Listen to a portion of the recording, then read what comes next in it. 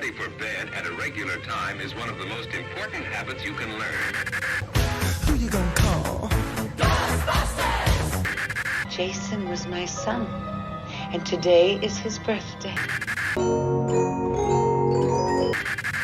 Lori, scared another one away. What's your favorite scary movie? Sorry, Jack. Chucky's back. We are counselors at Hackett's Quarry Summer Camp.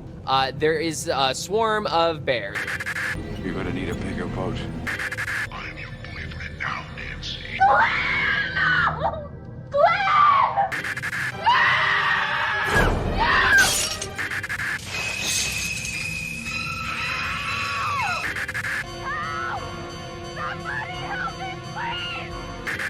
Most people are so ungrateful to be alive, but not you.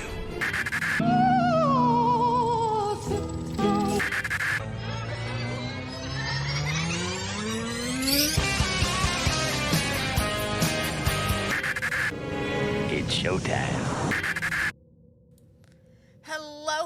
Hello, and welcome back to another wonderful episode of the Screen Stream. Now, we are on episode 41, and today's fabulous episode is going to be a big one. It's going to be something we don't talk about a lot on here. Granted, I do like talking about these types of things, and we're talking about all things Five Nights at Freddy's book-related.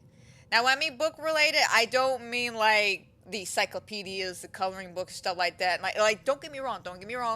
The encyclopedias, the survival guides, and all that. It's very important, especially to fill in and to basically confirm or deny whether something is true within the games. And a lot of people use the survival books for that. And I get that. But the reason why I decided not to do this, because during my research of how many books I had to go through, there's over 30 books. Over 30 books. 30 wonderful books. And this is literally counting all 12 of the Fazbear Fright books, the 9, granted, 8 of them are out, the 9th one is on its way right now as we speak, we'll get it in January, Tales from the Pizzaplex, of course, the 3 original books, the Silver Eyes trilogy, then you got all the graphic novels that came along with them, then these survival guides, the encyclopedias, the coloring books, and then all the shenanigans. That's just a lot of books to go through, lots of books, and granted, we already know the basic generic information already about, you know, some of our favorite theories and stuff, because, you know, a lot of this shit's been out for quite a number of years now, so we already can agree and kind of confirm certain things, deny certain things. We already have that information. As much as I would love to go to that information, I just don't have the time. I don't. Like, it took me a minute just to read the Silver Eyes trilogy again. That's why I needed to call upon some help. And by calling upon some help, I was looking through YouTube, and I found several YouTubers who are fans of FNAF that I would like to give a personal shout out with, because they made my journey a little bit easier. And by a little bit, I mean a lot easier. ID Fantasy helped me out because they ended up going in-depth detail about the Silver Eyes trilogy, you know, basically going through some stuff I might have missed rereading it. Also, what is his name? He was another fabulous guy. He ended up reading all of Tales from the Pizzaplex. He apparently reads and plot summaries every story from each of the books, goes in depth detail, not too much detail, like there's a couple things he like goes over, like, oh, the details of the house, you know, basically useless information. He goes, he kind of ignores it, but everything else he summarizes. Helped me out tremendously, especially trying to read the Tales from the Pizzaplex books, because I personally can't get my hands on them at this moment. I am too broke at this moment to get my hands on a lot of these books, so it was nice to sit down and have him at least summarize some of the stories. I did audio read a couple of the other ones that kind of intrigued me, but yes, Impulse Edwin, fantastic job, man. I love watching your videos. Did an amazing job. I'll definitely have to leave the links in the description to these people's channels because they were very, very helpful. And one other person I would like to thank is, I wrote their name down somewhere. No, there's 3 people. ID Fantasy. Oh, and LS Mark. There he is, right here. LS Mark. He also went through and actually read because his video that I watched was 11 months ago, and it was over 3 hours long, but he read every single book up to that point. So he also went into in-depth detail, summarizing and stuff like that. So between these three YouTubers, they tremendously helped me out, get a lot of this information. So hopefully I can relay it properly, kind of give y'all my feedback and kind of ideas, observations I made when reading and listening to a lot of information about these books, especially during the Tales of the Pizzaplex. I'm not gonna lie, Tales of the Pizzaplex got me concerned of what people's idea of horror for children really is. Like, there's some really gross shit. Like, I was listening to it and I'm like, there's no way this is in the book. Like, there was this one story about a guy who is fuck, which one was it? The guy basically works at the Pizzaplex, and he's got to test out one of the games, and one of the games is Bellora's Fitness and Flex or something like that. And he's got to crawl into these tiny ass tubes, and he ends up getting stuck. And Bellora tries to help him out and makes the situation so much worse. And it gets into some gruesome fucking details about how she tries to help him and like caves in his nose and like pops his eye out and dislocates his shoulder. Like, it was crazy. I'm just like, and this is supposed to be in a children's book? And Eric, he's like, well, don't you remember the Goosebumps books? I'm like, yeah, I do. And I remember about 9 out of 10 of them were comedic gold, funny, and more childish-like humor than anything else. It's more like a laugh on your side kind of thing. This shit's just disturbing. I'm not gonna lie, it's just disturbing. And then some of the Fazbear Fright books, same thing. Some of them are somewhat disturbing. And I don't know. Maybe, you know, my books back in the day, like Goosebumps, were as bad as this. I don't really remember. It's been a long time since I read a Goosebumps book. But yeah, looking at this, I'm just like, dear fucking God, who okayed some of this shit? Like, I even think a couple of the people that I was watching who were doing the summaries of this even said certain sections that even they don't understand how this was okay. But I mean, it's still a good series. You know, I had fun reading some of these stories. I'm not gonna lie. Some of them I could kind of throw out, don't really care. Some of them were kind of important to the lore and plot relevance to a lot of things. And then other things, just good stories. They were just really good stories. And then you had the, I'm not gonna say confusing stories, but one in particular that pops into my head is in the Blackbird book. Is it the Blackbird? No, I'm sorry. It's the Bunny Call one. The, In the Flesh. Yeah. That one's a tiny bit disturbing. I was not expecting, that twist ending. Like, straight up, as soon as, that little mini spring trap or whatever came out of his gut, it was just like, Daddy? I was just like, oh, hell to the fucking no. They did not just do this. But I digress. Sorry. Dude, we'll get more into it as we'll go over it. I'm not gonna go in-depth details because again, there's over 12 plus the 1, 2, 3, 4, 5, 6, 7, 8. That's over 20 books with 3 stories each. So 3 times 20 gives you the amount of stories I have to read. And I'm not mathing right now, so you can pull out a calculator and do it yourself. But that's a lot of fuck shit to get through in one sitting. So I figure what I'll do is go over the when it comes to the Fazbear Fright books and the Tales from the Pizzaplex, just kind of go over the basic summary of the story.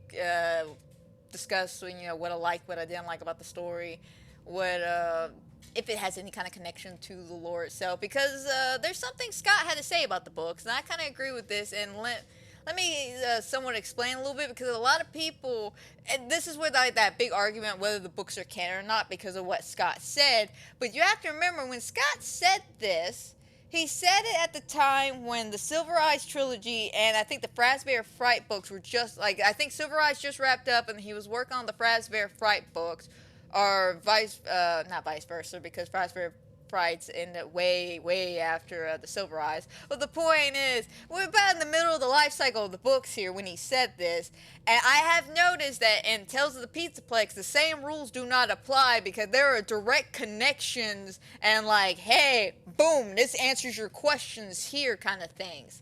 So, one of the things Scott said about the books, I think there was a Q&A he did on Reddit, he said, the books are not intended to solve anything, not intended to be a guide for the games or to fill in gaps. The games are what they are, and as I stated before, the story is finished. Lore of something can become so convoluted that you can't tell the original story anymore. Separated continuity, share many familiar elements. The books are canon, just as the games are. Doesn't mean that they're intended to fit together like two puzzle pieces. Read or enjoy the books and don't try to solve anything. It's a reimagine.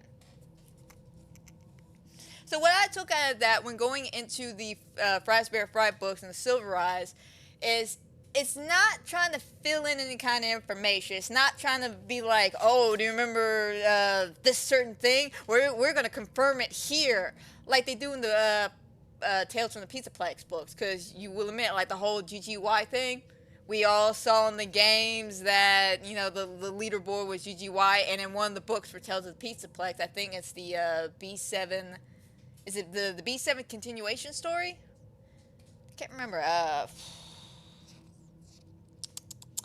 No. Is it after the Tiger Rock, or is it before the Tiger Rock? Damn it, there's so many stories. Okay, here it is. Yeah, the GGY, the Bobby Dots, I think is how you pronounce them, but the Bobby Dots conclusion, that was it. It was in that one, the GGY. But, you know, with the original set of books, though, it wasn't supposed to answer any questions. I took it as it all happened in the same universe, basically. Everything we're reading happened in the same universe. Now, did it happen in the same pizzaplex or the same pizzeria? That's kind of up in the air. I'm going to assume so, because what would be the odds that multiple buildings would have the same fucking problem and didn't get shut down? Like, think about it. That would be like having a bunch of Chuck E. Cheese's, right? A bunch of Chuck E. Cheese's. And then all 5 of these locations within one area all had individual murders or disappearances happening, and only one of them got shut down. That would make no sense logically. So I would assume that they're either the same pizzeria, just at different times, because again, it's the same universe, doesn't mean it's got to be on the same timeline, if that makes any sense whatsoever. Now, with some of these other books, though, such as Silver Eyes, I think it is there to help us understand another side of the story. Because the games, like I said last week when discussing the games, is that you have it broken up as 1, 2, 3, 4, which is the main meat and potatoes of the story. This is the core elements. You got the, you know, the first, I'm about to say Fazbear Frights. The first Freddy, Five Nights at Freddy's, which is, you know, the generics in the office and stuff. You learn the information. We get to know what's going on about the 5 missing children. The second one dives more into the deeper informational lore of what's going on. The third one explains what happened to the killer. The fourth one explains what set it all off. And then you have 6 that comes in and continues on with 6 and 7, which is the pizza simulator, and Custom Nights, which is the conclusion, basically, of the whole story. And then you have the VR AR games, which is like a continuation of the entire metaverse. So I feel like, especially with the Silver Eyes trilogy, it kind of tells the other side. Something weird. It's information we don't have, but information we've always wondered. Like, what happened to Henry Emily? What happened, you know, because he just magically disappeared one day. I don't think in the games ever get an actual conclusion on what happened to Henry. He just disappears in the game. And the books, it's explained. Now, it's just like important information, kind of to a degree, because they do bring up the thing about remnants and the souls and shit like that. This is where all that information comes in at, is in the Silver Eyes trilogy, which is actually kind of important to help explain how these ghosts are able to manifest and stay inside these animatronics, which, on a ghostly level, makes sense. And let me explain. Let's go a little paranormal here, being October and everything. Ghosts, how do I explain this? Ghosts have residual energy. And a lot of times when we see or think we see a ghost, there's some kind of energy being forced out by them. Now, whether it's negative or positive energy is its own, situation. But a lot of times, negative energy is a bigger force to be dealing with, because for some reason, negative energy is easily more spread. That's why a lot of people, when they want to be a dictator or something, they conquer by fear. Because fear is a great controlling tool to be used. And, unfortunately, with, anger, agony, pain, desperation, despair, those are some deep-seated, intense emotions right there. And it is to believe that over time, especially when a lot of bad, negative things happen in one certain location, it can actively collect and thus make you a haunted house, make you a poltergeist. The human body is incredible. And granted, we don't know a lot about the afterlife or what holds us in the afterlife, but I am a firm believer that energy can make a ghost in some aspects. And I'm not saying you sit there and go, well, I'm going to make a ghost up right here and it's going to magically appear. That's not how it works. We learned that from an experiment back in the 70s where they conjured up an entire fake ghost and had to levitate a table. So I believe in some degree that they were smart when it comes to writing about how the ghosts can control the animatronics and why they're still here, because logically speaking of ghosts, it makes sense, because that's how some people view how ghost activity works. It's like, even take if they were murdered horribly in the house or something. Like, say my house right now is haunted. First of all, that would be kind of creepy, because of the fact that, I'm living in a fucking haunted house. But second of all, I'll have to determine how they died. And if I find out that they died a painful, murderous death, that's not going to help the situation, because of the fact that I feel like the more information you know about the ghosts or about what's going on, the stronger it is in some degree.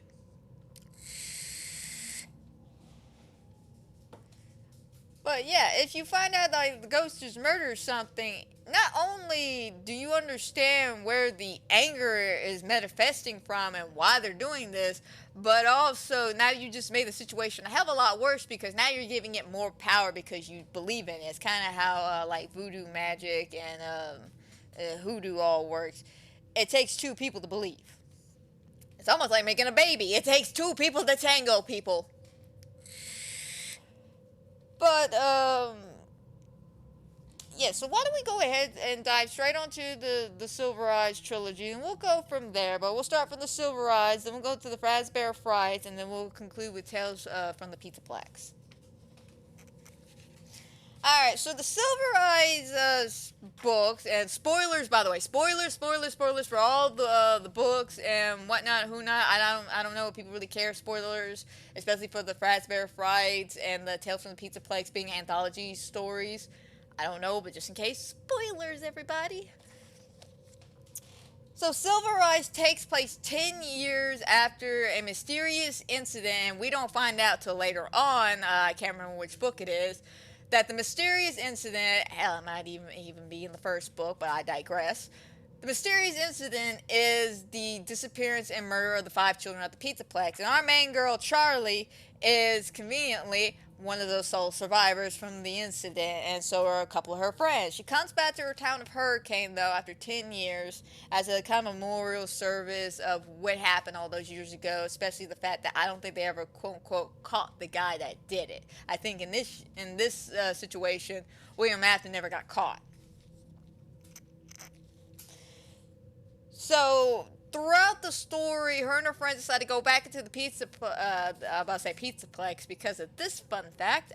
So the pizzeria is kind of underground with a mall built on top of it and or around it. If I remember the description correctly, there's a mall on top of it, basically. Now remember, this book came out way before the Tales from the Pizzaplex or from Security Breach. If I remember correctly, 2015 was when this book came out. So, do what you want with that information. I just thought that was a nifty little thing. So, does that mean that the games are now imitating the books, or the books imitating the games now? Anyway, her friends end up breaking in there. They keep going into the pizzaplex to, kind of uncover what's going on. Maybe some of the, super secret shit going on. And there's a big group of friends, but the main ones that stuck out to me were John, Colton, and Jessica. Those 3 guys are my favorites. There's like 2 or 3 other ones. They never really caught on with me because of the fact that they only show up, I think, about halfway through the book, and then kind of disappear for the climax, but they like somehow show up near the end as well. Like, it makes no sense, but they weren't my favorite characters. But John, Colton, Jessica, and of course Charlie were my favorite characters of the book. I like their dynamic. I thought the writing was pretty good for Silver Eyes. I liked it. I thought they were kind of believable as friends.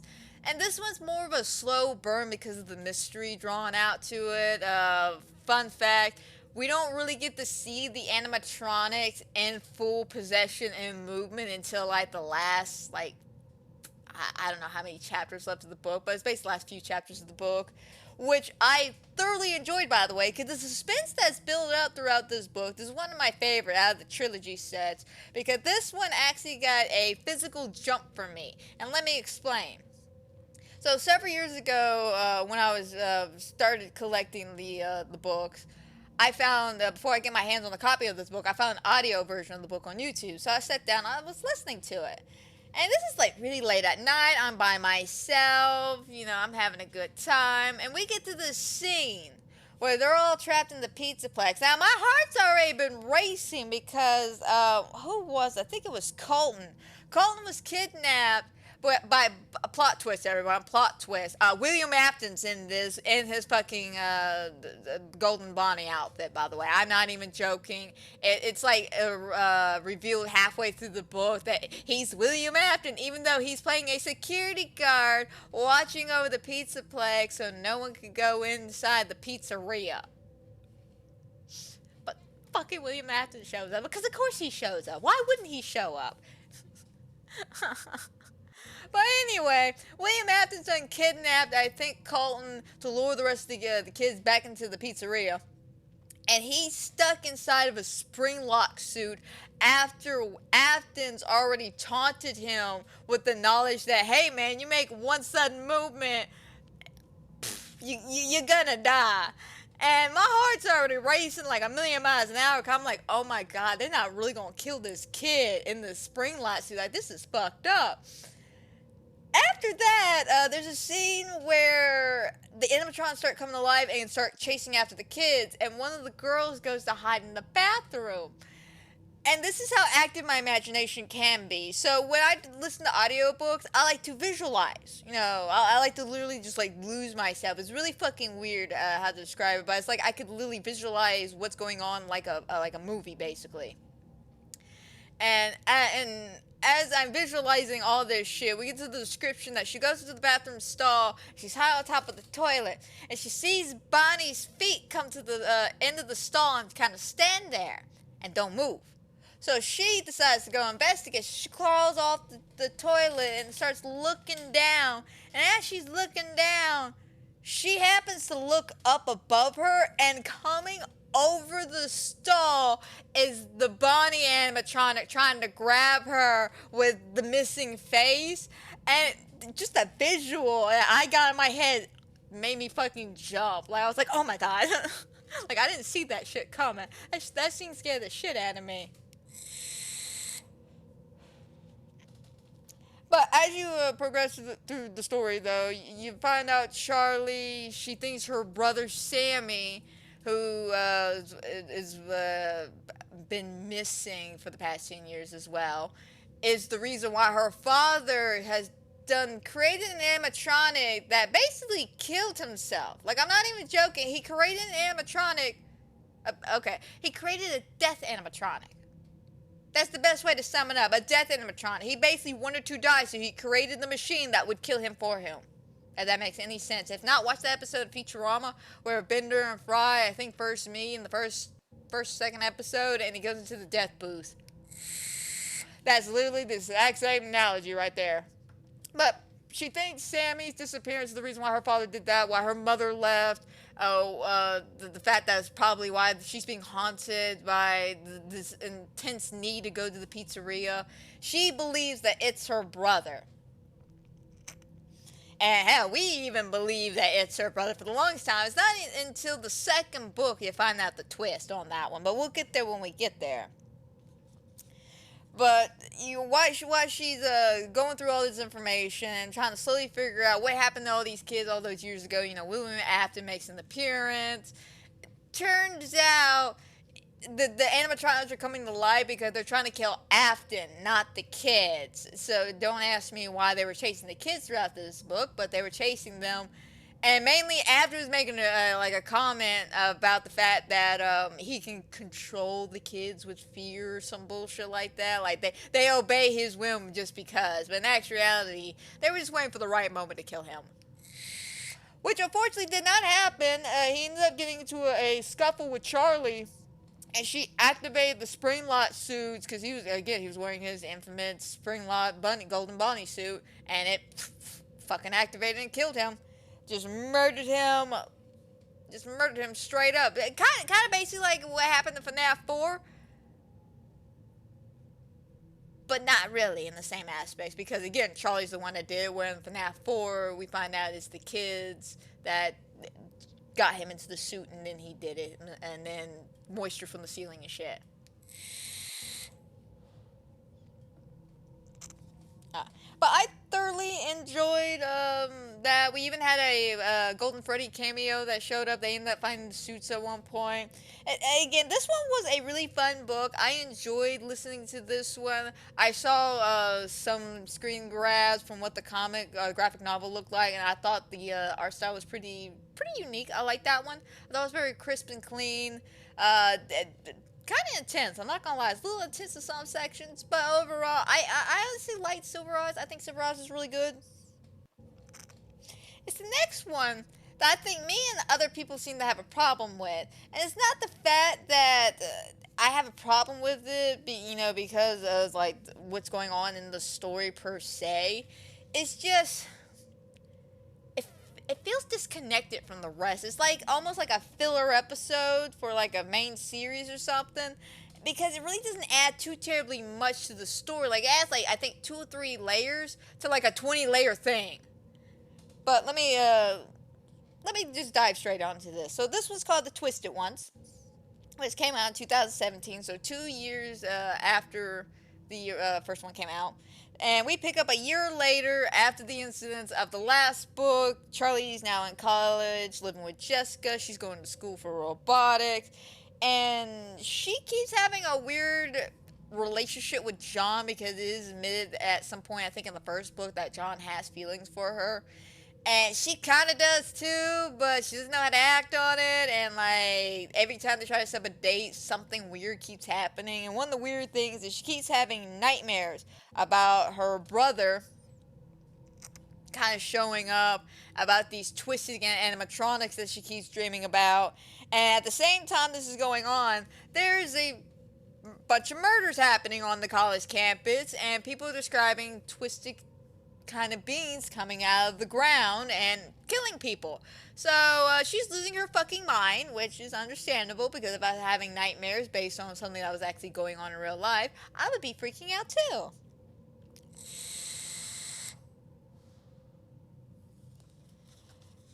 So, one of my biggest problems with this particular book is the writing. The writing is...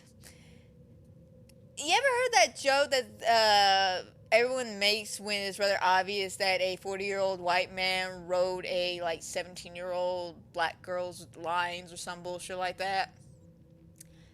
That's what it feels like here. It feels like a bunch of 40-year-old men and or 40-year-old adults just got together, looked at each other and said, oh yeah, this is definitely what kids say.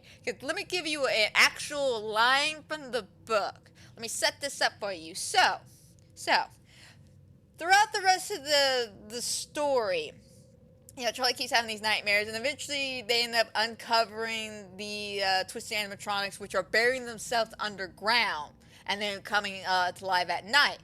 And it turns out they're being kind of controlled to a degree because guess who's still fucking alive? Somehow, I don't know how, but somehow, William Afton survived his Springtrap abomination sequence yet again, and he made it, and so he's in agonizing pain and despair. And they made him so uncool in this whole situation, it ain't even funny. But he is controlling the twisted animatronics to get Charlie because he wants Charlie, and no one understands why he wants Charlie. Hell, at one point, the Freddy animatronic shows up, captures Charlie, and brings her to Afton himself. And that's a really intense moment because she can't make a sudden movement inside the belly, otherwise the spring lights would go off and kill her. But because he's got the twisted animatronics, for some reason, one of the boys went back to the pizzeria after the incidents of the first book, grabbed all the original animatronics, the original Bonnie, Freddy, Chica, and all of them, brought them back to his house and to attempt to maybe help their spirits cross over. But instead, he ends up bringing them along to where Charlie was taken at, so the twisted animatronics and the OG animatronics can duke it out. I'm not even lying. It's like fucking... I hate to say this because this is one of those stories in the Fazbear Fright books. It's like an animatronic apocalypse going on here.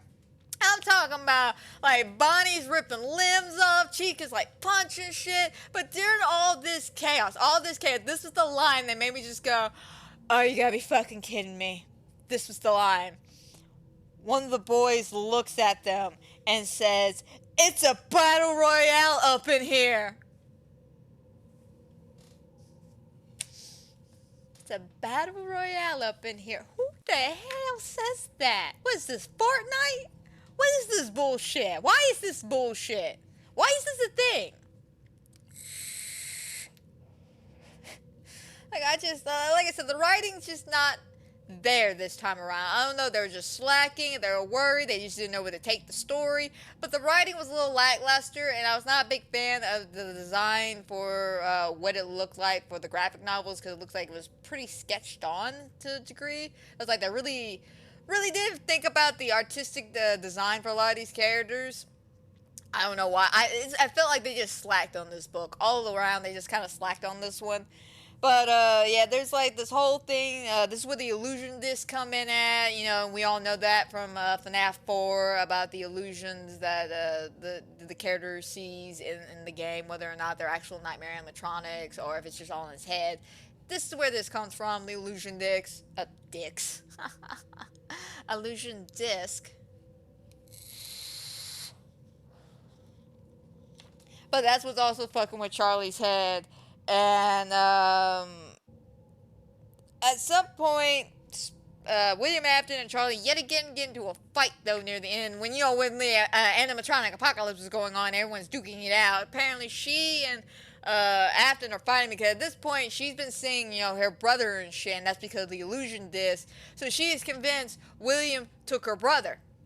So in the midst of fighting and just going ham and everything, she asked, where's my brother? Why did you take Sammy? Why did you take Sammy and not me? Like, what's happening here?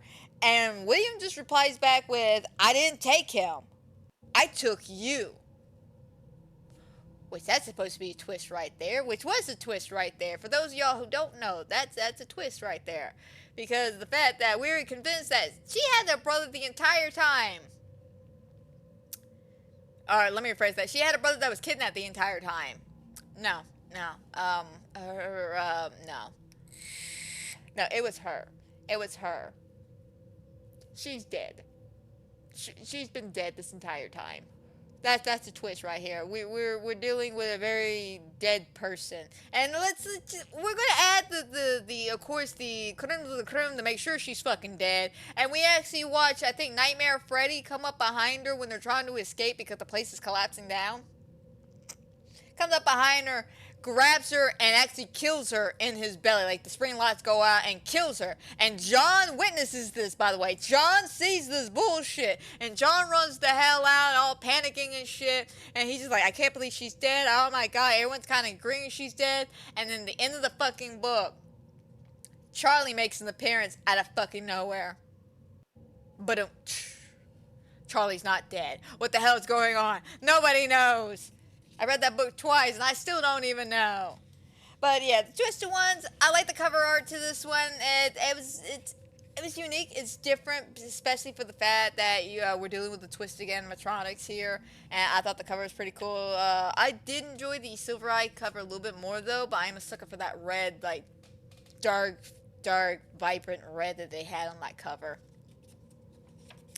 So with the fourth closet, we continue on kind of where the story picked off at. This came out in 2018, and we basically pick up 6 months later after all that weird kerfuffleness, and we're supposed to act like nothing happened. Everybody else is acting like nothing weird happened. They're like, oh, Charlie, you're alive, all things is great, and John's over here like, what the fuck? She was dead, I watched her die. And, oh my god, this gets even crazier and crazier, guys, so strap on in. So throughout this entire story, William Afton is still alive, by the way, somehow. And by the way, something I forgot to mention about the terrible writing from the Twisted Ones. They made William Afton a fucking bitch. In the second book, like, I'm not even joking. Like, they give him like the most Marvel villain arc known to man. Just like, he actually says the lines, I am Springtrap. Hey, bro, it's cool when other people call you that. It's not cool when you call yourself that. Don't do that, man. It made him super lame, though. I will admit, though, in this third book, which for some reason is titled The Fourth Closet, which I gotta smack the shit out of somebody. Who the fuck does that? Who makes a third book and calls it The Fourth Closet? That's just some bullshit. But anyway, they made him actually cool in this one. And now it's like, in the second one, he wanted to become immortal. Like, to the point that he was, that superhero over here. I need all the power. I am immortal. I am eternal. I am the lore of life. That bullshit. He wouldn't do that. And this one, they made him cooler and made him fearful of death. Because at this point, after the, I guess, third time he got destroyed, I don't know. At this point, his body is nothing. His body is just fucking nothing. But he is trying to get that immortality that he had when he was in the Springlot suit. And that is his whole plot in this one, is that he's just trying to build another animatronic that he can put his soul into, his remnant into, and continue carrying on like the immortal being that he thinks he is. And he's got somebody helping him out who looks like Baby, a thinner version of Baby, but looks like Baby. I think her name is, what did they call her in this? I don't think I even wrote her name down, to be perfectly honest. She, but basically, turned out plot twist, everybody. Actually, you know what? We'll hold that plot twist. Hold on to that plot twist. I'll get back to that plot twist. Okay, we'll come back to that one. But yeah, he's got a little assistant helping him out. She looks like Baby, just like a thinner version of Baby. And we actually do see the OG version of Baby in this because the illusion disc. Gotta love the illusion disc. But as you know, like I said, 6 months later, John's dealing with the traumaticness from the whole bullshit of watching Charlie get killed. William's trying to come back to life. They end up basically acting like for some reason her friends except for John are completely cool. Well, you know, with John just like, I saw her die. Are you sure about that? Like, you sure you just didn't see something else? Then no, I saw her. Like, they're now questioning this man's sanity. Like, seriously, you didn't question it in the first 2 books. Why are we suddenly doing this shit now? But as they're, you know, as he's questioning all this shit, he ends up going to Aunt Jan's house to ask her some questions. Because Charlie's been acting a little weird recently. Like, she's being flirtatious and suddenly aggressive, being space case, you know, not really there, walking off. She's being super fucking weird, like I said. And John eventually has enough and goes to talk to Aunt Jane about this. And she doesn't want to talk about it. She's very like, no, I'm gonna shut this shit down. We ain't speaking about this. But John don't care. John starts snooping around and goes upstairs and finds a box. Now this box, to an exact detail in description, is the same box we see in FNAF 4, which ties into this whole theory about Gregory being an animatronic and bullshit like that. Again, like I said, the books are supposed to not fill in anything, but kind of more going on in the universe. You know, like he says, some things share the same material, and there's so much lore going on that it can overcrowd the original story. So, taking that information, that knowledge, I think the box and what's in the box is very important and relevant to the game itself, because it's trying to tell us that maybe, again, who knows? I cannot confirm nor deny any of this. This is all speculation or rumors, so do not rake me across the coals about this shit. But maybe somebody in this FNAF universe, probably multiple people, or animatronics. And I will say, Tales of the Pizzaplex confirmed that even more and more as I read some of those stories. But we'll continue on with the 4th closet. So, when John finds this box and he starts investigating, he ends up opening it, and, you know, unlocking the 2 locks that are in front of it, opening it, and finding Charlie sleeping in the box. Hold on to your hats, kiddos, because this is where it's about to get very fucking confusing. So, after being a very jealous partner, and basically kind of being envious of Henry and all his success, started going after Henry personally. And of course he went after his beautiful daughter, Charlie, who was killed in the games, and we saw in the, unfortunately, the puppet minigame, her unfortunate demise. So we know Charlie is inside of the puppet. Now, because of all this shenanigans and Henry not being able to deal with the death and loss of his child, which is a common theme that is in this franchise, even in the books, is people cannot get over death. People do not know how to express their emotions and feelings. People are jealous for no fucking reason. I'm seeing a common theme going around in this franchise here, okay? The point is, Henry couldn't deal, so he ended up creating a doll of his daughter, an actual animatronic of his daughter, and used the illusion disc to help him cope and deal with this. And as he was coping and dealing with this, he ended up making a version of Charlie for each stage of her life, because his idea, you know, the theory is Remnant is like memories. And again, this goes back to what I was saying about ghosts, you know, and their agony and, you know, pain, despair, and all that shit. But you also have the positive, which is the Remnant, which is good memories, happy memories, the part of you that you create by living life. And that's the whole point of what Remnant is supposed to be. It's your soul. It is you. It's what creates you. Your experience, how you feel. And that's what creates life, to Henry, that is. Whereas the complete opposite of what Afton wants to do, and he wants to create out of fear, anger, agony, desperation. It's like a yin and yang of life. And that's the whole thing of Henry and Afton. They're the yin and yang. One's light, one is dark. Henry, unfortunately, because of all the darkness Afton has been illuminating over his life, and he can't deal with the death of his daughter. Of course, his wife takes their son and leaves him because the man's grieving so hard about everything that he can't bring himself to accept the death of his daughter. So instead of bringing himself to accept the death of his daughter, he's determined rather just end it all. So he creates an animatronic robot to finish the job for him, and then he tells Aunt June that she needs to burn the house down with the Charlie doll inside of it to wipe out any information and to shut all this shit down. And, not Aunt June, Aunt Jane. Aunt Jane, unfortunately, because she believes in Henry. She believes what Henry was talking about when it comes to the remnant and all that shit. She believes this shit. So she believes the Charlie, even though it's not really Charlie, it's still Charlie. And that Charlie deserved to live life. So she ended up keeping Charlie alive and just going on with his life.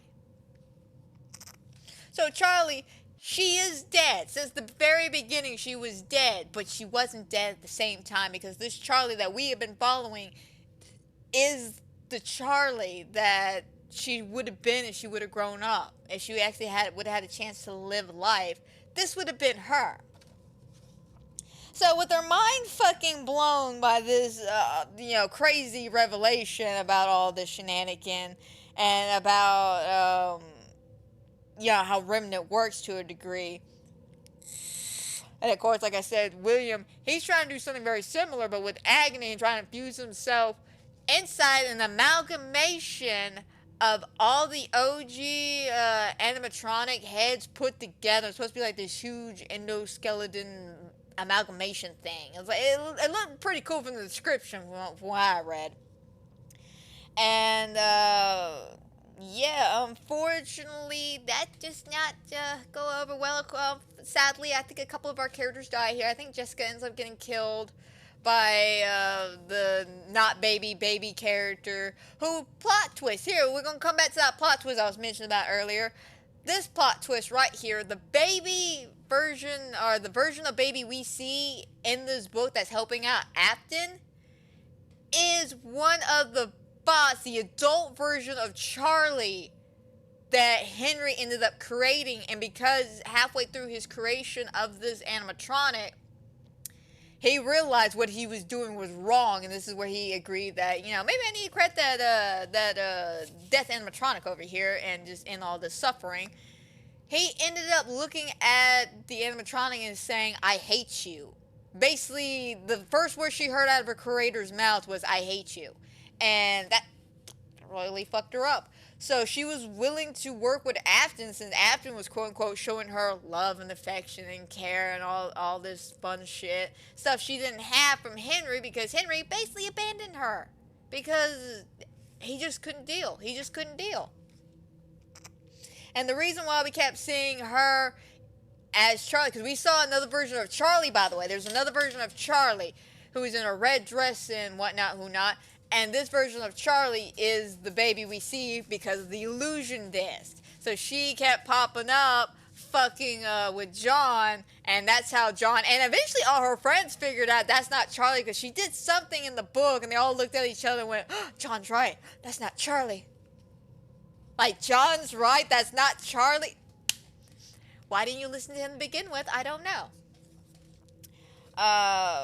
But yeah, it ends up at the end where when he tries to fuse with the amalgamation, the spirits are still stuck in the animatronics, by the way. They're still in there. Their soul is still connected to the metal inside this endoskeleton. And they end up fighting with Afton and winning.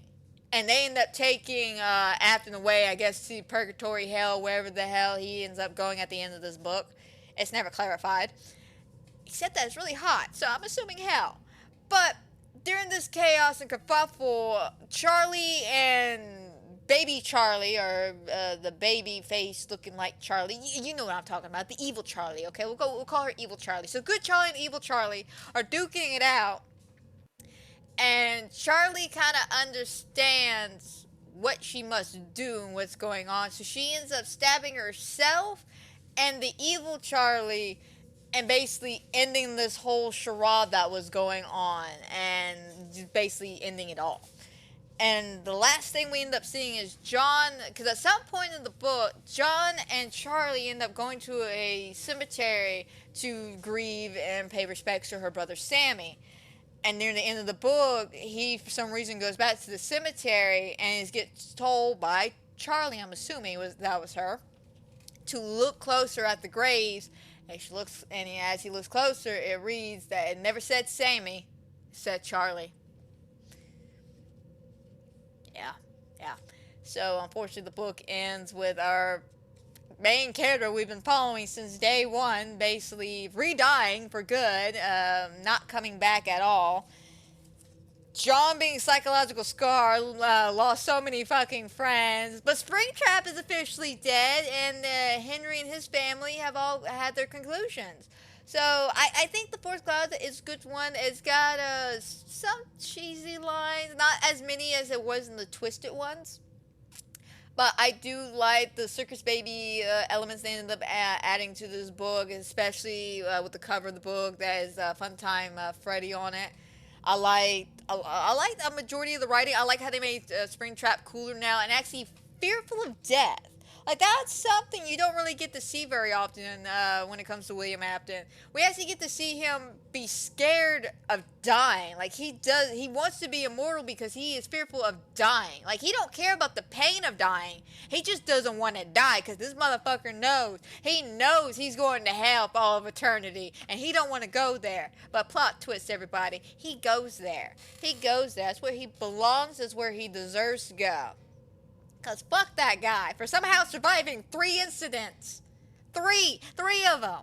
In that spring lot suit. That's some bullshit. But, like I said, it's a good one. I enjoyed that one. I thought it was fun. I thought the Silver Eyes trilogy, I really liked the first one. Then it's the third one. Then it's the second one. Again, the twisted one. Some of the writing I just couldn't take serious. The graphic novels for the fourth one, it's pretty cool.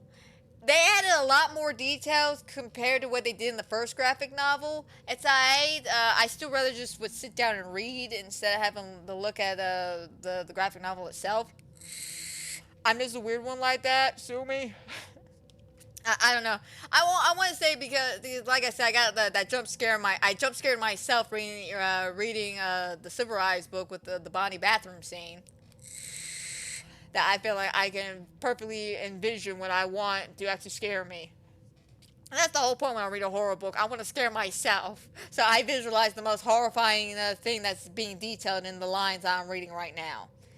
But overall, Silver Eyes trilogy, I think it kind of explains more on Henry's side, what happened to him, what happened to his tragic side. Kind of a reimagining of what if Charlie ended up killing Springtrap instead of just the kids doing it. I like that kind of tell. But I do take the information with a grain of salt. But the biggest thing I take from is Charlie and Henry's whole perspective on this. I could cut out the whole she's the one that killed Springtrap. I cut that out. But I like mainly the more details of who Henry was, where he went, who Charlie was, why she's still haunting around, why more information about the remnant, kind of explaining, how these ghosts are able to do this shit. I really like that. I really do.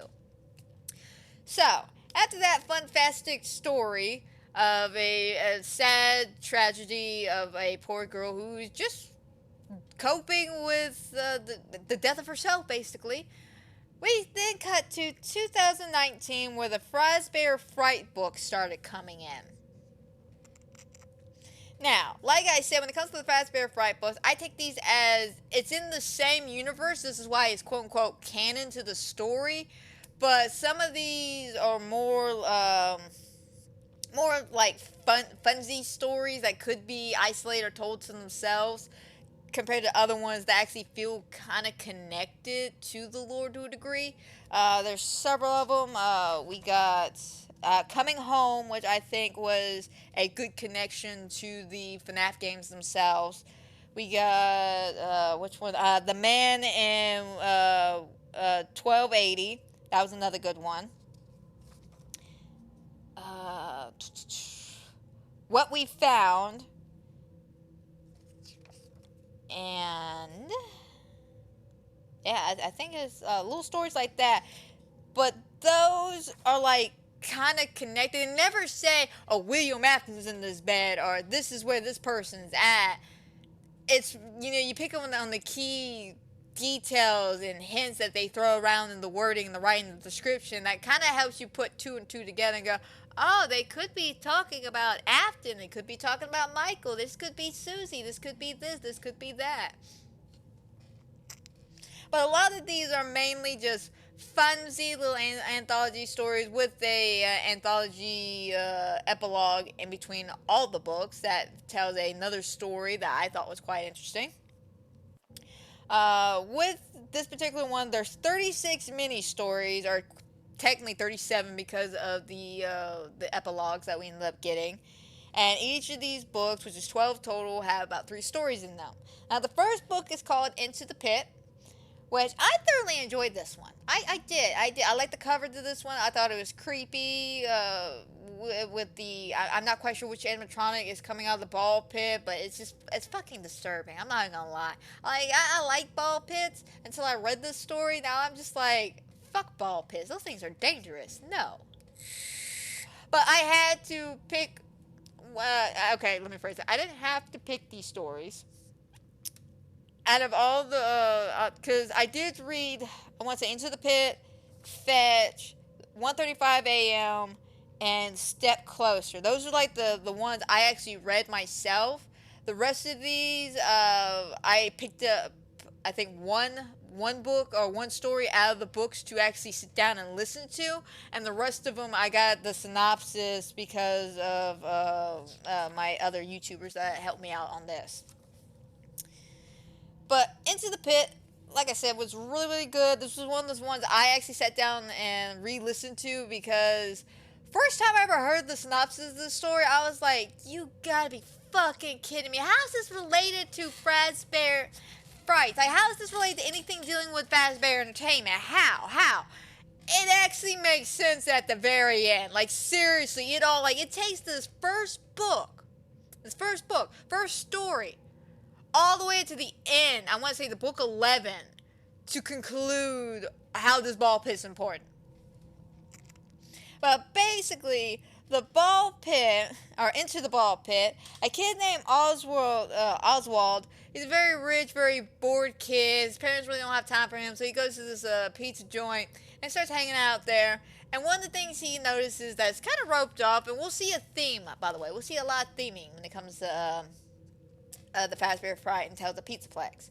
You either have actual horror, where weird things are actually happening in front of you that you can determine it's actually there, or it's all psychological horror. Now, in Tales of the Pizzaplex, it gets a bit more blurred line because of the whole storyteller story, and we'll get there when we get there. But you can always chop these up to either it's something dealing with the person psychologically, or it's actually fucking happening when it comes to the Fazbear Fright books. So, I hate to say it, but Into the Pit with the time-traveling ball pit, it's real. And it makes sense. Because, let me kind of go like a full circle. We'll come back to it. But the synopsis is, this ball pit was the last remaining ball-like thing related to Fazbear's Pizzeria, and this is where basically William Afton was storing all this like agony and like negative energy. So when people were going to the ball pit, they weren't like traveling through time per se. They were just going back to these agonizing moments, kind of like a fucking ghost, just going there, reliving it, and then leaving. Again, super weird. I'll do my best to describe it. Oswald spends a lot of time at this pizza joint, sees the ball pit, decides to go into the ball pit and swim around a little bit. When he comes back, it is now 1985, the day William Afton gets caught. Ba-doom-tsh. It always circles back to 85. It really does. But as he's there, he ends up confronting William Afton. They get into a bit of a scuffle. He tries to run away. He goes back to the ball pit, comes back, and then finds out in a weird dystopian way that there is a guy, William Afton, in his house that's supposed to be his father. And his mother's acting completely nonchalant about this, by the way. She's just like, yeah, don't talk back to your father. Just eat your breakfast. The man's wearing a bunny suit, for fuck's sakes, Mom. Like, this is not okay, even if it was my dad. But, you know, Oswald, being a smart kid, realized something's not right here. And what was going on is that there was illusion disc going on. So Mom thought she was looking at her actual husband. Turns out her actual husband is at the ball pit. And Oswald ends up sneaking out, going there and finding his dad there, and just tries to save his dad. This one, Spring Pratt. Imagine one of the Chris Pratt. Imagine Chris Pratt as Springtrap. That would be fucking hilarious. We call him Spring Pratt. But Springtrap. There we go. Springtrap is there, attached the kid. They end up getting into the scuffle, and I want to say he ends up falling into the ball pit, and then we never see him again. And that's basically. Oh, wait, no, I'm wrong. This actually had like a stupid ending. I'm sorry. They end up getting into a fight in the ball pit, and for some reason, there's a net that's just there. And he ends up getting his neck caught up in it and basically hanging himself. Don't ask me how, but he ends up hanging himself. And that's what that story concludes. But I thought that one was very fun. I thought the ending was kind of stupid, I'm not going to lie. But again, it's not until later on with a full conclusion, comes full circle, ends up coming back to this whole agony ball pit thing. So the next story is To Be Beautiful, which is about a girl named Sarah who is jealous of these other girls because she doesn't think she's as beautiful. And she winds up saving a animatronic out of the dumpster that is Baby. And Baby's like, oh, thank you, you helped me out. Oh, you're so sweet. Why don't I grant you a wish? And her wish is to become more beautiful. And she's like, okay, and then gives her this necklace and says, never take this necklace off. Please, never take it off. But as each day you wear this, you get more and more beautiful. And it actually works. Until one day the necklace falls off, and it turns out she's slowly becoming a pile of garbage. Yeah, pile of garbage. Junk. And as she stumbles out into her, back into her place, she sees Baby there, wearing her face, going, well, now, isn't this now perfect? And it ends with fucking Baby assuming her identity, walking the hell out as Sarah, our main character, ends up becoming a pile of garbage and dying. That's another thing you'll see a lot throughout these Fazbear Fright books, is that people get horrible deaths. I'm talking about horrible deaths. Like, some of them are justified. Some of them I'm like, yeah, fuck that guy. He deserves to die. And other people I'm just like, that was unnecessarily cruel. Like, unnecessary. I mean, I get it, it's Fazbear Entertainment. They don't care who they hurt. I mean, how we learn a lot about they don't care who they hurt when it comes to the Tales of the Pizzaplex. Which, I'm going to be honest, guys. Let me digress for a second. Out of the two Fazbear Frights and Tales of the Pizzaplex, I actually like Tales of the Pizzaplex a lot more. Like, I was very shocked about that. There were more stories in Tales of the Pizzaplex I adored more than Fazbear Frights. Like, don't get me wrong. There's some great stories in Fazbear Frights. Love Fazbear Frights. They got some amazing details, some amazing stories that just punch you in the gut. Love it. But something about Tales of the Pizzaplex, with all its kind of complexities and with a lot of the stories tying in together a lot more than Fazbear Frights, it makes it a really good read. And again, thank you, Impulsive Edwin, for sitting down and doing a plot summary of each of these stories, and it gave me some ideas of which stories I want to sit down and read. But like I said, I digress. You then have Count the Ways, which is the last story of the Into the Pits book, and this one's kind of sad. A goth girl named Millie, she wants to disappear, and she and her friend Greg end up sneaking to this pizzeria and ends up stealing a smart dog animatronic thing and taking it home. So why they got this thing at home, it's sending her some weird, like, oh shit, hang on, I'm reading the synopsis for the wrong story, that's why I'm a little hesitant here. I'm reading the synopsis for Fetch, because Fetch is right underneath it. I'm sorry. Millie is a girl who wants to disappear, so throughout this entire situation, she ends up crawling into Funtime Freddy. Yeah, she ends up crawling to Funtime Freddy because during Christmas, she sneaks out of the house, goes to her grandpa's shed in the back, and he's working on Funtime Freddy. So she hides in the Funtime Freddy animatronic to get away from everybody. And Funtime Freddy has been tormenting her, not just from that moment, I want to say throughout the whole story, tormenting her about disappearing. And this is how vicious he is. She gets in there, and he's like, well, I can end your life now. We could do this. She sits there and thinks about it and goes, you know what? No, actually, I like living a light life. I want to go now. And he's just like, no, you want to die? I'm here to kill you. Yeah, you're going to die. And she begs and pleads, but does not work. She ends up dying inside of Funtime Freddy. Which we do come back to her at a later point in another story.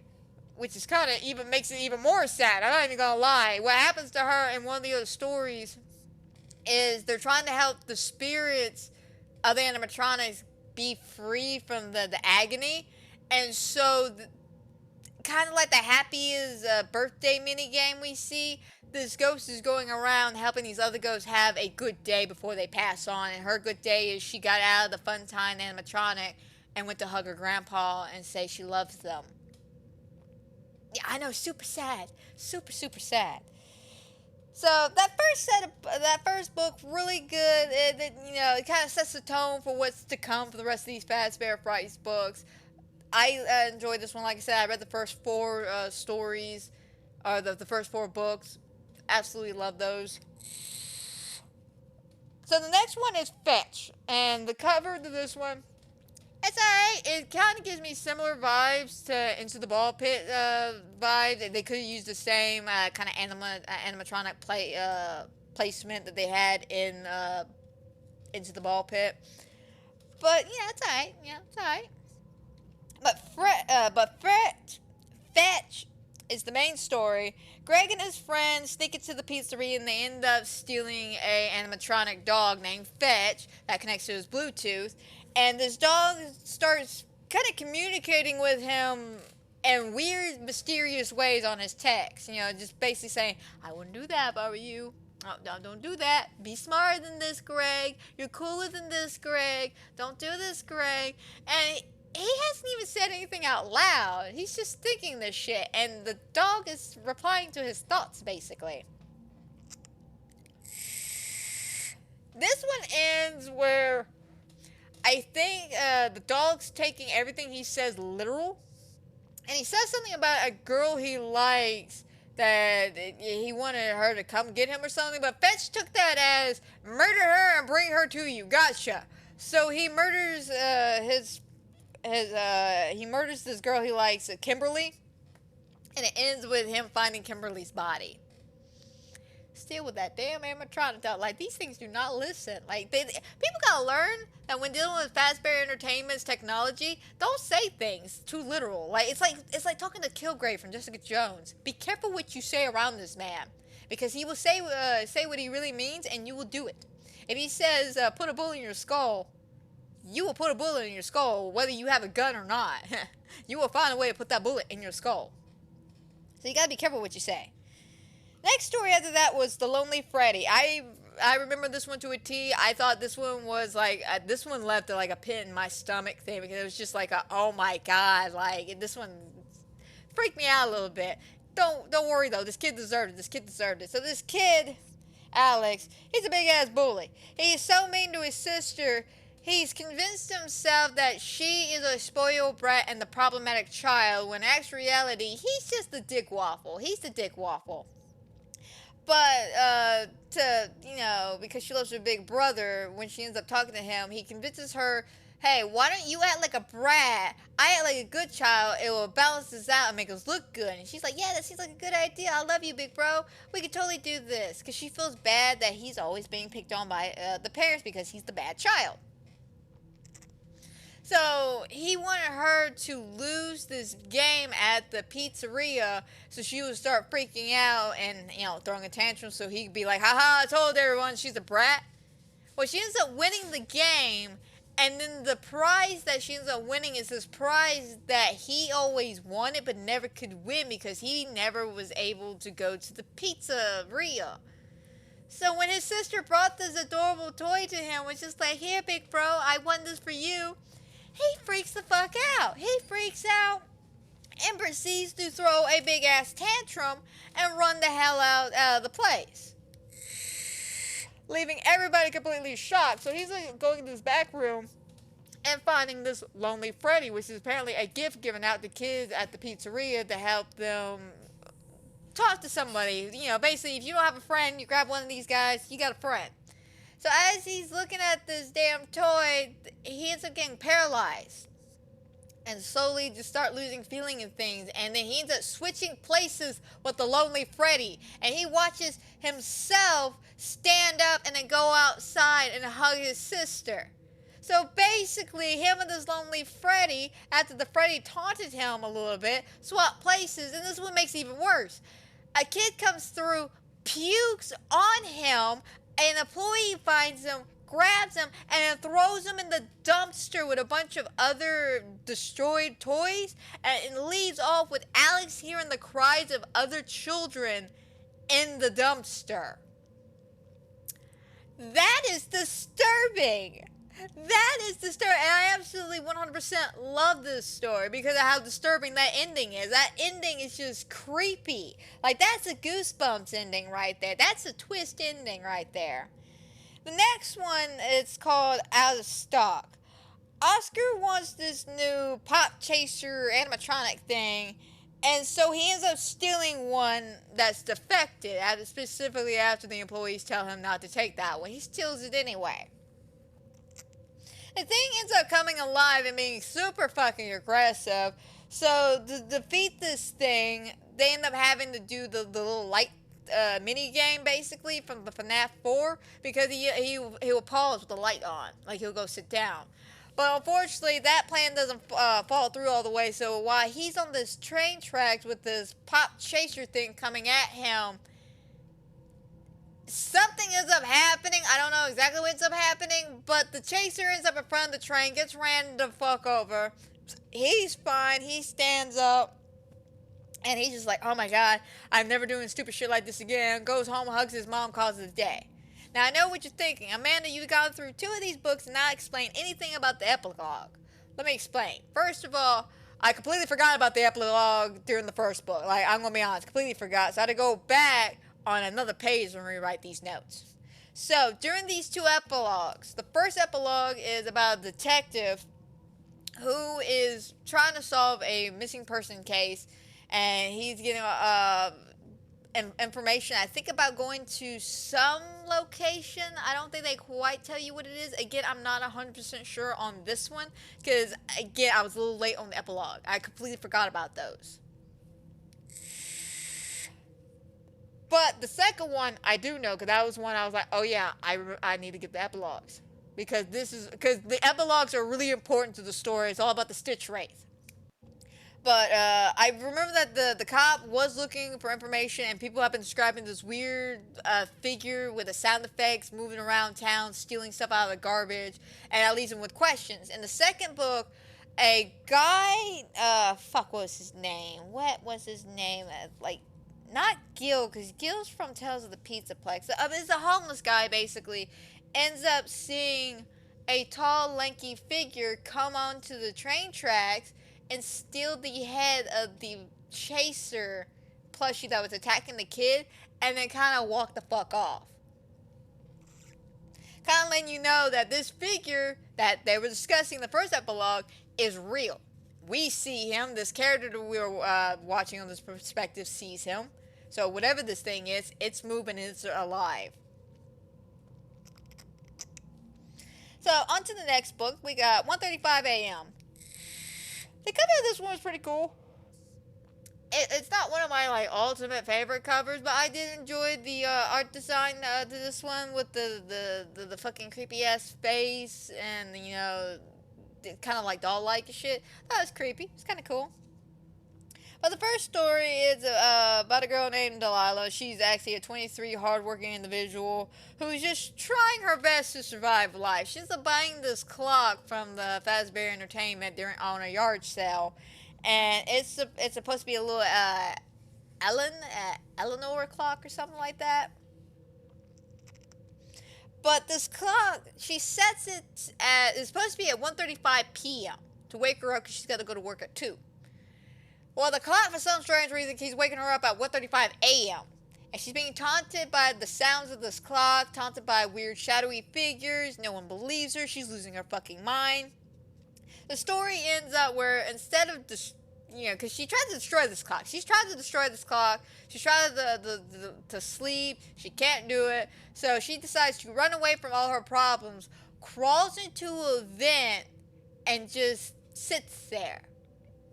That's it. Like, she goes into a construction area, crawls into a vent, and just goes, the baby can't get in here and get me anymore. I ain't completely safe in these vents. Haha, these vents are nice. Like, she literally just crawls in there, and I'm assuming just dies. I don't know. Some of these stories, it's kind of hard to determine what happens to them at the end. Like, some of them are cut and dry. Like, again, we know Kimberly died in that one story, but her friend, we don't know.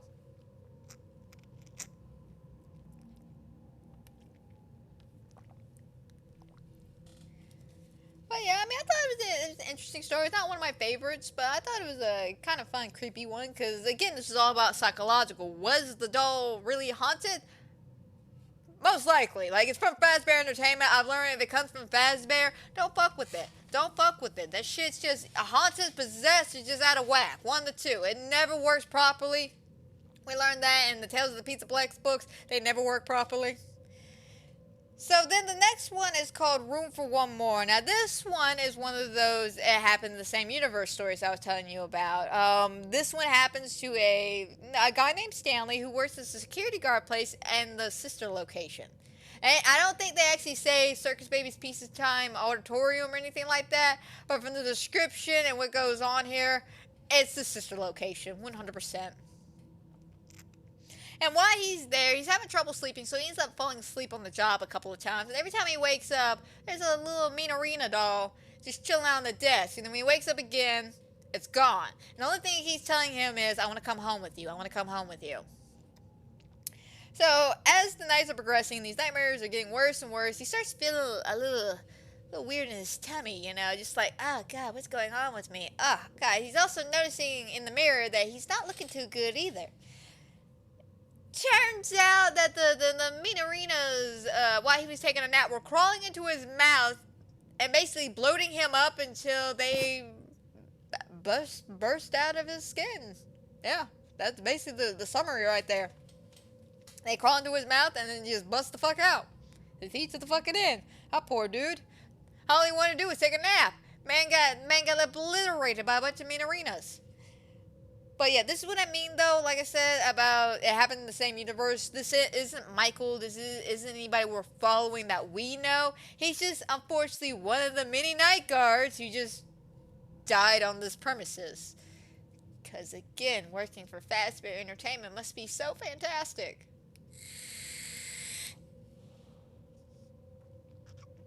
Now, the new kid is another one of those lore things that a lot of people are just like, is this lore? Is this related to the lore because of the description of this kid? But this one's called the new kid.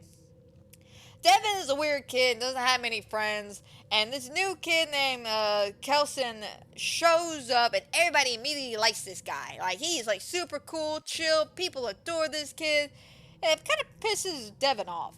So Devin, in a fit of anger and jealousy, which again, a lot of common theming here. Tricks him into coming to the Fazbear pizzeria that's abandoned to go explore and everything. And as they're going in there, they find one of the spring lot suits, and he convinces him to get closer. And when he does, Devin kind of pushes him in there to scare him, winds up killing him instead. Freaking both the boys out, they run the hell out because Devin went in there with his other buddy. And so they're convinced that maybe it was just a prank, maybe he's just fucking with them. It can't be real. He can't really be dead. So they go to school next day. This is really bothering him. Steven ends up going back to the pizzeria. And when he goes in there to investigate, he gets pulled into the suit. And all he sees is a description of a person with dark curly hair and bright eyes staring at him in this suit. So now Devin's dead. But we leave off with the new kid kind of acting like Devin in some aspect. Like he's showing up, being as cool and suave ever, and no one really notices that Devin's missing. Sad day for Devin, but Devin shouldn't have been a jerk. Just saying. Overall, though, the collection of stories in this one were pretty good. Again, I like the Room for One More, and the new kid was pretty fun. Again, the 1:35 a.m. I can give or take that one. And I want to say during the epilogue on this one, we are following a doctor who is collecting agony items. I think one of the items he ends up finding is the doll. I don't know if it's doll in this one or if it's another item from one of the earlier stories. But he ends up pulling out an item that has agony, and then he's just like, yes, good, I'm collecting all this shit. And then suddenly he ends up dying. Just out of nowhere, like, here's this new character, and he's dead.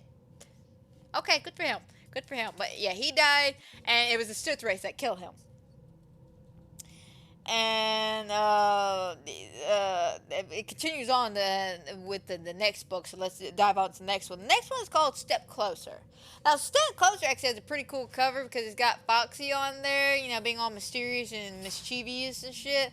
Love it. But this one has a theme of kind of isolation. That's something I noticed about a lot of the Fazbear Fright books and the Tales of the Pizzaplex. There's a bit of an underlining theme. Not just an overarching theme, but an underlining one where it's just like, this one's about isolation. This one's about phobias. This is about the fear of this, the fear of that. And I know with the book before it, the 1:35 a.m., that is definitely about isolation and being alone. And with the Into the Pit and the Fetch, I want to say the underlining theming would be just don't be a dick and steal. Don't be a dick. Like, I don't think Into the Ball Pit's more that than anything else because of the fact that Oswald's not that bad of a kid compared to some of these other ones. And don't get me wrong, did Sarah deserve the death she got? Not really, that's kind of cruel, but the fact that she cared more about her looks, which is supposed to be the theming of your outer beauty is supposed to match your inner beauty. If you only care about the superficial things on the outside, how do you feel on the inside, kind of things. But yeah, I noticed that about some of these books. There's like an underlining theme of a lot of these stories. And with this book, it's all about isolation. Now, also, another thing I noticed is that in this book franchise, they have no problem having kids get hit by vehicles. Just saying. I've noticed several kids end up dying. Hell, even adults end up getting hit by vehicles and dying. I'm learning you don't drive in this franchise. Don't buy. Associate with yourself with anything dealing with Fazbear Entertainment. Just don't be in the same town as a Fazbear. Okay? Like, this shit it's not good, man. It's not good. But Step Closer actually starts off pretty interesting because it starts off with a nightmare sequence that's very gory and grotesque. I'm not even gonna lie, this is the first one in the entire franchise I looked at and went, and this is okay for children? Like, straight up, I was like, there's no way this is okay for children. Because in this one, the kid ends up losing an eye to Foxy's hook and getting his arm ripped off by Foxy. That's the nightmare sequence. The kid wakes up though. His name is Pete, and he's been having some weird nightmares lately. Now Pete is in charge of his baby brother, and he ends up taking his baby brother to the pizzeria to go see Foxy. And while there, he keeps fucking with the animatronic because unfortunately it's out of commission at this moment. But he don't care. He's a kid in the Fazbear Entertainment book series. He's gonna do what he wants and suffer the consequences for it later. So he goes to investigate and starts poking and prodding at Foxy. And as he does this, Foxy kind of wakes up, takes a swipe at him, almost catching him in the eye, by the way. And his voice box gets stuck on this repeated line about losing an arm and an eye, and he's so freaked out he ends up leaving the pizzeria with his brother, and throughout the rest of the week he keeps having weird accidents happen that's almost costing him to lose an arm and an eye.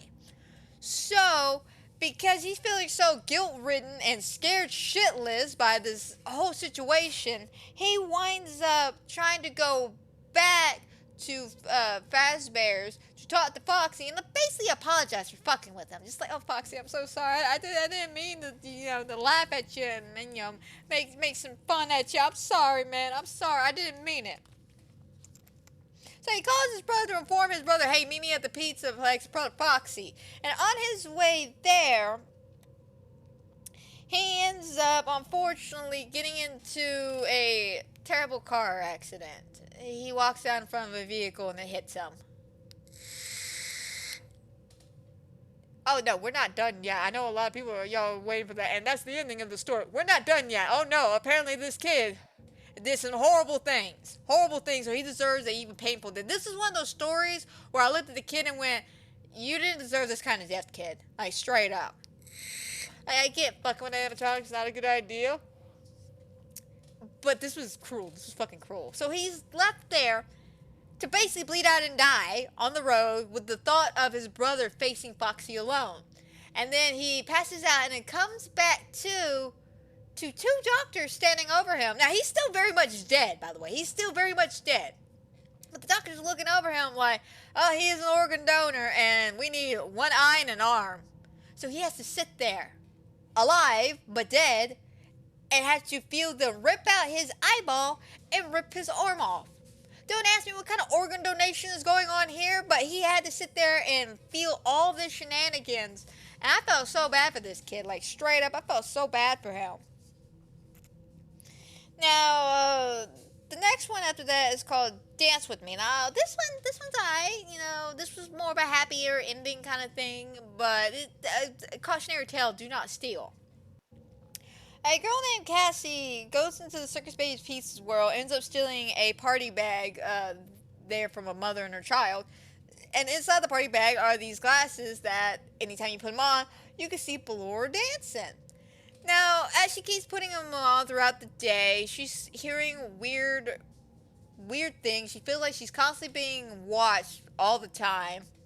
And every time she puts these glasses on, Ballora just keeps getting closer and closer and closer, knowing that one of these days she's going to put it on and Ballora's going to be right on top of her and it's going to kill her. So her idea, and this is a smart idea, is basically to repent and remorse against what she's done. So in her fear and hate, she goes back to the mother who she stole the bag from, apologizes to her, gives her back the bag, and basically all that ends well is well, basically. Like, I felt like, again, it's one of those feel-good stories where at the end, she realized the wrong of her ways, and it's like, I could change, I promise, and she does change, because she doesn't want Ballora haunting her for the rest of her life, and after she did that, though, she felt good.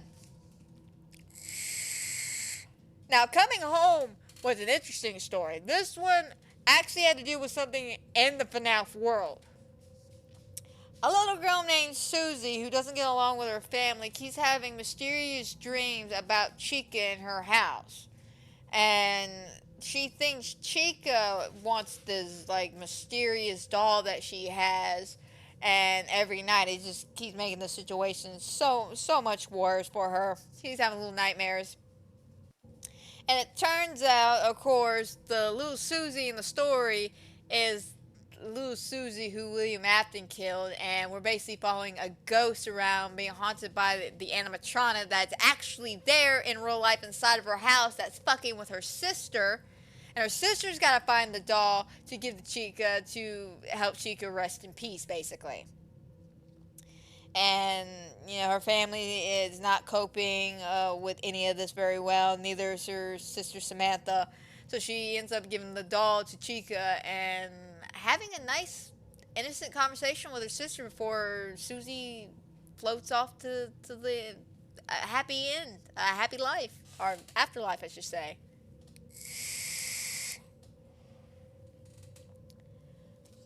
Now, step closer, though, its epilogue continues on after the doctor from Lance's perspective. Well, ends up finding the body of the doctor and then starts looking around at all the knickknacks and shit. And they're like, what is going on? Why does he have all this stuff? And apparently he's collecting agony. And this agony is important to some of these characters because these aren't just like regular agony pieces. These are agony pieces having to deal with Five Nights at Freddy's. So we know there's more to the story than anything else. Also Stitch Wraith. So now we're going on to the section of books that I didn't read, which are basically The Bunny Call, The Blackbird, The Cliffs, Gumdrop Angel, The Puppet Cover, Friendly Faces, Prankster, and of course the Felix the Shark books. So these ones I haven't read, but I did sit down and read one story each, and I will let y'all know which one I read at each of these. With Bunny Call, the story I sat down and listened to was In the Flesh. When I heard the synopsis of this one, I had to sit down and read this, and this was one of those stories I was like, I can't believe they okayed this. Seriously, but we'll get there when we get there. Let's start with the first one, which is Bunny Call. A guy named Bob and his family ends up going on this camping trip, and Bob's a dick. Bob is not happy about spending time with his family for some strange reason. Bob is just a miserable motherfucker who just wants isolation to be alone. So on this camping trip, he decides to fuck with his family and get this Bunny Call animatronic to show up and start, I guess, startle the family or something.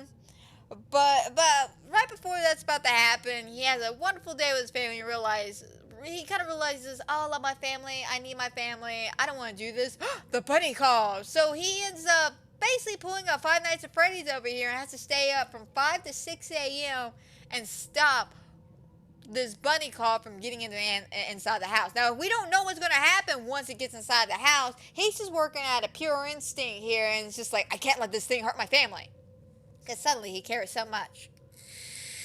But he ends up surviving the entire hour, keeping this animatronic outside the house, not letting it in. And then that morning he gets told by the counselors of this camping place that unfortunately anybody who ordered a Bunny Call did not get one because the bunny animatronic was not set because the guy running it is out sick. So that wasn't the Bunny Call. What was trying to get inside the cabin the entire time? But we don't know. I like that story. I thought it was interesting. I wasn't a big fan of our main character, Bob, for the longest time. I was just like, Bob, you take your family for granted, man. Your family's going to leave you. Your family's going to hate you and leave you. And I thought that's basically how the story was going to end, but nope. No. It ended with that. Just what the hell was coming at me in the cabin then? I'm going to say your agony. Now let's go into the next story. The next story is In the Flesh. In the Flesh is this one where Matt is a game developer in the meta world working on a new video game called Springtrap's Revenge.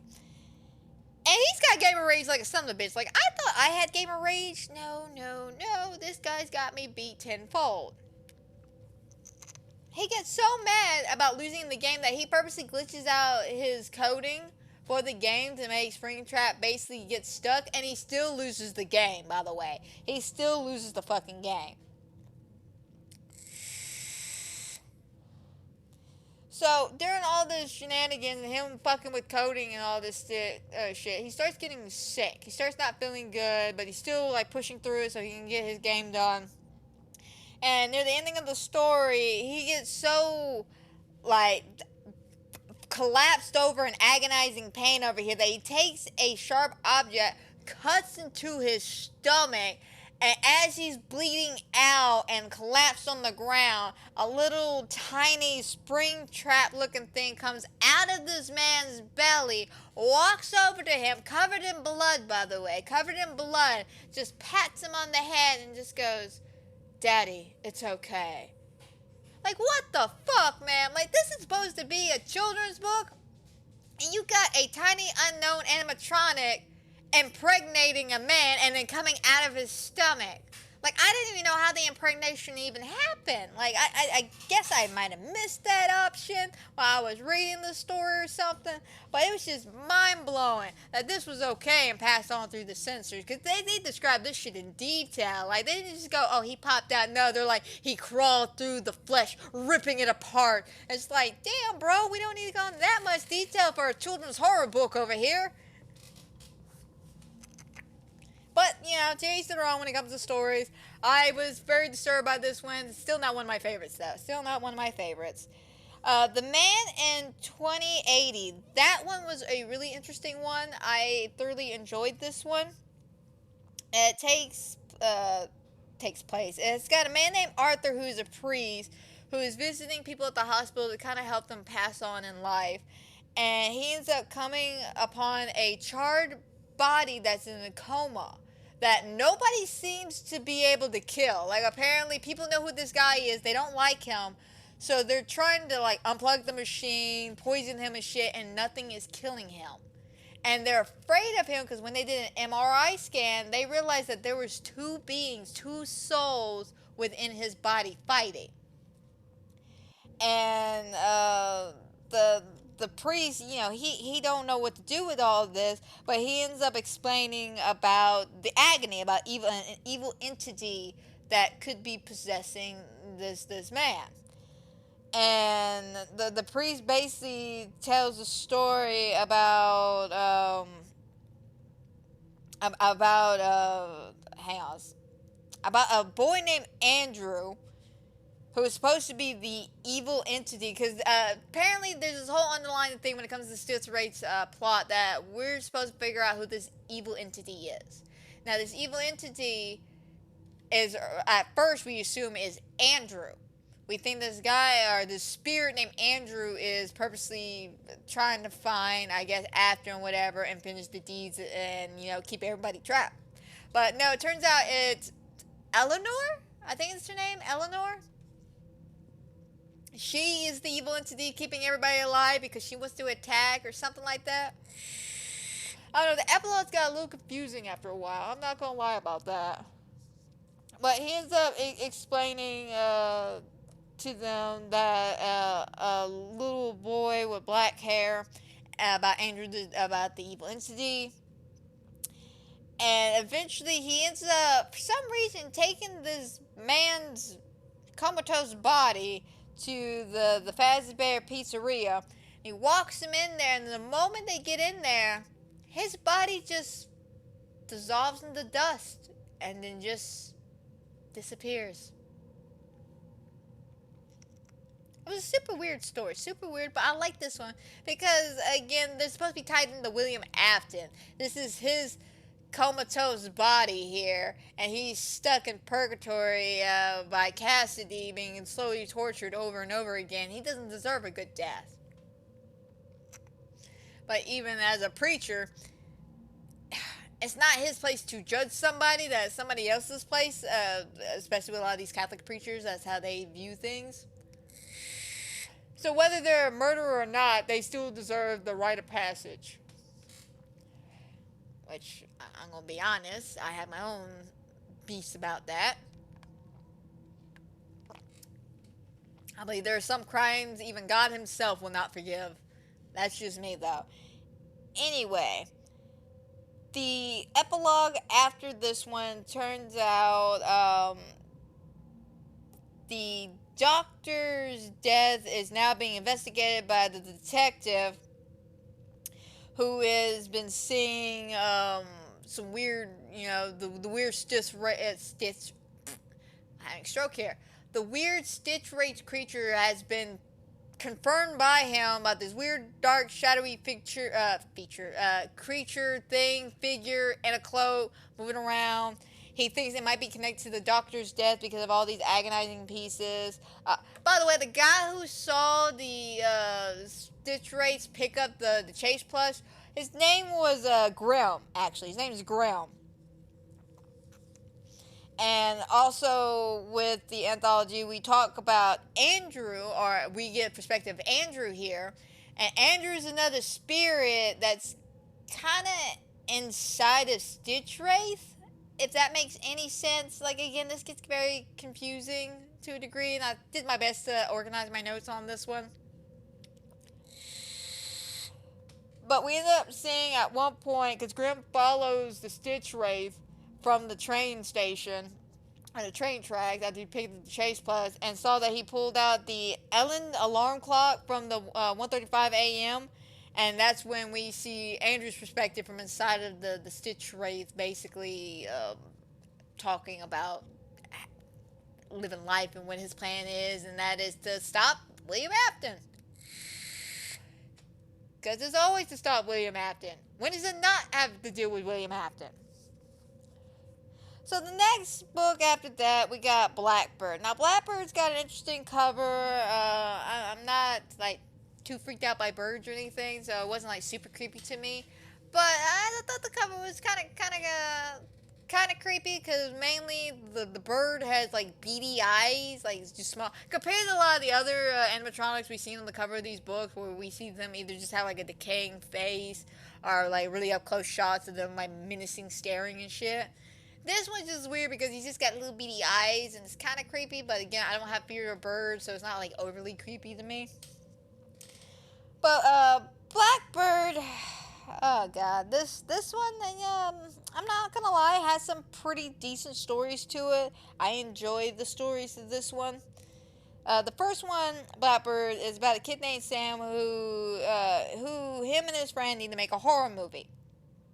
So they end up creating this Blackbird animatronic for this horror movie, and the whole premise is that you're supposed to tell it your secret, and if you don't, it's going to follow you until you do say it, and it's supposed to attack you or something, or kill you if you don't reveal the secret after a while.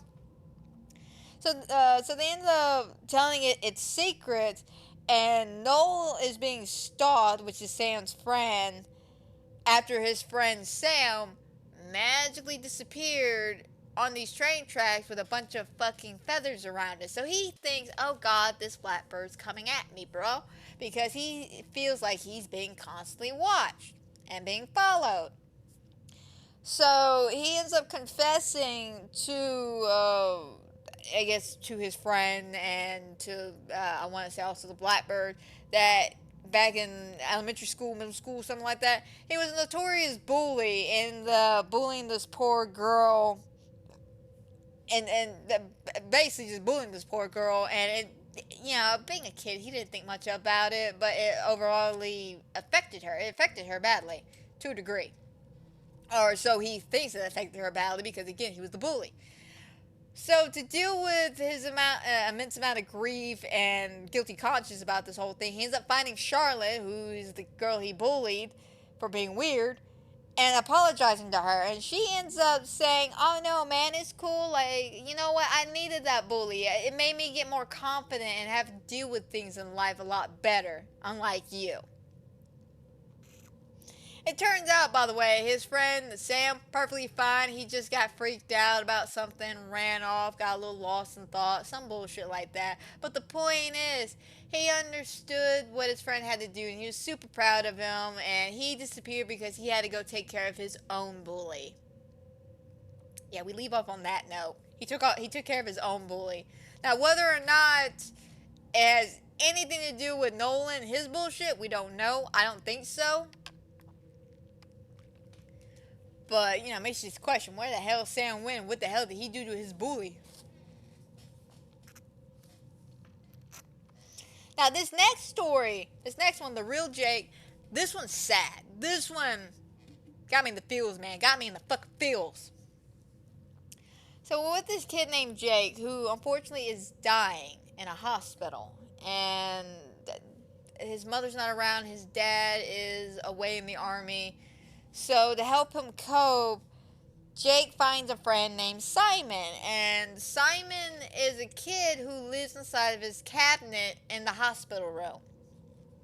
And him and Simon, they make up stories and have great adventures, and they talk about what they're going to do when, he gets better and how life is going to be. And it turns out it's a doll that both this nurse and his father created to help him deal with the process of what he's going through. So his father, while overseas, was on a little walkie and would talk to him about his day and everything, and the nurse would come in and decorate the doll to match what happened during that day, so to keep the charade up. Well, unfortunately, this is really sad. So unfortunately, one day the nurse gets a phone call that the dad's passed away, so she's got to go tell the little boy. She goes to tell the little boy this, and he's done passed away. So before she can even process all this shit, she notices that the doll is now missing. And the implication is the little boy possessed the doll after he died. Because, the whole thing with remnant, being a memory, being alive. Because they lived life through this doll had the capability of giving life. So the little boy went inside the doll. Again, that's just so sad. That is just so sad.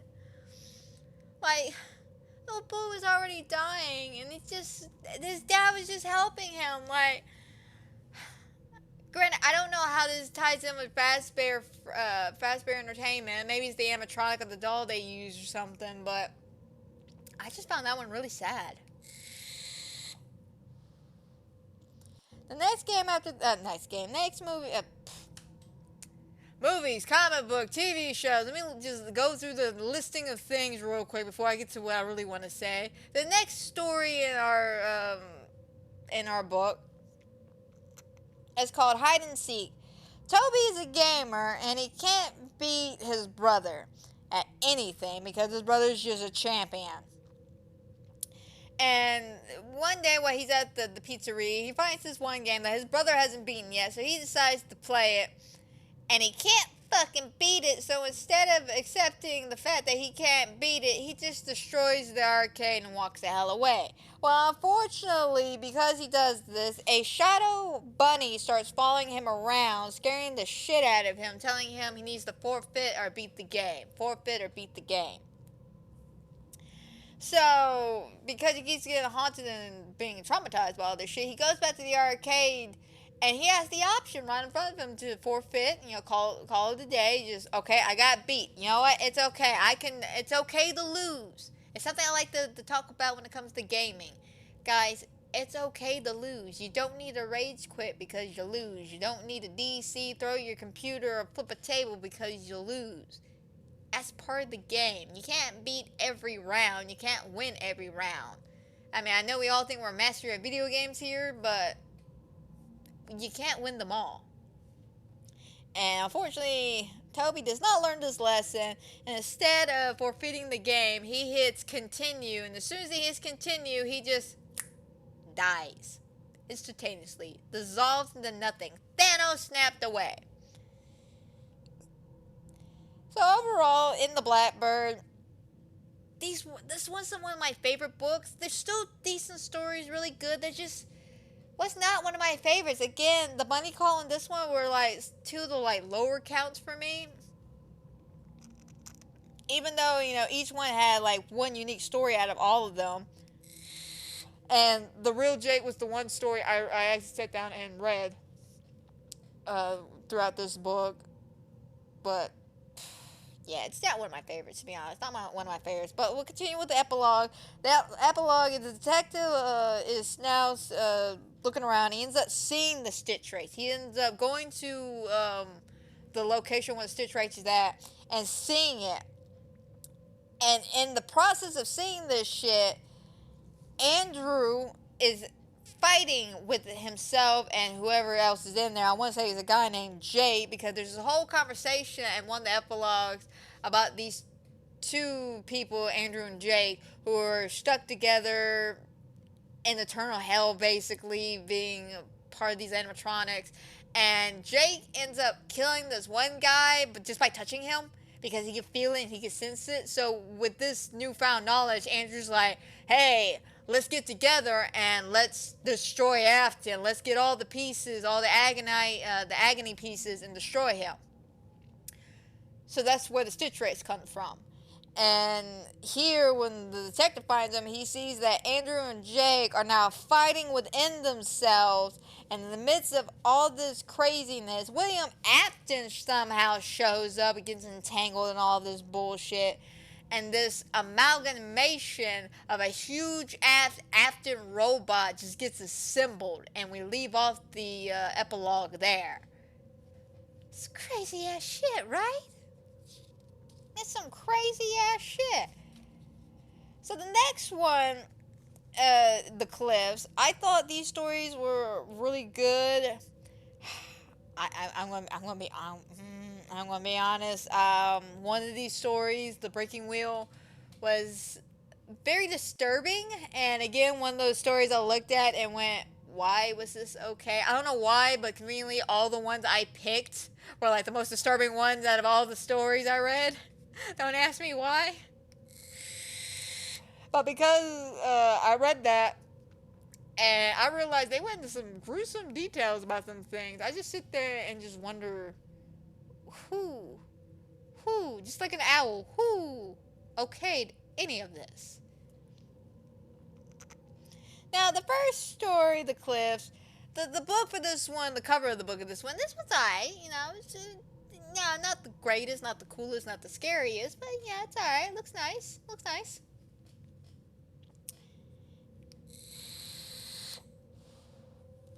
You know, to be honest, it screams more generic horror than anything else when it comes to the cover. It's just like ripped up toy. You know, nothing too like, oh my god, spooky, crazy. I'm glad they are stepping away, though, from the animatronics themselves. You know, like Freddy, Foxy, Chica. I will admit that when it comes to the cover of these books, they don't just use the OG characters and insert them into what's going on.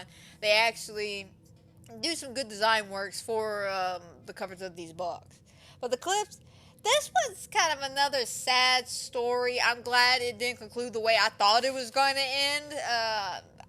Personally, a lot of people, when I talked to them about this story, were just like, I don't like the ending. It was too soft. I'm like, no. After some of the stories I just read, we need a soft story. Robert is dealing with the death of his wife, and he ends up buying his kid, Taylor, a Freddy toy that helps him basically keep track of his kid. And it informs him anytime his kid does something or goes somewhere, he gets a little notification on his phone. It's like, hey, your kid's here, your kid's doing this. Well, one day the toy tells him that his kid is gone. It just says gone. Just gone. And he goes out there to investigate, and yeah, sure enough, his kid is missing. So he starts, trying to find his kid. He has no luck finding his kid, but he keeps getting these anonymous texts from the toy telling him, come to the cliffs, go to the cliffs. You know you want to go to the cliffs. You know you want to fix this. Basically driving this man insane, and because he's depressed. You gotta think, his wife just died, and now his kid's missing. This man is depressed. So this man goes to the cliffs and is about to jump off the cliffs when his son comes out of nowhere and is apologetic. Oh, I'm sorry, Daddy, I saw a dog and I just chased after it and da-da-da-da.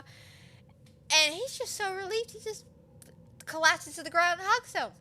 That's it. That's just the way the story is. Just, oh my God, my son.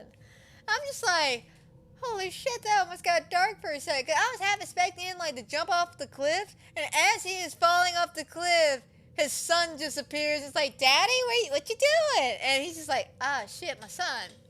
And then dies. I was half expecting the kid to be an orphan by the end of this book. But no. Happy ending. Very soft, very fluffy. Then you got the breaking wheel. Oh, God.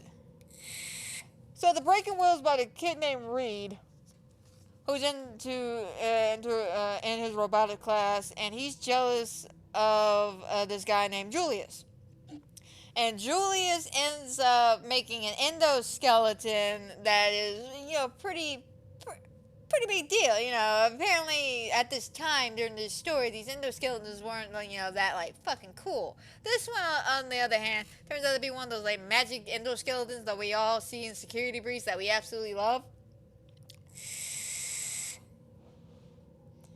And during the show off of the whole endoskeleton, something ends up malfunctioning, and Julius gets stuck in the endo, around the endoskeleton, and Reed ends up leaving him to slowly, I guess, die. And as he goes to leave, he ends up running to a friend who talks about torture. She goes into detail about these torture objects. I'm talking about the wheel, the breaking wheel, the fucking Iron Maiden, shit like that. She ends up going into details of how these torture devices work. And that's my thing when it comes to, is this appropriate for kids?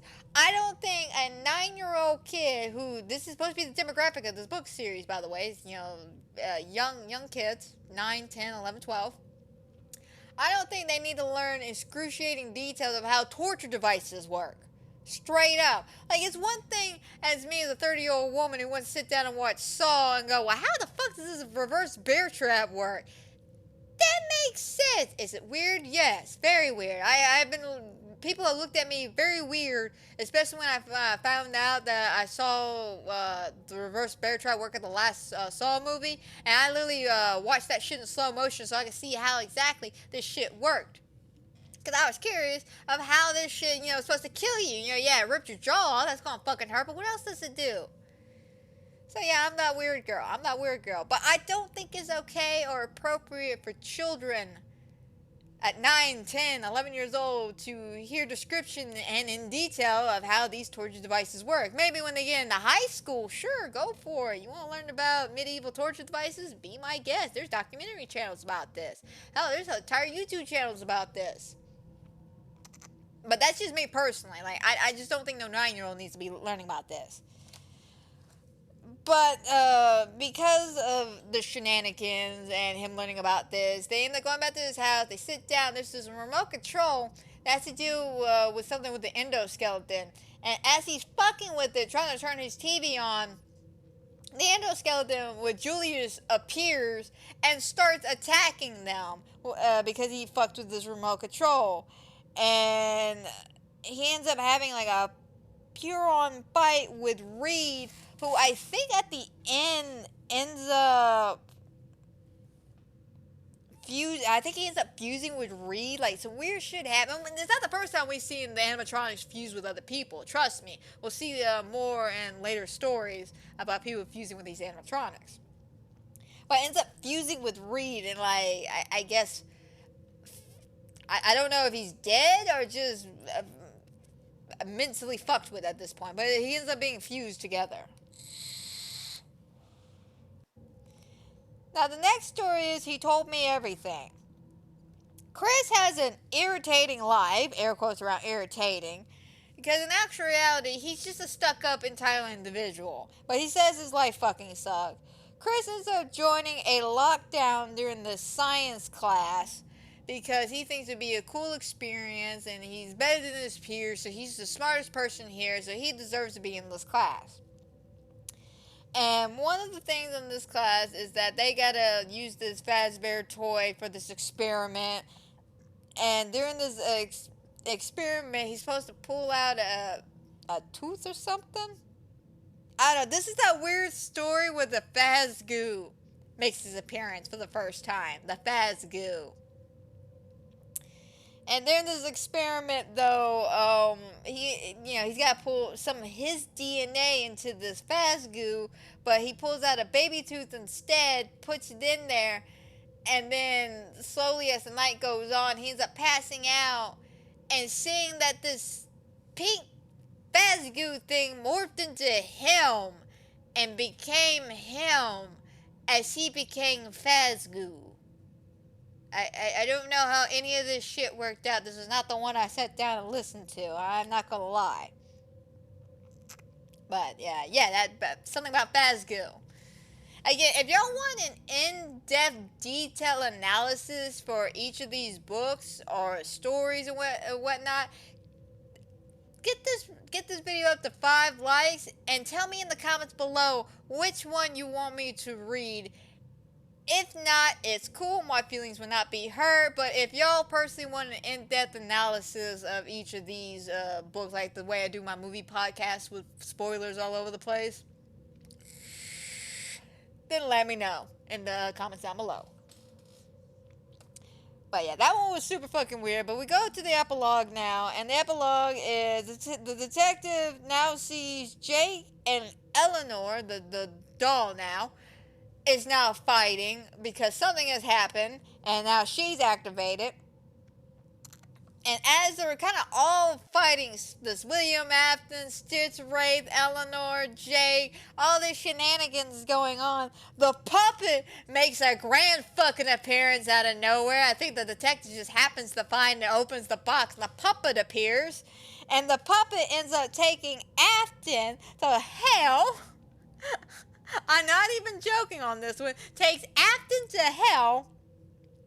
And in the midst of all this chaos, Jake ends up losing, I think, the fight with Eleanor. She runs off and ends up helping the detective out.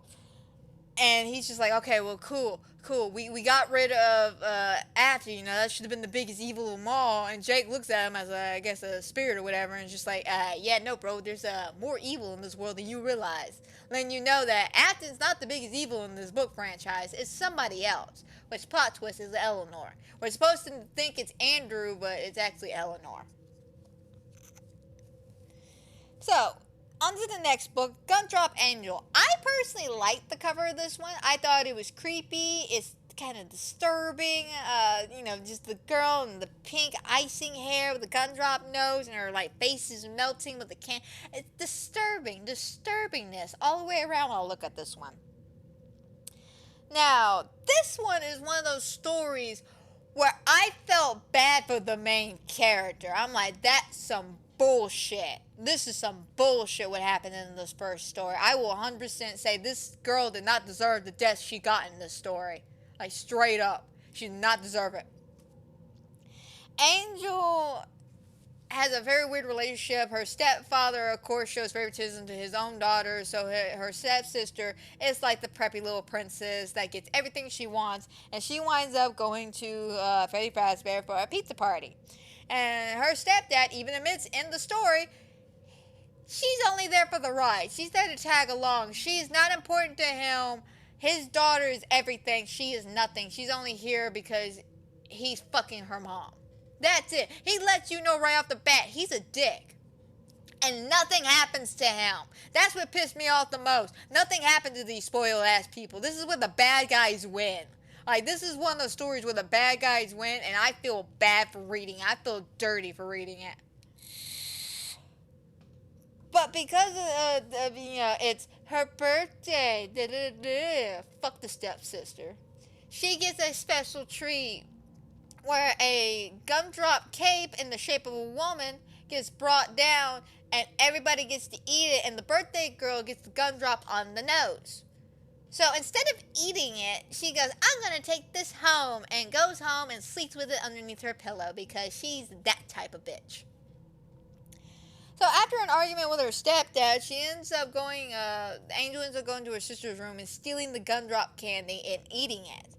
Well, shortly after eating it, weird things start happening. Her skin starts melting, you know, she starts getting, you know, pink goo coming out of her and shit. So she goes back to the Fazbear entertainment section. And it's like, hey guys, I need y'all help. And like, oh yeah, sure, we can totally help you out. Why don't you come into this dark room over here and just sit down? This poor girl goes back for help and instead gets the cruelest death ever because she becomes the gumdrop cake that, because remember I said the The gumdrop cake is in the shape of a woman, and she even heard when they first devoured it that it was making weird noises. The gumdrop cake are actual people, are real people, and she is eaten alive. She is eaten alive, and that is not okay. That is certainly not okay. And that's unfortunately how she dies. She gets eaten alive. Her stepdad's a dick, her stepsister's a dick, and yet they don't get the punishment, but this poor innocent girl who just wanted equal love and opportunity gets punished. Fuck this story. That's the only reason why I don't like this one, because I feel like it's cruel. It's unnecessarily cruel. After that story, you then have Sergio's Lucky Day. Sergio, he just wants the perfect life. He wants his promotion, he wants his wife, he wants his child, he wants everything in life, basically because he works hard. And I can get behind a character like that. He ends up getting promoted to project manager, and he feels fantastic. So when he finds a Balloon Boy knockoff called Lucky Boy, he ends up kind of listening to it because it's telling him some great advice about how to have a good day and a good luck in life. So as he ends up listening to each advice of this doll, it starts getting even weirder and request wise, and basically ends up having him mutilate his own body for a resume. Don't ask me why, but I find that creepy because of the fact that I've seen this kind of mentality before where somebody is convinced, like case in point, Two-Face from the DC comics. That man cannot make a decision without flipping a coin. This is the same situation. This man could not make a decision in life until he asked the doll. It's like people who are obsessed with the magic 8-ball and needs constant reassurance and reminders of what to do. Or like hell, even that episode of SpongeBob where they listen to the magic conch. Just, what do we do? Nothing. Okay. We do nothing. We do nothing. But that's the vibes the story gave me. Yeah, I didn't think it was too bad. I enjoyed this one. Unfortunately, it's not one. I ended up reading Gumdrop Angel instead out of all of these, which again wasn't too bad. Like I said, I just don't like that one because it feels dirty. That story just feels dirty. Sergio's Lucky Day, pretty solid story. I like this one. Now, what we found is, again, more connected to the universe and the lore of Five Nights at Freddy's. And it's about a guy named Houston who works as a security guard at the Fazbear Frights entertainment thing. Yeah, from the third game, he works there. And, of course, he gets told that they found the real one, that real William Afton brings it in. And as that happened, he ends up hearing voices that end up tormenting him and traumatizing him about basically that he's a loser, no one really loves him, he actually sucks, no one really cares about him. Basically, typical demon-like shit and bringing you down to make you easier to possess, I'm assuming. I'm assuming that's how a lot of these ghosts are acting. They're acting more like demons to a degree because they're trying to oppress you down and make you feel bad because that's how you can be easily possessed. And unfortunately, he ends up going crazy with this Springtrap suit, and he ends up thinking that it's moving around. He gets so scared that he hides in the oven, turning it on, and then dies in the fire. And that's how the fire in FNAF 3 got started, or one of the fires. Yeah, it's crazy. It's fucking crazy. I felt bad for this man because he's just being tormented psychologically, you know? And again, this goes back to what I was saying earlier about some of these books have to do with, are they really crazy or is it just guilt manifesting into something? And I want to say it's a bit of both. Because just the energy that these objects are putting out, of course, is going to make people go crazy. And being haunted by the Fazbear animatronics and, you know, whatever else dealing with the Fazbear universe, it's just not helping the actual mental process that they got to deal with, which is a lot of cases. Their life fucking sucks. One of their loved ones just died. They're jealous of a different person. Again, common fucking themes you see a lot in this universe. I think Scott's trying to tell us, don't be jealous of other people. Learn to deal with your emotions. And on top of all of that, learn to move on. And I gotta give Scott credit on that. Now, these writers he has really tell me this information as I read some of these stories. Other stories, not so much. Again, let's in the flesh. What are you trying to tell me there, buddy? What are y'all trying to tell me there? But the epilogue at the end of this one basically has the detective. How do I put this? So the detective ends up it's alright. You know, Jake the ghost ends up helping him out, and he keeps having these weird visions after this about the ball pit. So he's like, I gotta go and investigate this damn ball pit. And during that situation, Jake has now left the detective and has now found a girl that he saved from these drug dealers that are about to attack her, and he now saved her life. Interesting when it comes to this epilogue. You know, we had the big climax, and now we're moving on to the next act. So I think, you know, this epilogue is pretty solid. So the next book in this franchise is now called The Puppet Carver. Now this cover, it's alright. It gives me more of Goosebumps, the Dummy Tale books. I forget what they're called, with Slappy.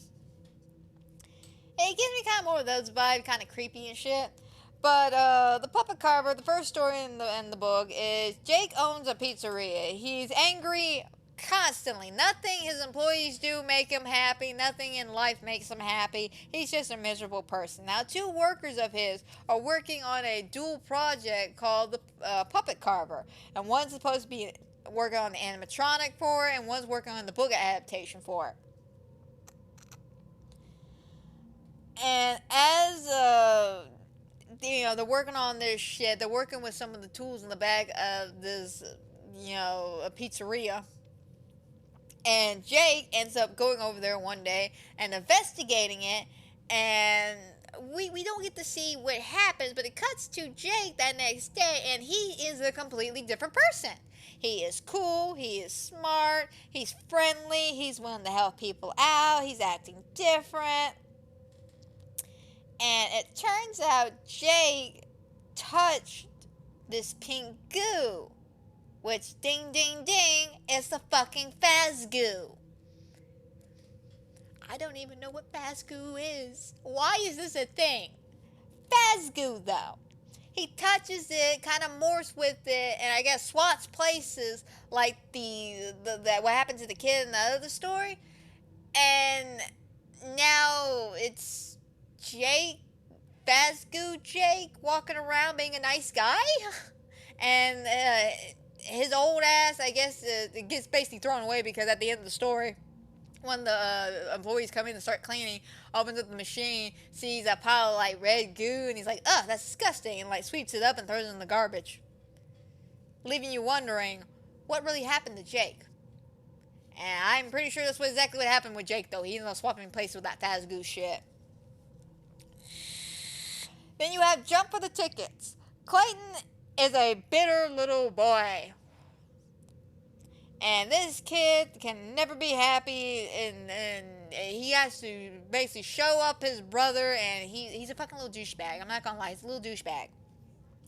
And he ends up sneaking into the pizzeria to rig up this ticket machine game, where it's basically you go inside the machine, you have to collect all the tickets and everything, you have to jump up and down, and yeah, it's supposed to be a little fun game. We all seen it at Chuck E. Cheese's.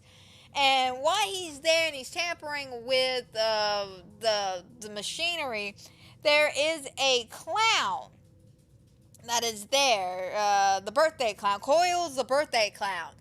And for some reason, while he's under the machine trying to fuck with this shit, the clown's coil-like arms and hands come in and basically hold the kid in place. So he can't move, and he's kind of stuck in there, and he can't get out now because the hatch, which is another thing I have noticed theming in this whole franchise, is that people end up going through buildings and or machinery pieces and act surprised when it ends up closing on them, going, oh my god, I didn't see that coming. It's Fazbear book, man. Like, I'm starting to machine or reason, don't go through weird doors. Problem solved. But the point is, because he's trapped down there and unable to move, when the place opens up, the kids come rushing on in there, and they get into the game and they crush him to death. They crush this kid to death. Like, he's stuck underneath the floor and he ends up getting crushed to death. I'm not saying this kid deserved it, but you know, some kids are assholes. Anyway, the next story after that is called Pizza Kid. And a girl named Marlene and her friend Peyton go to Freddy's Pizza Kit Factory or whatever. And one of them is only friends with her. I think it's Marley is only friends with Peyton because, you know, just because. It's high school. You're friends with people just because. Like, I never got that myself. I only have one friend from high school that I still am in communication with, and that is my roommate, who is my best friend from high school. Everybody else, I never really see, never really talked to, or don't even know that they exist anymore. Because, again, high school was like 10 years ago for me. But Marley ends up falling in, air quotes around that, because she's playing a prank on Peyton and convincing Peyton that she's inside this pizza sauce. So when she ends up abandoning and leaving Marley to die in this pizza sauce, she gets her pizza kit the next day, feeling guilt-ridden and everything, and realizes that there's something not right with this pizza kit, and it's got body parts in it. And it grosses her out, makes her throw up a little bit. And as she is, you know, freaking out, she goes home and she thinks something's inside of her trying to crawl out of her. And we've seen this shit before. So as she's panicking, she looks inside of her mouth and she can see Marley trying to crawl out of her fucking body. And it freaks her out to the point that she decides that she needs to go hide on the roof. So she gets away from the imagery of Marley that she is seeing, goes out into the roof of her house, ends up falling off the roof and dies by breaking her neck. And we know this because we switch to Marley's perspective, who is fine, just playing a prank, bro, and goes to check on her friend Peyton, and then sees Peyton fall and break her neck. That's the end of that story. Like, Jesus Christ. So after that, we then go to the epilogue where the detective is still investigating the ball pit because of these visions. He finds blood there. So he goes to take the blood to the to a lab, and they discovered that the blood's from a different time. It's from somebody else who's no longer with us. And of course, we're still with Jake, who's still helping the girl out, and they're being nonchalant. There's no flirtation or anything going on. He's just, you know, being very friendly towards her. And, you know, we don't really get much from this epilogue. It's one of the smaller ones. But overall, the Puppet Carver, it had some good stories to it. I'm not going to lie. I did enjoy the twist when it comes to the Puppet Carver's main story. Jump for tickets. I didn't really feel bad for the kid. Like, I thought being crushed to death was, like, a little overdone. You know, didn't need to be happening. But, you know, he was a little douchebag. I'm not going to lie. And the Pizza Kit one, that one just didn't make any sense. Like, she heard her scream and fall in. And again, it's all about psychological. The fact that she probably felt guilty about leaving her friend there, and she thought this pizza kit she had her dead friend in it. And she ate it. And then got sick. You know, overall, not a bad one. I'm not saying I like it better than, like, say, the gun drop one. Because, again, I like a lot of these stories, but again, I can't get behind the bad guy winning. Like, I can't get behind the bad guy winning. So I do like this one a little bit more than Gumdrop, and probably the Cliffs, because the Cliffs had that really, really sad story in it. But I like it better more than Bunny Call and Blackbird. I will say that. Because Blackbird just had some meh stories. Bunny Call had that one fucked up story that just ruined the whole book for me. I'm not even gonna lie. That In the Flesh one just ruined the whole book for me. I was just like, oh, this is not okay. And don't get me wrong, The Man in 1280 is a good story. It's a really good story. But when you got the kind of underwhelming story with an unlikable character in the first one, the Bunny Call, with a unknown twist, and then you got the In the Flesh story. It kind of weighs down that one really good story. But overall, not a bad one. Let's go on to the next one. We then have Friendly Faces, which has another good creepy ass cover. I'm not gonna lie. The description of it is fucking disturbing when you look at it, because it's just a blank fucking face. It's supposed to be friendly face, but it doesn't feel very friendly to me when I look at it. I'm just like, that does not look like we're gonna be BFFs and hang out at the very end of the day. I think that's the correct cover. There was one of these covers that, you know, it's pretty basic. The guy standing there with his flashlight, you know, that one's alright. But let's dive on straight into these stories. So, Edward is, and again, another thing you'll notice that in these Fazbear Fright books in the pizzaplex, we rarely leave the age demographic of young teens. Like, there's a couple of stories where we might go on with a couple of adults here and there, but most of the time it's either kids or young teens. Especially in the Tales from the Pizzaplex, there's a lot of kids. Like 3rd graders, 4th graders, 5th graders, 10th graders, 17-year-olds. So many kids involved in that one. But Edward is a kid, and he ends up finding this one. Reading the synopsis just reminded me of this one. I was trying to think back, like, which one is this one? Because, again, Friendly Faces, this one really didn't stick out to me too terribly much, so it takes me a minute. Because I will say, Friendly Faces and Pranksters did not stick out to me all that much. These two books, the stories kind of melded together. But Edward ends up finding a kitten and loving this kitten. And him and his friend end up playing with this kitten, right? And the little boy, the main character, Edwin, ends up, I guess, stepping away for a few seconds, long enough for both the little boy, his friend, his only friend, and this kitten that he fell absolutely in love with, get hit by a vehicle and die. Again, there's that vehicle shit. And in his grief-stricken, pain, he ends up watching an advertisement for a new Fazbear Entertainment thing, where they could take the DNA of your dead-loving pet and mold it into the animatronic so you could always have them forever, which sounds like a good idea.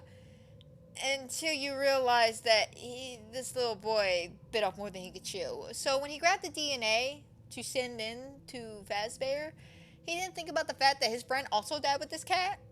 So when he gets the animatronic, it's the body of an animal, like a cat, the face of his friend. And it's disturbing. It is really disturbing. And,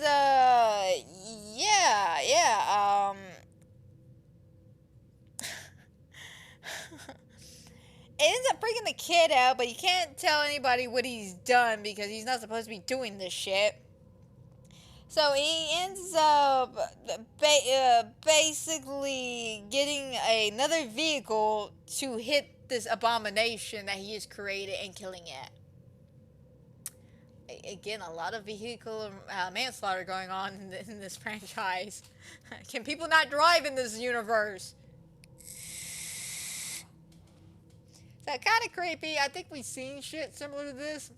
The first thing that always pops in my head is Nightmare on Elm Street 2 with those weird baby demon dogs. Like, y'all don't know what I'm talking about? Google it. Fucking Google it. It's creepy. It's disturbing. The next one is called Sea Bonnies.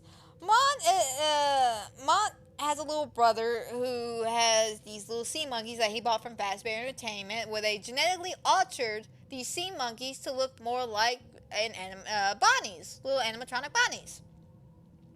Don't ask me why they did this or who asked for this, but Fazbear Entertainment is right on the shit. I'm not even gonna lie. And I get, it's called different things. Fazbear Corporation, Fazbear Entertainment, Fazbear Pizzeria. I get that. But for sake for arguments, because there's so many stories to get through, and we're almost done with the Fazbear Fright books, we're just be calling it Fazbear Entertainment. That's all we're gonna be calling it. It makes my life easier, and it makes reading all this shit much more easier. But after we find out about the Bonnie thing, his little brother tries to make fun of them, and then when that doesn't work to upset his brother, he ends up flushing the shit out of them. And after he ends up flushing them, he ends up going to get a glass of water, drinking it, not thinking about the repercussions of how the plumbing system works. So the little Bonnies end up going inside of him and then mutating him to become a sea Bonnie himself. Disturbing. Another mutilation story. Then after that, you got Together Forever. Together Forever is about two girls named Jessica and Brittany who are very popular and they're very loved and very smart and people adore them, but they have one problem, that is their competition with these two other girls. Now, they want to pull a prank on these girls during a robotics class. I'm assuming it's a robotics class. There's always robotics something. I'm surprised about how many robotic classes are in high schools. I feel really jealous because I never had that option. But they are supposed to work together on a project and make an animatronic from an older animatronic, and they end up grabbing a pig named Rosie and using that animatronic as a revenge in class, because what they were going to do was have the girls stand in front of Rosie the pig, and then when it malfunctioned, it was supposed to freak them out, scare them, make them the laughing stock. Everybody's supposed to, stop, stare, laugh at them, slap their knee like a fucking panto over here, call it a day. But that's not exactly what happened, and unfortunately, Jessica and Brittany, I want to say, end up getting stuck inside of Rosie themselves, forever entangled together inside of Rosie, unable to move. Fantastic story, I have to say. Fantastic story. But after that, you then have the epilogue, which you go back to Lance again, the detective, and he's tracking down the ball pit. And that is when we discover more about the doctor who died in the earlier epilogues, about all the agony items he's looking for, and that Eleanor is the real bad guy, that she's the one orchestrating all this shit because she is... I don't know what her relationship was. It's evil. That's all I know. Evil. Something to do... I think she has... more of a mindset like Afton. She didn't want to destroy Afton. She wanted to become something like Afton. But, the epilogue, not one of the better ones. Like I said, this book, the Friendly Faces one, it's not the best one out of the franchise. It's not the worst one. It was more of a meh. I really didn't care much for any of the characters in the story, except for Edwin, who just did this because he wanted his cat back alive. He didn't ask for this abomination that mutilated to his cat and his best friend. But I didn't care for Mont from the Sea Bunnies, and Jessica and Brittany were fucking bitches. So, again, not one of my favorites. Then you have Prankster, which the cover is another decent cover. Not the greatest cover, more it's alright. I think this is the one with the guy standing in front with the flashlight looking all spooky and shit. This one is Jeremiah is working on a VR game, and he really, really likes this one girl that's working on the game with him. And on his birthday, after, trying so hard to get this girl's affection and everything, he shows up to work thinking that, his friends are going to throw him this nice surprise party, because he comes in, he sees it's all decorated, and he's just like, oh, this is fantastic. Where is everybody? He starts looking at a video camera footage of a tape in the back, and he just sees the girl he likes and this other guy who's also fighting for her affection standing there in front of a bunch of knives, laughing maniacally. And he, of course, is sitting there like, what the fuck is going on? And it ends with the door opening and him just kind of looking over at the door.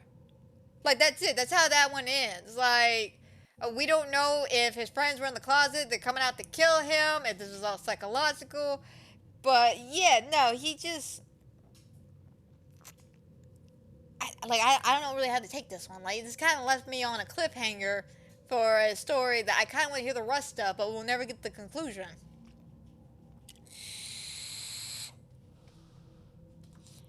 Next story is Kids at Play. Joel got a sweet little life, but he's also an entitled little brat. And he hits a kid one day. Yeah, I think they were fighting or something. He ends up hitting a kid one day and runs away from the situation. Oh, wait. I'm sorry. This one's coming back to me now. This is not one of the ones dealing with kids at all. This is the one with the adults involved. Joel is driving home from work. I remember this story now. I thought the ending was fucking weird. Because Joel's driving and he sees these signs that says, slow down, kids out play, caution, all this shit. And he ends up hitting this kid and keeps on driving. And then he's suddenly haunted by not only the vision of this kid moving around his house, but he's also haunted by the kids at play sign. So in the midst of, his guilt and shit, he goes back to find the body. And the closer he gets to this body, the more decay his body starts getting. And then slowly over time, he ends up just becoming complete fucking obliterated like a Thanos snap yet again. And as he's dying, where this little boy would have been at, because he pulls up like the skull and everything, he looks up and the little boy's fine. People are cheering. They're like, oh, yeah, he's back. The little boy's back. And this other guy just turns to dust and dies. Just straight up turns to dust and dies. Yeah, I thought that was a little weird one. I didn't get that one. I really didn't get that one. But I was also like 11 books in at this point. My brain was fried to the point that I was having dreams about Five Nights at Freddy's. I'm not even joking, guys.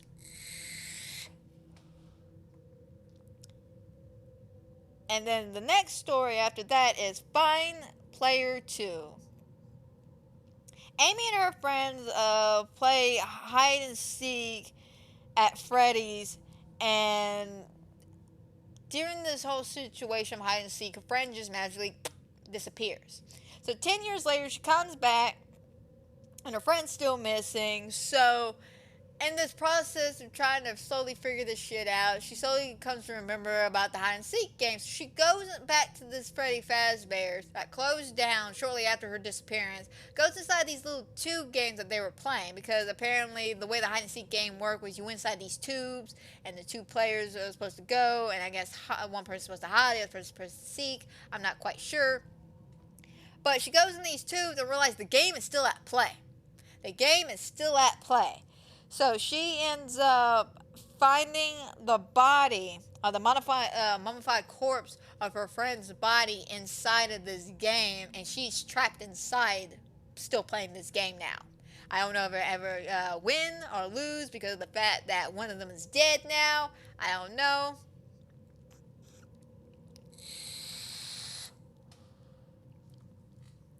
So, after that, now we're on to the last epilogue.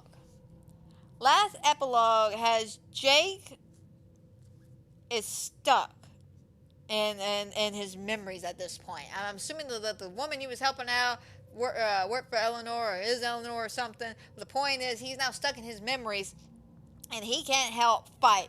Lance is now being chased by Eleanor through the ball pit after he goes back to investigate, and he sees her there. So they're like running in and out of this ball pit.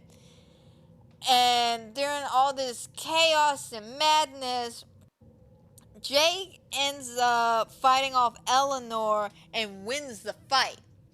And this is also where we learn about the difference between legacy and remnant, which is what I was talking about, the yin and yang, the agony with the memories. And remnants are your own memories, what makes you you. Your legacy is the memories others have of you, which is why some people's legacies are infamous. You could have been the nicest person in the world, but you did one crazy fucking thing that solidified you as infamous for the rest of your life, that's all anyone's ever going to talk about. And that's a big aspect when it comes to this book, is about legacy and remnant. But after helping out the fight, help Jake out, Jake ends up defeating Eleanor. He passes on. He ends up helping other ghosts, and this is where we come back with Millie from the chick who hid and the Fun Time Freddy animatronic and ended up dying on Christmas.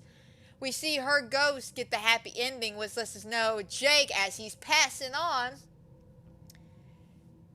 saved the day. He saved the day. I think Andrew even passes on during, I think it's either this fight or during the fight with Springtrap. He ends up passing on.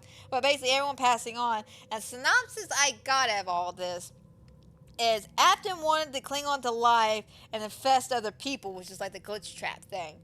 And the ball pit was tethered to the souls of all the people he has killed. This is why, the blood was from a different time. Why that one kid jumped in and was back in 1985 and all that shit.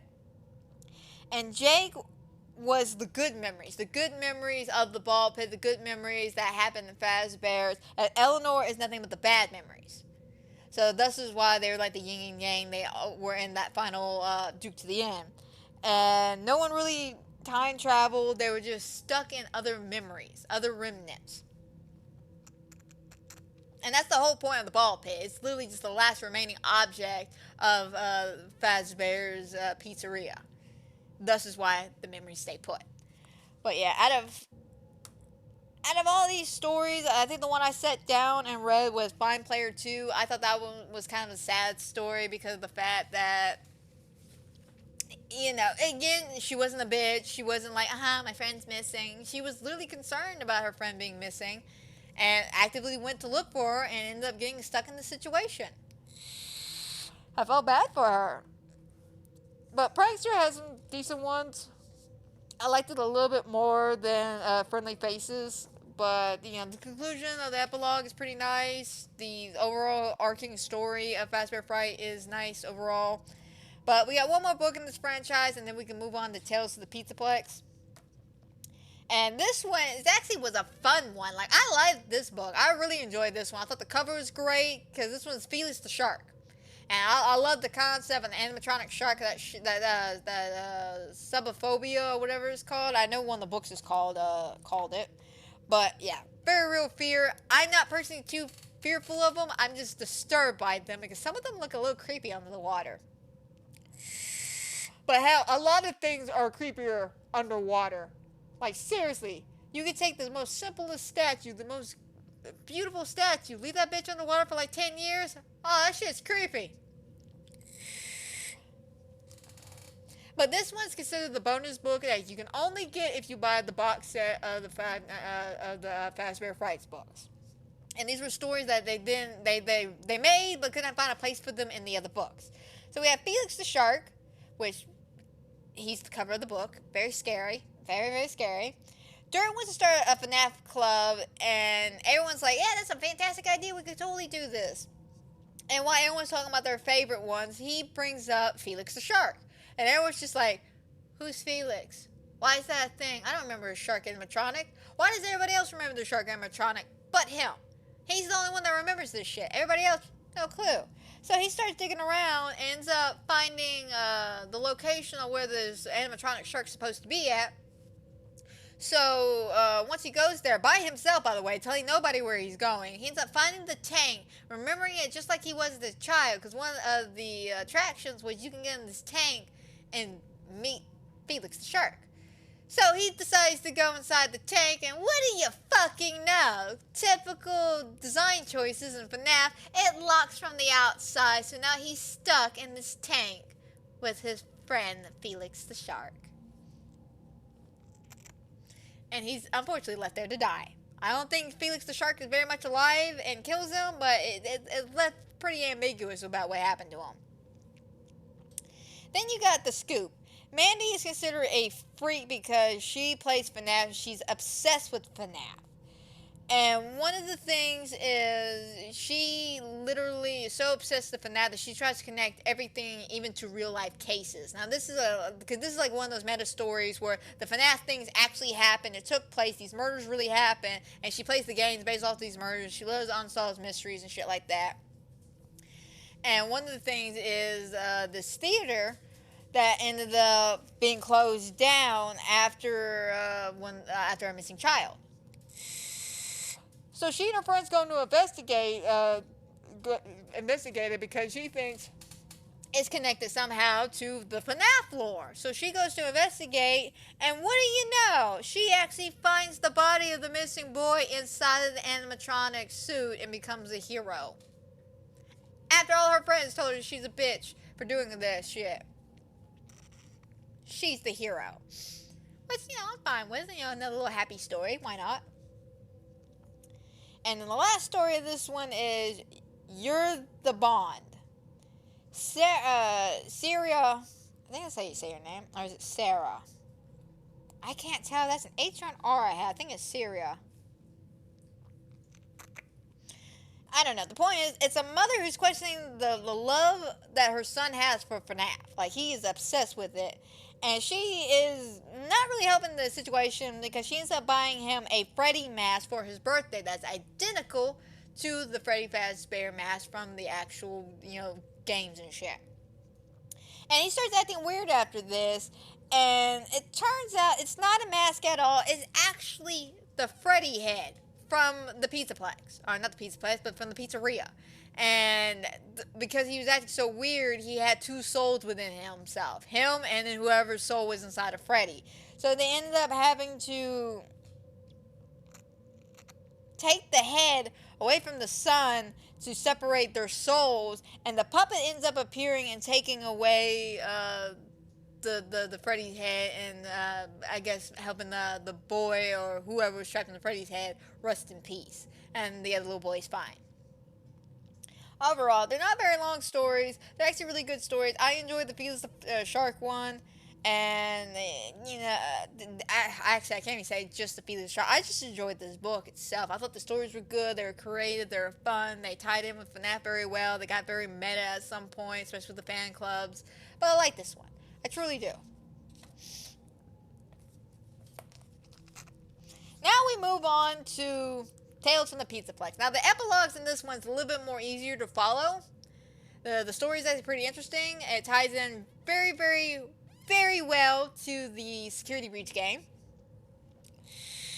Which is why I say this one, Tales from the Pizzaplex, doesn't quite connect with what Scott said originally about the other books, because there's specific stories that specifically point out this has something to do with the game itself. Like, these are canonical together. Now, the Fazbear Fright books and the Summaries ones, different story. Those are not there to fill in gaps and shit. I want to say the Tales from the Pizzaplex is here to fill in gaps, because again, this was completely different, opposite, and just released in 2022. So about roughly a year ago, they started writing these books. And this is like after Scott's already stepped down, and the game franchise is going into a completely different direction. But Tales from the Pizzaplex is 8 books with the 9th one on its way. It'll be out in January.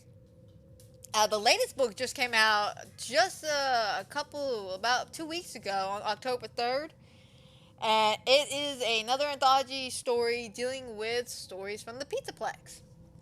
Which, again, same continuity that I said about Fazbear Fright, where a lot of these stories are in the same universe. I'm pretty sure in the same fucking Pizzaplex, too.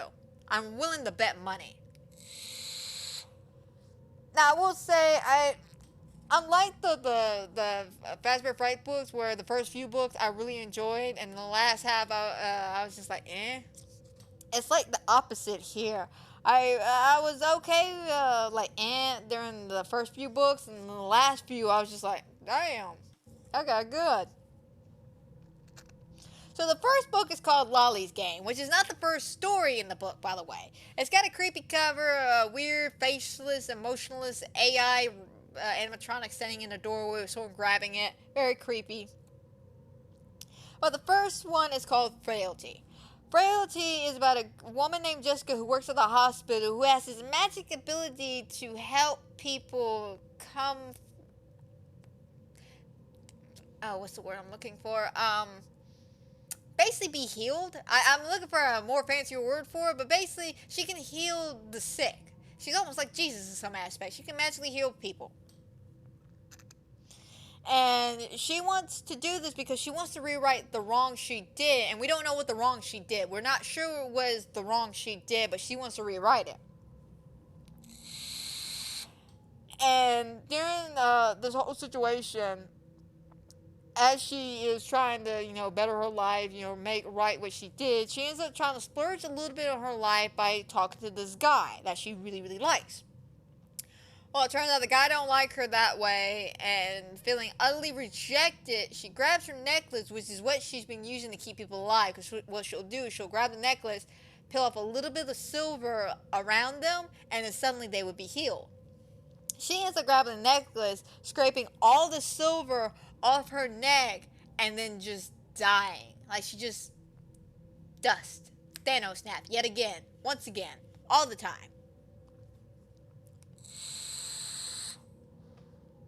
Then you have Lolly's game.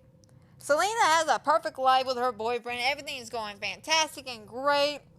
They're engaged, they're moving in together, and he ends up taking her to this house that he had since he was a child. And he starts acting a little weird as soon as they show up. And she can't understand where the weirdness is suddenly coming from. And talking to her mother-in-law, or soon-to-be mother-in-law, she finds out that her perfect fiancé had a weird obsession with an animatronic named Lolly, who mysteriously disappeared from the pizzaplex one day and just showed up at the house, so he ends up taking care of it. And unfortunately, she ends up finding the doll in this box or whatever, and she ends up dying. She ends up fucking dying. Lolly kills her. And unfortunately, not really unfortunately, but what's fortunate about this story is that you get to hear the two stories from two different perspectives. And I mean this by, you hear what the fiance had to say about Lolly following him home and what the mom had to say about Lolly following him home. The mom says Lolly willingly came with him and came home with him. Where the fiance is just like, yeah, no, I'm scared of him, so he followed me home, and now I have to do what he says, otherwise he will kill me, kind of thing. So it's like, who do you believe? Doesn't matter, though, because she's dead. Now, the next story in our list is called Under Construction. This one actually has a nice loop around throughout some other stories throughout the Tales of the Pizzaplex. But Construction is about a girl named Maya who's having a birthday party at the Pizzaplex. She wants to play this AR game, or the VR game. But unfortunately, it's under construction. She don't listen, though, because she really wants to do this experience because apparently it's supposed to give you the best birthday of your life. So she doesn't listen to the signs, goes over there anyway, and then starts playing with it. So she gets in there, and she has the best birthday of her life. It's fantastic. It's great. She goes home, calls it a day. A year later, weird things start happening. Everybody she knows, everybody she's ever made contact with, everybody she doesn't even know exists starts dying mysteriously from cancer. One right after the other one. And it just keeps going and going and going until the whole world is basically destroying itself. And she realizes at the end that she never left the VR game. She's still stuck inside the VR game. Forever. Poor girl. Now, with the epilogue with this one, we start off with these people are trying to fix up the Fazbear pizzeria that's underneath the pizzaplex. They're trying to fix it up and get it all cleaned up with from all the endoskeletons and stuff, and they get a delivery with a unknown endoskeleton that's a little burnt up, a little fucked up, and they can't repurpose it for any of the animatronics. So this one guy named Gil, to show that he's good with technology, because that's what he wanted to be, a Fazbear technician, not be down here fucking with this shit.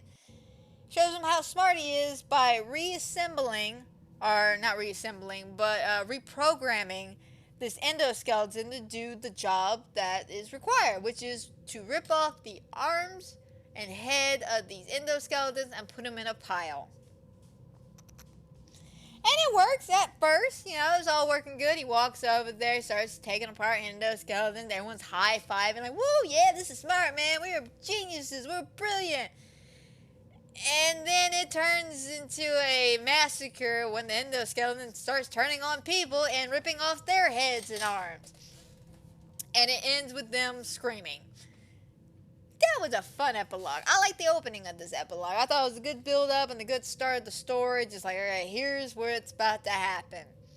This motherfucker. Which, if anybody knows that this motherfucker, his name is Mimic, and we'll be seeing a lot of him. Next story in our list is called Hops. Now, Hops' book has a what the fuck cover. Like, I'm looking at that cover, I'm just like, where were you going with this, man? Where were you going with this? But the first story is Help Wanted. Steve is a indie developed gamer. We all know where this is going.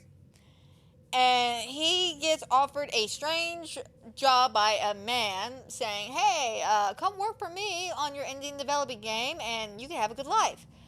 Steve says, nah, I'm good, bro. I don't need that shit.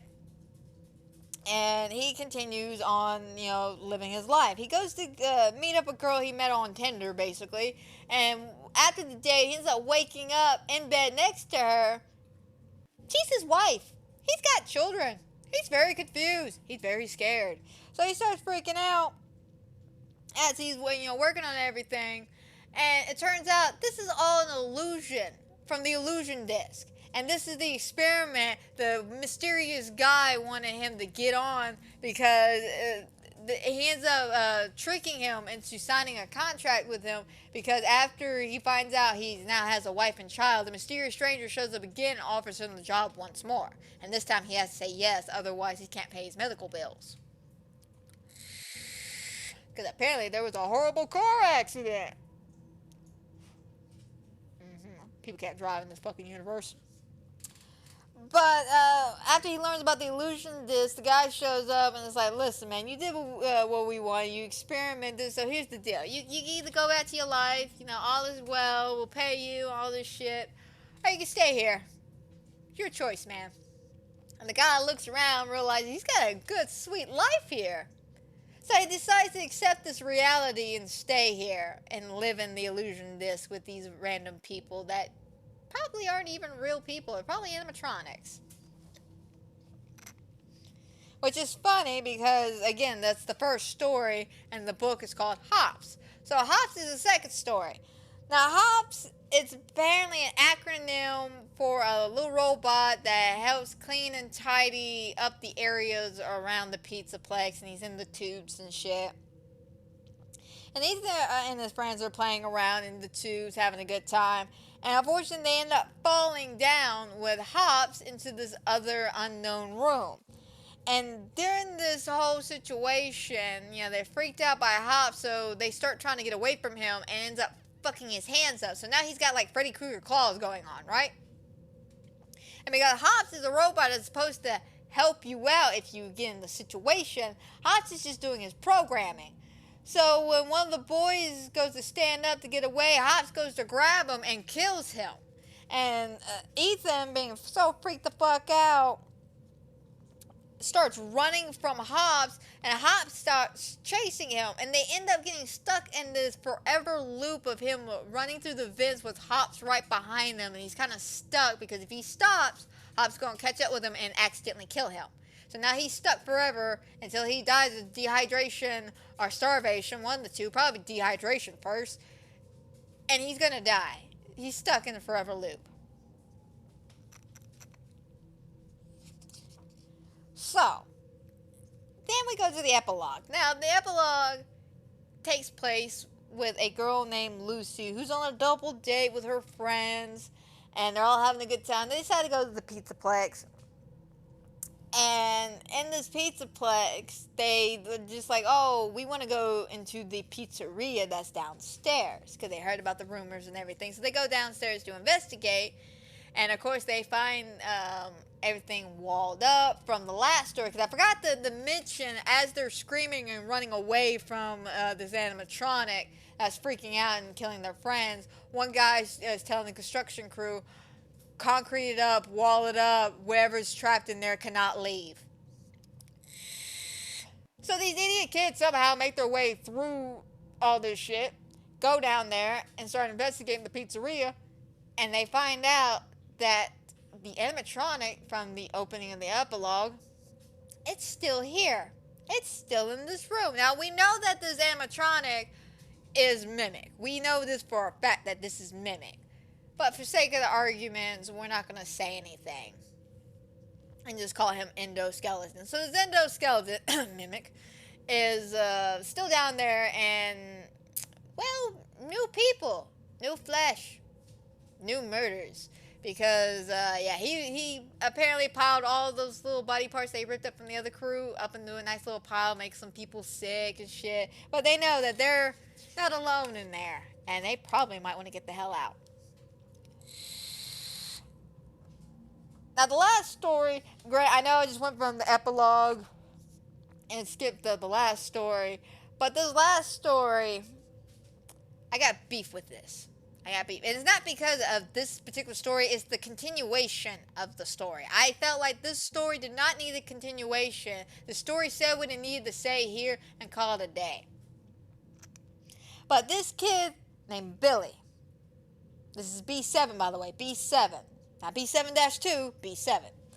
Billy's in love with the Freddy animatronics to the point that he is so obsessed with the Freddy animatronics that he thinks he's an animatronic himself. So he grows up with this idea, eating only white and gray stuff, only doing certain things only animatronics would do.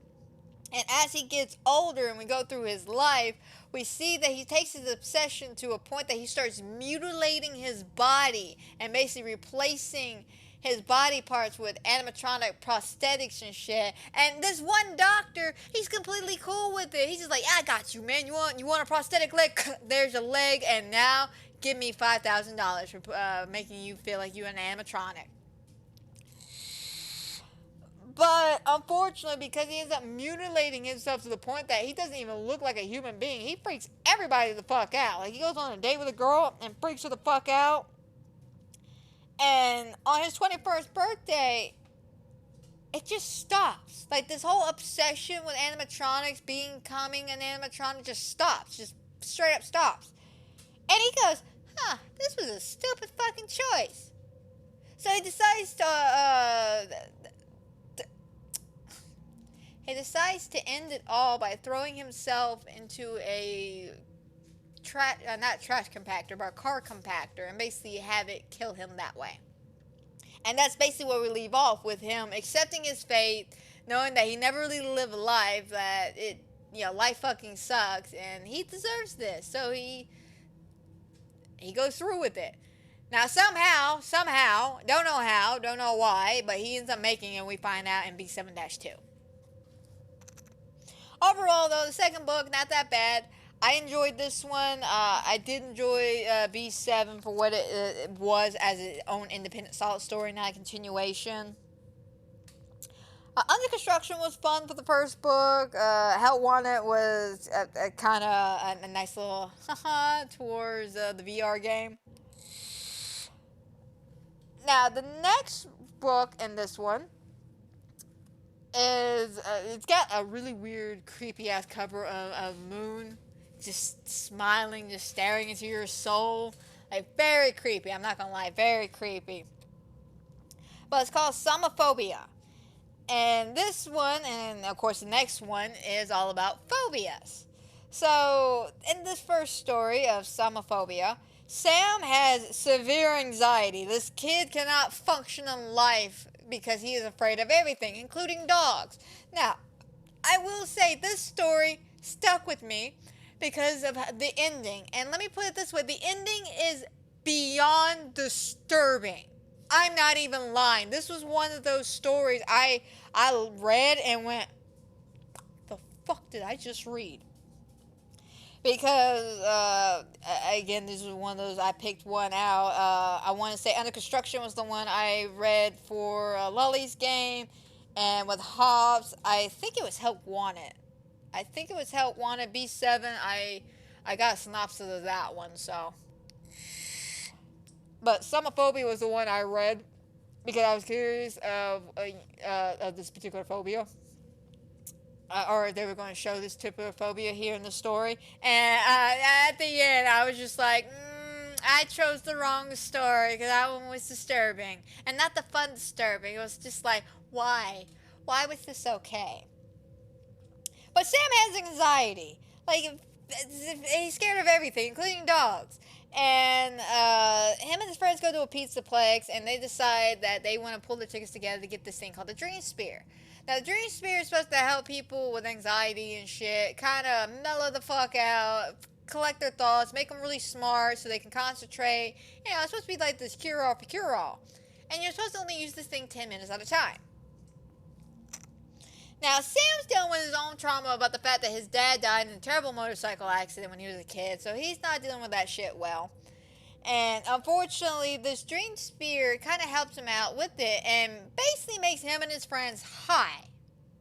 I'm not even joking. That's the best way to describe it. It makes them high, like they're tripping on LSD or something. Because it's like they're actually traveling to these locations in their books and everything. And what's really creepy is that in this Dream Spear, it's a moon drop just spinning around. That's it, just spinning around. But as Sam really being into this Dream Spear starts using it more and more, and that's not what you're supposed to be doing, and he keeps, accepting what is being thrown into him, and he don't necessarily like it because it has to deal with shit about his father, about his emotions, about the death of his father. So he agrees, okay, no more. I'm gonna give it to my friend. So he texts his friend. He's like, hey, meet me at so-and-so's house, and we'll swap out. And he's like, all right, cool. So when he gets there, it's only this guy's dog named Brute. I think his name Brutus, Brunts, Brutus, and none of his friends. So he's just sitting there, and he suddenly gets this other urge to turn the Dream Spear on and deal with it because he's just like, I don't want my last memory of this Dream Spear be that of my dead dad. So he goes in there and starts using it. And as he is using the Dream Spear and weird things start happening, his friends are texting him saying, hey man, we're not going to the house, we're actually going to the pizzaplex, meet us there, leaving him there basically in a room by himself in this trance. And as he's going through the Dream Spear and what he's dealing with, somebody forgot to feed Brutus. I'm just going to say that. Someone forgot to feed Brutus because while this kid's having an existential crisis in this Dream Spear, and he's freaking the fuck out inside this Dream Spear, being haunted by all these visions, Brutus, the dog, starts eating him. I'm not even joking. The dog starts eating this boy's face and body, and he feels it in the Dream Spear to the point that he looks into the mirror feeling all this pain, but he sees nothing, and then Moondrop appears behind him, and it just goes, let's go on an adventure, and he's just like, yeah, let's do that, and then goes off into the oblivion of nothingness, while Brutus, the dog, is eating him. That is fucked up. I'm sorry. The fact that this child, great, he should have read the rules. He should have read the rules and not use that thing more than 10 minutes at a time. But the fact that this child died painfully for no fucking reason besides he didn't want his last memory of this object to be of misery and despair because it brought him into fruition about his father, I can get it. And this is one of those stories, again, like the gumdrop one, where I felt bad for the main character. I'm like, that's not okay. That's a violent death for no fucking reason. And it ends with the Dream Spear slowly stopping because you realize while he's in the dream that he never plugged it up. So yeah, he's forever stuck in God knows where. You then have pressure. Luca is an average kid, wants to be an NFL coach, and his friends are always picking on him, always taunting him, trying to pressure him to doing things. And he's part of this urban legend role-playing club that's at the pizzaplex. And this particular night, they're recreating events that happen in the games, and you and your friends can all tag along, kind of like LARPing, and play some of the scenarios out. And they decide to do the FNAF 3 scenario, where someone's got to be Springtrap and everybody else has got to get out in time and yada yada yada. And while he's there, unfortunately, he gets short and stick, and he's got to become Springtrap. Now, the suit in particular looks kind of old, kind of disheveled, kind of gross, kind of... But his friends pressure him to put it on because it's part of the thing. We got to do it. And there's no way that's the real Springtrap suit, right? Ha ha! Wrong! 100% wrong. As he's playing this game, the suit activates and starts slowly piercing his body in places as he is going to his friends asking for help, but they think he's playing this part. So they're running from him, and then at one point he can't say shit because it clamps down on his mouth and basically rips his tongue out, so his mouth is just pouring blood. And his friends are completely oblivious to all this shit, to the point that they beat the game and then leave him going, oh man, he did such a good job being Springtrap. Yeah, high five. You think he'll figure it out though that we left? Yeah, I'm sure he will. We'll meet him for pizza.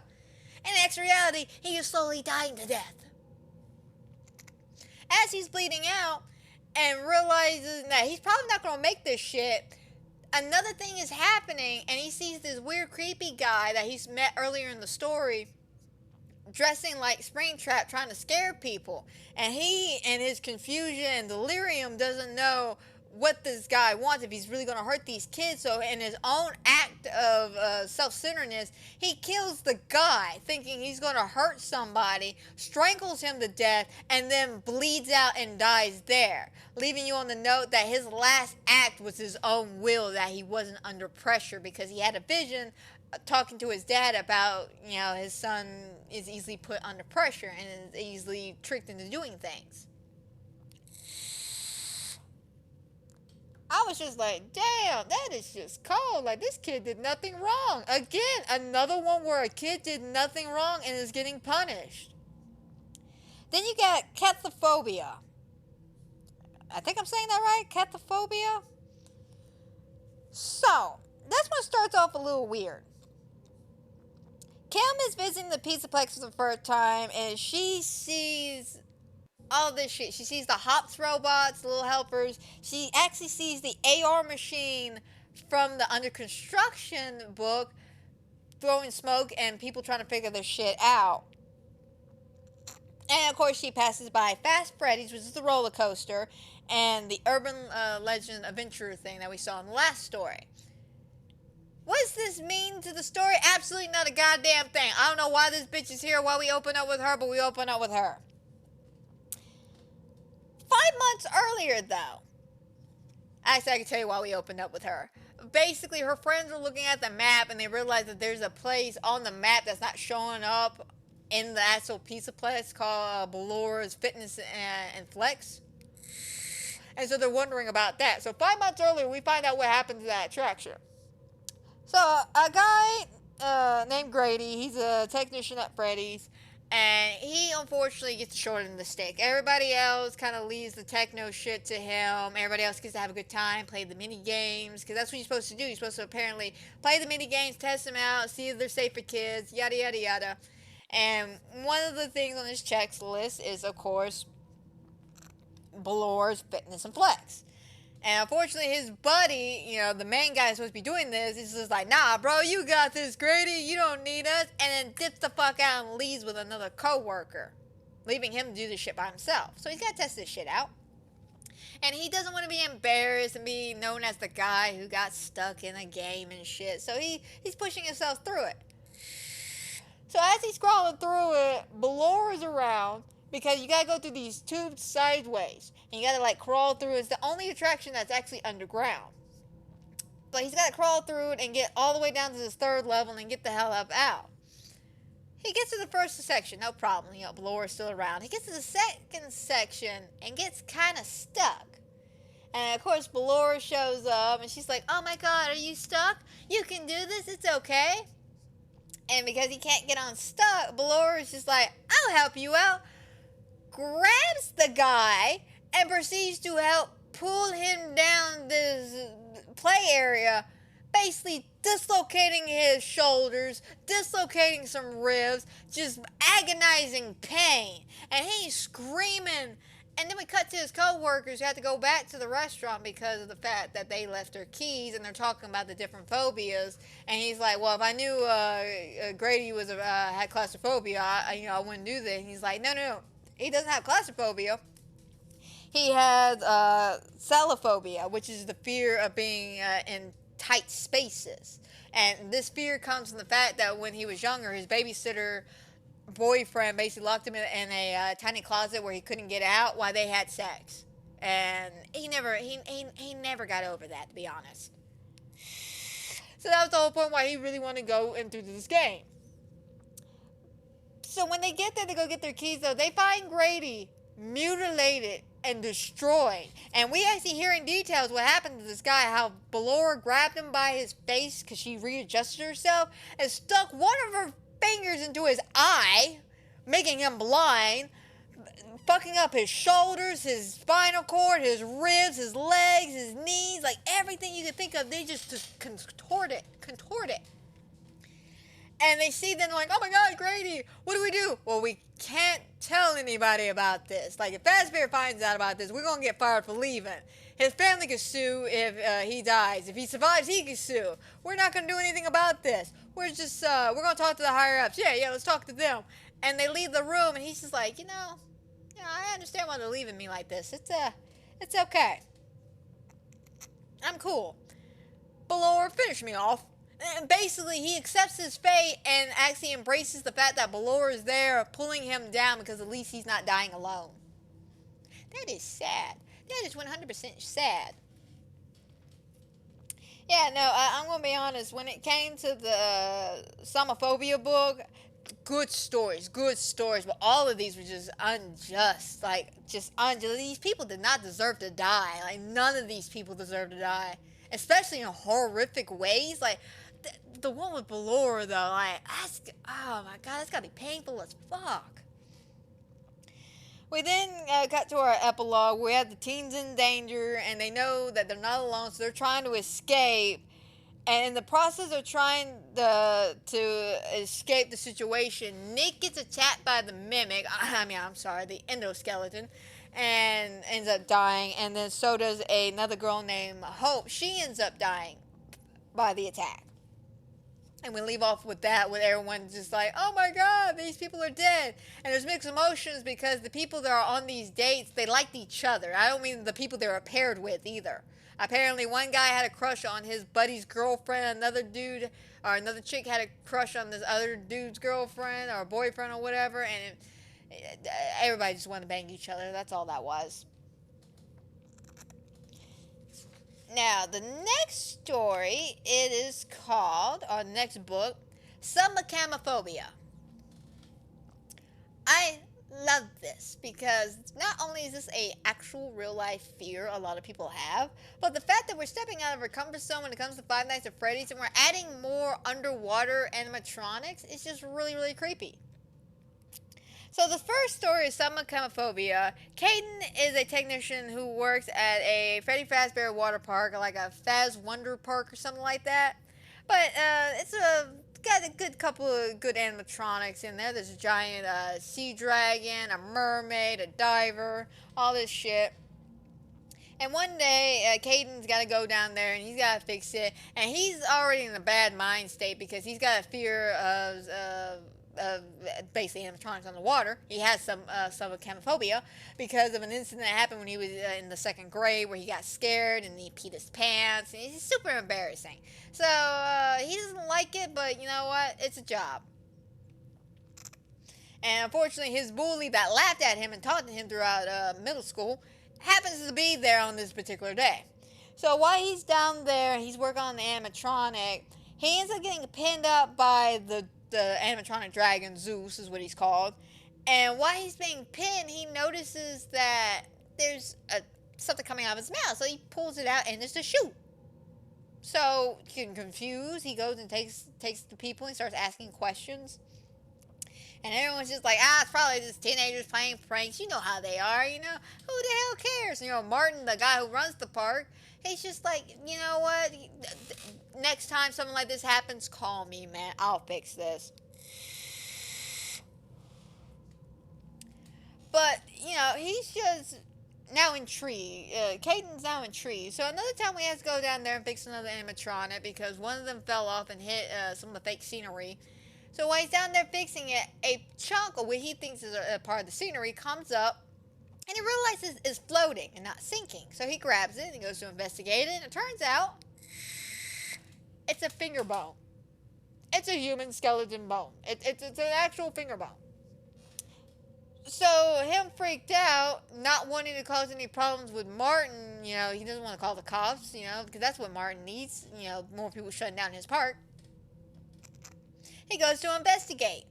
And while he's down there, throughout this whole story, by the way, there's a particular diver animatronic that is oddly staring at him anytime he goes down there. And it's very creepy, you know, but he can't see because of, you know, the material the mask is made of. He can't see. But while he's down there, though, he knows that the diver animatronic is staring at him as per usual. And then he proceeds to get trapped under the water, you know, with the, you know, the scuba gear and all that shit on. And then the diver animatronic starts attacking him. So in the midst of the chaos and confusion, you know, them trying not to drown each other, he takes the mask off, and it turns out it's Martin. Martin ended up killing this little boy who went missing so many years ago, and then buried his body under the scenery so nobody would ask questions. Well, the animatronics had questions because the animatronics showed up, grabbed him, and held him there until he drowned. And then his body floated up. And of course, our main character, he gets out of there. He's praised as a hero. He solved the crime. And then they offer him a job to stay there permanently while they rebrand themselves as a different water park. Fun story. Absolutely fun story. Loved it. Loved that one. I thought that was very creepy, especially the details of how the animatronics looked underwater. I thought were really creepy. The next one I'm not too fond of. I thought this was kind of stupid. I mean, I get where they were going at with this because of the whole, like the first story, frailty, and then in the first book, with the whole fact that, you know, people are animatronics, thinking they're real people. And this one is Robbie's a 6th grader who's a fan of FNAF, and him and his friends are part of this club. And after his best buddy, his mom kind of pressures him to leave the club to focus more on Little League, they need to come up with a new president. So they end up getting this girl, Sabrina, who wins the election because she takes the FNAF club very serious. Because they played this game called Animatronic Apocalypse, and she pretended like they were actually in a real animatronic apocalypse. During this whole situation, there's this guy, this teacher, who suddenly just becomes interested in the club as well. And he becomes kind of like a cult leader. I'm not even going to lie. He becomes a cult leader to this club and starts doing weird, random shit, freaking out Robbie. And he ends up kind of, quote-unquote, leaving the club. But he's still intrigued about what the hell's going on because he's seeing club members being buried alive with their heads just barely poking out. They're eating dirt. They're acting super weird. You know, he's making comments, oh, don't tell your parents about what's going on. It's very concerning activities going on. So one night he ends up following them to the teacher's house where everyone's sitting there eating beetles because it's supposed to be like something to help them deal with toxins in the world, deal with the toxic dirt or something like that. And he gets pulled into the house, gets to a struggle with the teacher, and then stabs him with a fire poker. Somehow breaking this trance these kids are all in, because these kids are like chanting, you know, praise this guy, da da da da. They end up, breaking out of the trance, confused about what's going on. Sabrina calls him a loser, spits at him, and walks off. The teacher hobbles upstairs during the commotion, so he goes to follow him, and he sees weird oil on the ground.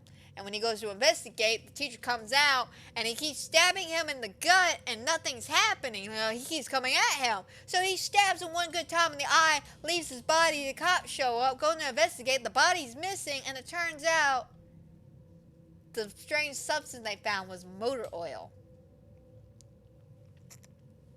Take what you want with that one, because again, it kind of ties in with the frailty thing. Then we have another story, which I didn't like part 1 or 2. I thought this one was a little drawn out and very action oriented. I wasn't a big fan of this one. But the Bobby Dots part 1. Abe is a security guard of the pizzaplex, and he's fucking poor. Like, to the point that he lives inside of the pizzaplex itself, inside of like a tire fort in Roxy's Raceway. And he wants to get this promotion because once he gets promoted to a certain level, he can now live inside the Fazbear Tower, which is where all the employees live, and it's very futuristic, and they got little Bobby Dot holograms that help them out with day-to-day tasks and shit. So he finally gets that promotion, and he's just like, yes, this is great, this is where life needs to be, and he goes to check himself into his new home and abode, and they get told, we don't have any spots available. What about this one spot that says unoccupied? Yes, there's something going on there, and we can't give you that room.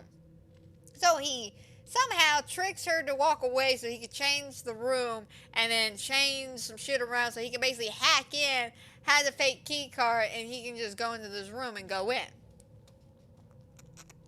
Now, while he is there, living the life that this guy named Landon used to live in that apartment, he finds these animatronics called the Bobby Dots, who are supposed to help him out. And there's 3 gens of them. You got the hologram ones, you got the non-wire ones, the wireless ones I like to call them, and then the ones that have wires to them.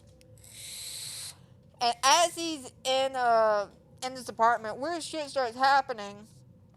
And we actually get a little fun nod towards the daycare attendant. We learned that he originally was supposed to be part of the theater program, and one of his acts was when the lights turned out, he turned bad.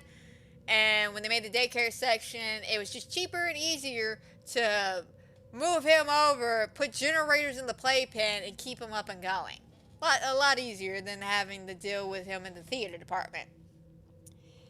Which I don't know why they added that into the story, but that was just something I think we all just wanted an answer to. Why are there generators in the playpen? We all want to know. Because the only spot they could put them. Like, I don't know why, but that's what he said. But as we carry on with Abe, he starts getting sick, so he's convinced that any of the food that's being cooked for him is poison, so he keeps taking takeout, which is fine. He keeps getting locked to his room late at night. Weird things are moving around. He's starting to feel unsafe and insecure about his place, but he has nowhere else to go. And we leave off with him drifting off to sleep with this trap door that's in the apartment where apparently the first gen Bobbies are at. And he hears that trapdoor close as he tries to drift off to sleep. And that's where that story ends.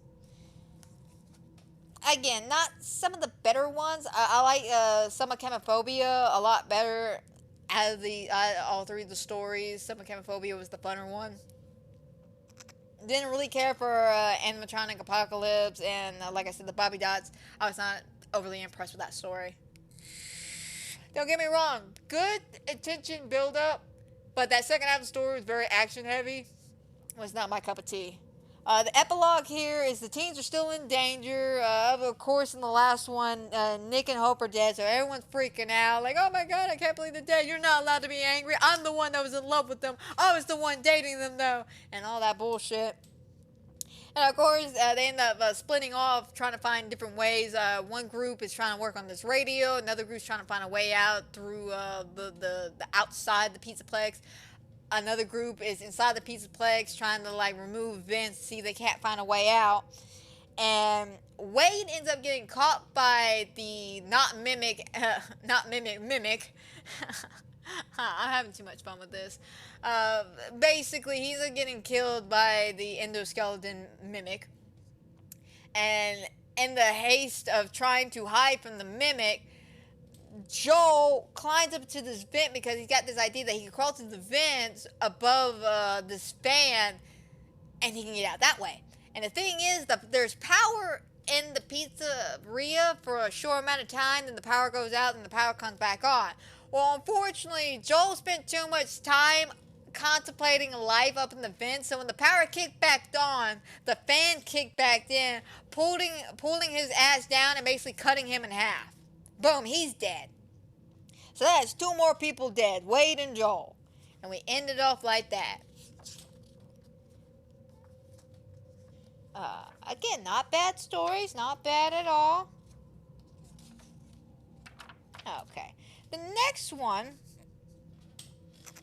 in the book series is the Babadot's conclusion, which fortunately is the 3rd story of the book for some reason. I don't know why they didn't add that one as the first one. I guess because it's kind of underwhelming compared to the other 2 stories in this one. It's got another neat cover. I will admit, I like the cover for some from the last book, the summer. Now I can't say the word. Summerchemophobia. I gotta say that super fast.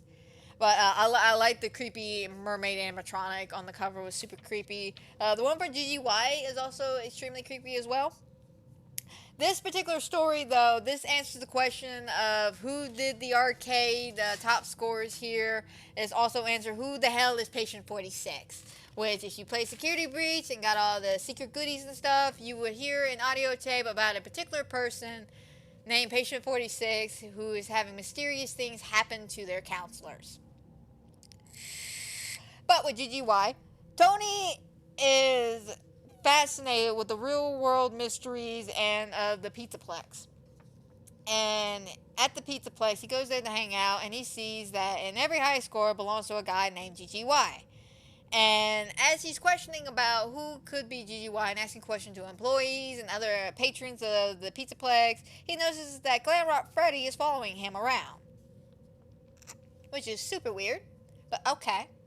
Glamrock Freddy being super weird. So as he's investigating more, though, he ends up finding out that whoever has been going into the arcades and playing have been going in at night using a hack Pizzaplex Play Pass. So that starts asking more questions. You start finding out that certain people started using these pizza passes on certain days. And that was it. Like, one way in, no way out. So as he's discussing this, he sees that Glamrock Freddy, or he ends up talking to someone who finds out that Glamrock Freddy, his coding, when they went into his coding, has GGY all over his coding, and that's apparently a signature hackers do, you know, adding their own acronyms and shit like that. So somebody's hacking into the Glamrock animatronics. This is why the Glamrock Freddy was following and listening to him earlier in the story. And as everything ends up going around, he ends up digging more information around. He turns out that one of his friends, who is named Rab, or Dr. Rabbit, is GGY. And he finds this out because there's some connections to a couple of things he found out while hacking through the mainframe and shit about the GGY player. And he found out that, conveniently, 3 counselors all went missing, and these 3 counselors all used the party pass, and this particular party pass belonged to his buddy, who is Dr. Robert, as he calls Greg. And unfortunately, after he ends up getting into a fight with them because he likes non-fiction stories. And throughout this whole thing, there's the whole reason why he's investigating the GGY character is because he's writing a story for class. And his friends who paired up with him took his story and they completely changed it around. Like, it makes no fucking sense. Now, GGY is no longer this hacker, but now he's a wizard assistant.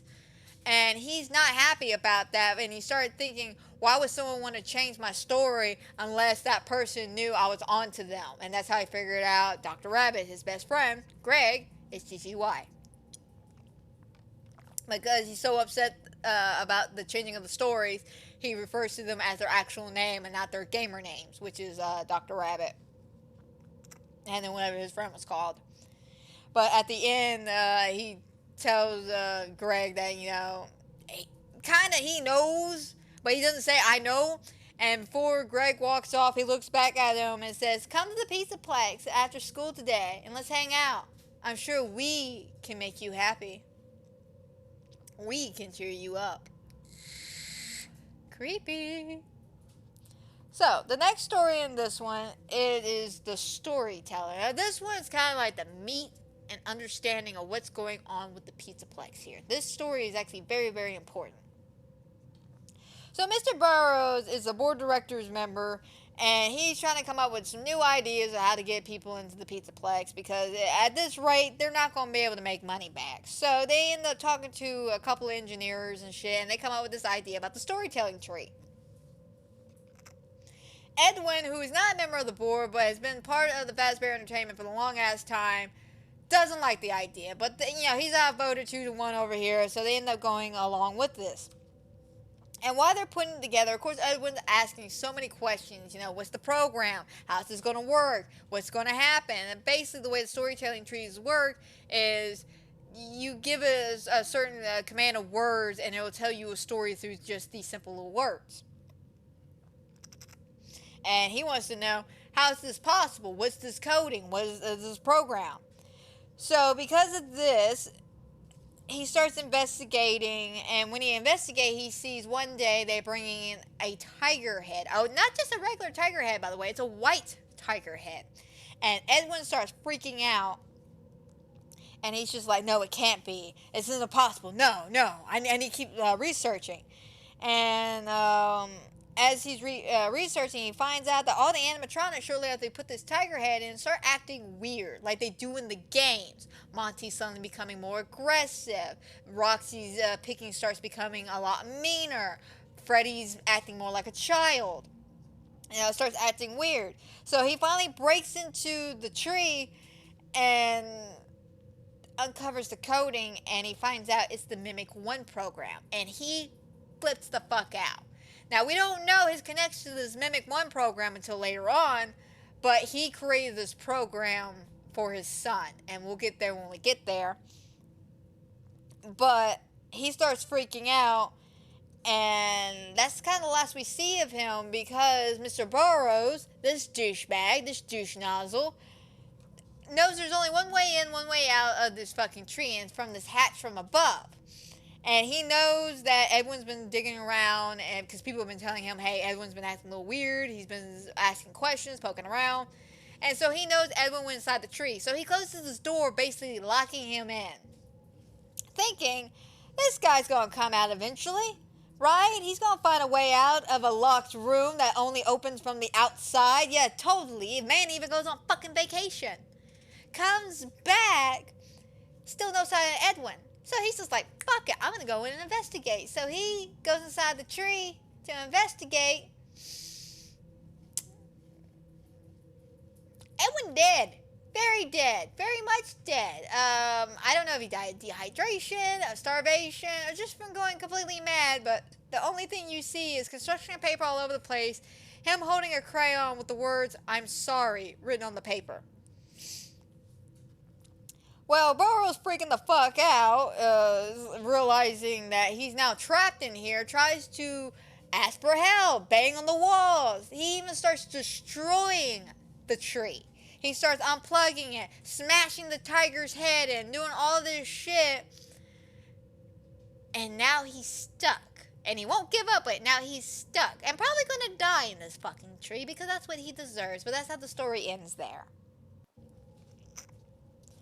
Now, the next story is a continuation from the last book, the Babadots Part 2. And again, if I'm saying them wrong, I do apologize. It's so many names, so much lore, So many stories. I'm doing my best here, guys. I probably crammed too much into one podcast, but damn it, man, I was willing. I was willing to go through this journey with you guys. Because again, I haven't read or even heard about a lot of these stories and what was going on. I just know tidbits here and there. So, this story, we continue on with Abe where we left off, and he finds out that the first gen Bobbies are running around, and he thinks because of the second gen telling him that the first ones are programmed to help out, but they're not very helpful, and that the first gens are the ones trying to kill him. So he's trying to be friendly and nice towards the second gen, but he don't think they really like him, that they're actually trying to kill him. So in the midst of all this shenanigans, he ends up finding a Mr. Hippo magnet at one point, and he's like, I think I could use this because they were recalled back because they put in too much interference to some of the machinery. So after discovering the Mr. Hippo magnet, he's got a plan that he's going to short circuit these gens out and figure out what the hell's going on. But unfortunately, sneaking around the first gen's cables, he ends up almost getting caught, almost getting hurt to the point that he don't know what to do. So he ends up telling another coworker about what's happening. And she's just like, let me come over there and help you investigate because I'm a new fresh pair of eyes. I could probably give you answers you probably haven't noticed. So right there, shit hits the fan. They start getting attacked, and he's just like, do you see what's going on? These first gens are trying to kill me.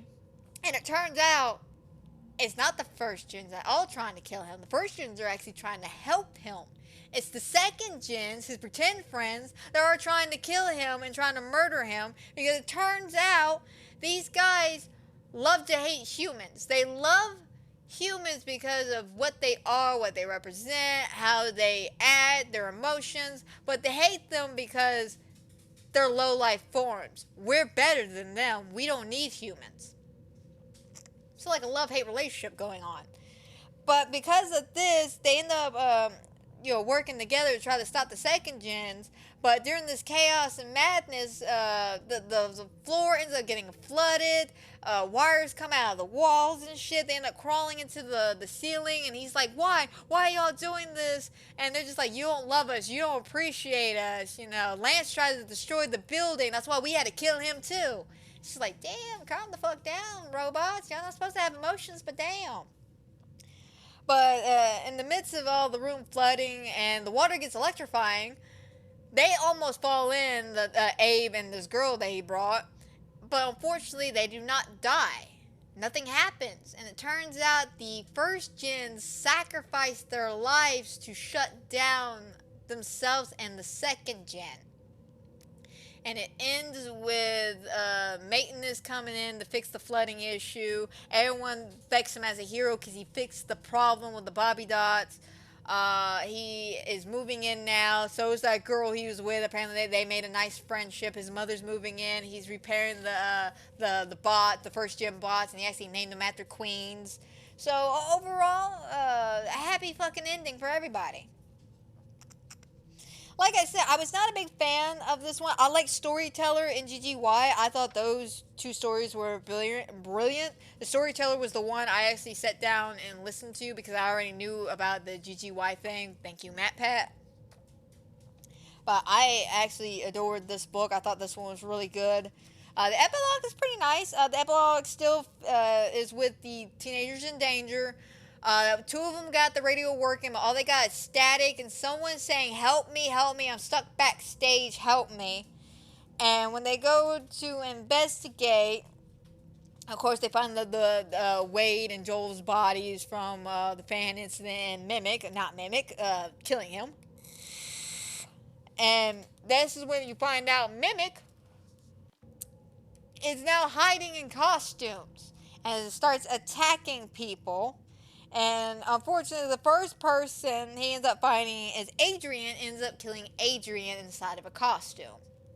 I don't mean like they're inside the costume. Trust me, we have a death like that, but that's later on. But Aiden ends up getting killed by the Mimic after running from the costumes. Fuck you, Mimic. So, the next books in the series, we got 3 more. This one's called Nixie. Now, this was a very fun but sad book. I liked this one. The Mimic was a good story. Nixie's alright. I just felt bad for the characters. I literally feel bad for the girl in Drowning and in Nixie, but I like the story of the Mimic. Because this is where we get the origin and the origin of the storyteller. But let's start with Nixie. Astrid is a 4th grader who is basically raised up by her grandpa, or she likes to call him her Farfar. Farfar, I think that's how you say it. It's German for grandpa.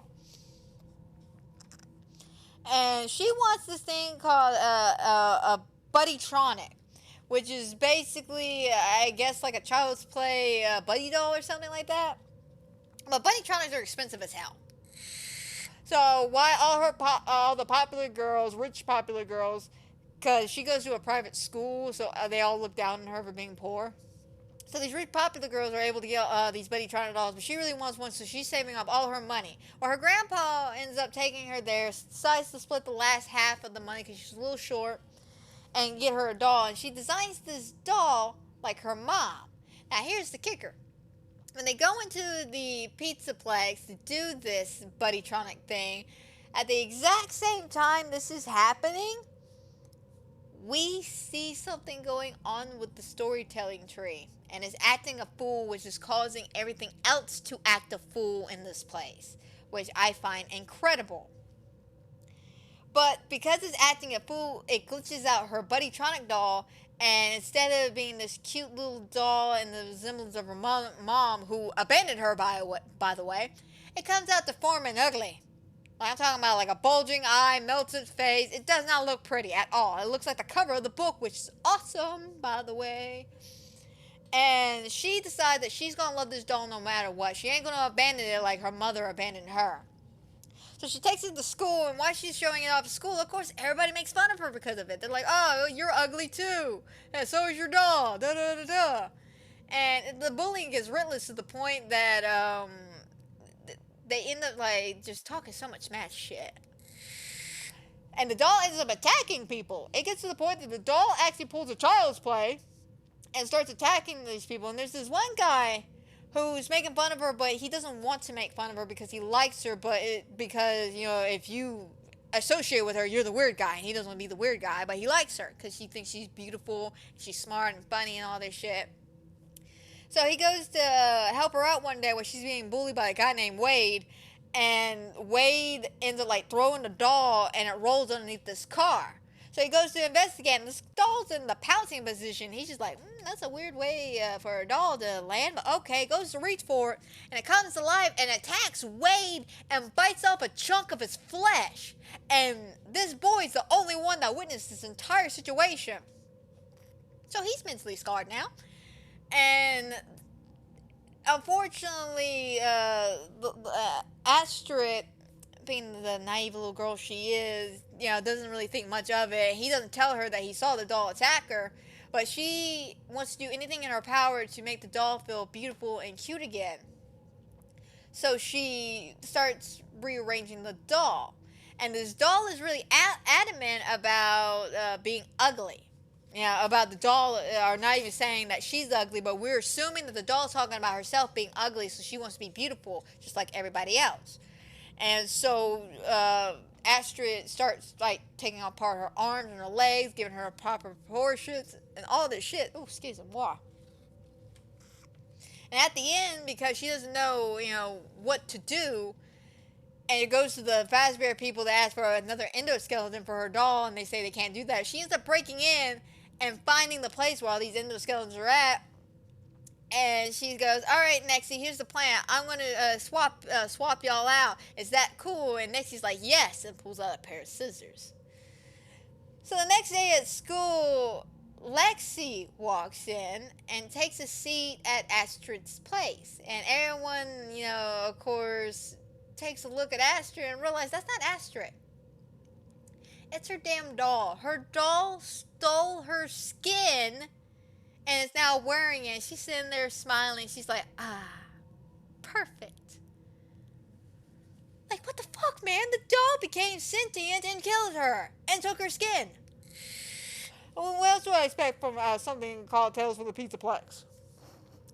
But yeah, basically it ends with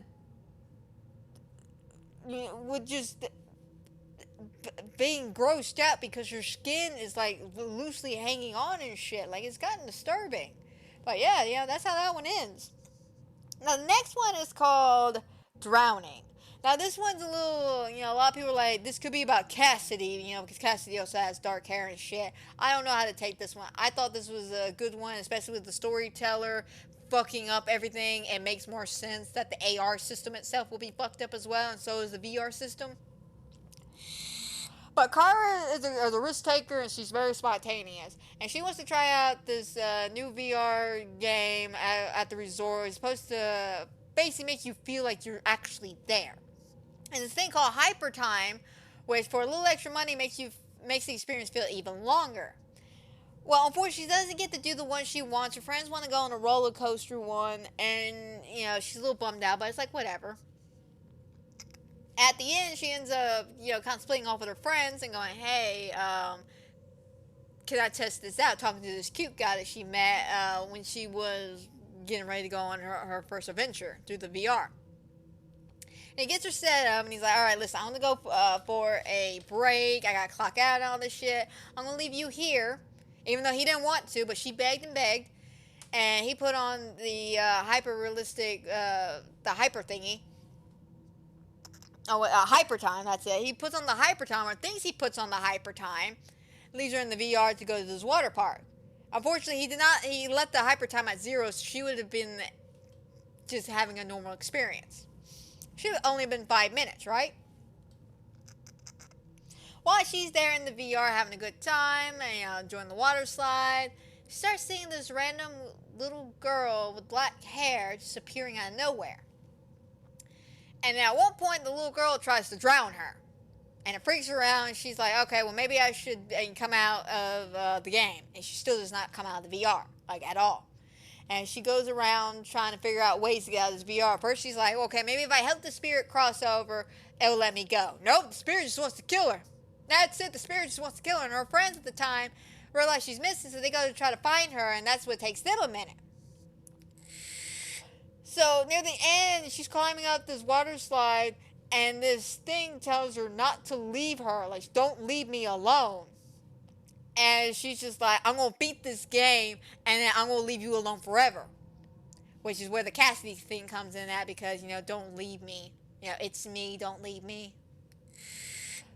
But, unfortunately, she ends up losing her grip, and then falling back out of the slide into the arms of this ghostly child. And eventually her friends find her after the employee's just like, hey, I left her there like 20 minutes ago. She should have been done with her game. They go to investigate, and they take the VR goggles off, and she's just kind of catatonic. Her eyes are glossed over and sunken in. They're kind of void. She's got dark circles underneath her eyes, and she's just catatonic. I don't know what that means for the rest of her life, but she fucked up. Then you got The Mimic, which is the biggest story of all three of these stories. Edwin comes back on this one. Now, this is young Edwin from The Storyteller. Edwin's a 24-year-old man who is an engineer, and after the death of his wife, when she was giving birth to her son, he was financially struggling to the point that he had to sell his company that he ended up creating from scratch, which was an animatronic. And because of this, he ended up working and living in a factory and raising his son at the same time. And unfortunately, his son, being 4 years old, spontaneous, childlike energy and shit, it's always in the way. He ends up making a animatronic for him to play with.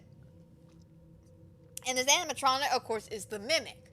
And the Mimic, at first, is kind of like David, the little boy. Kind of mimicking him, doing what he says.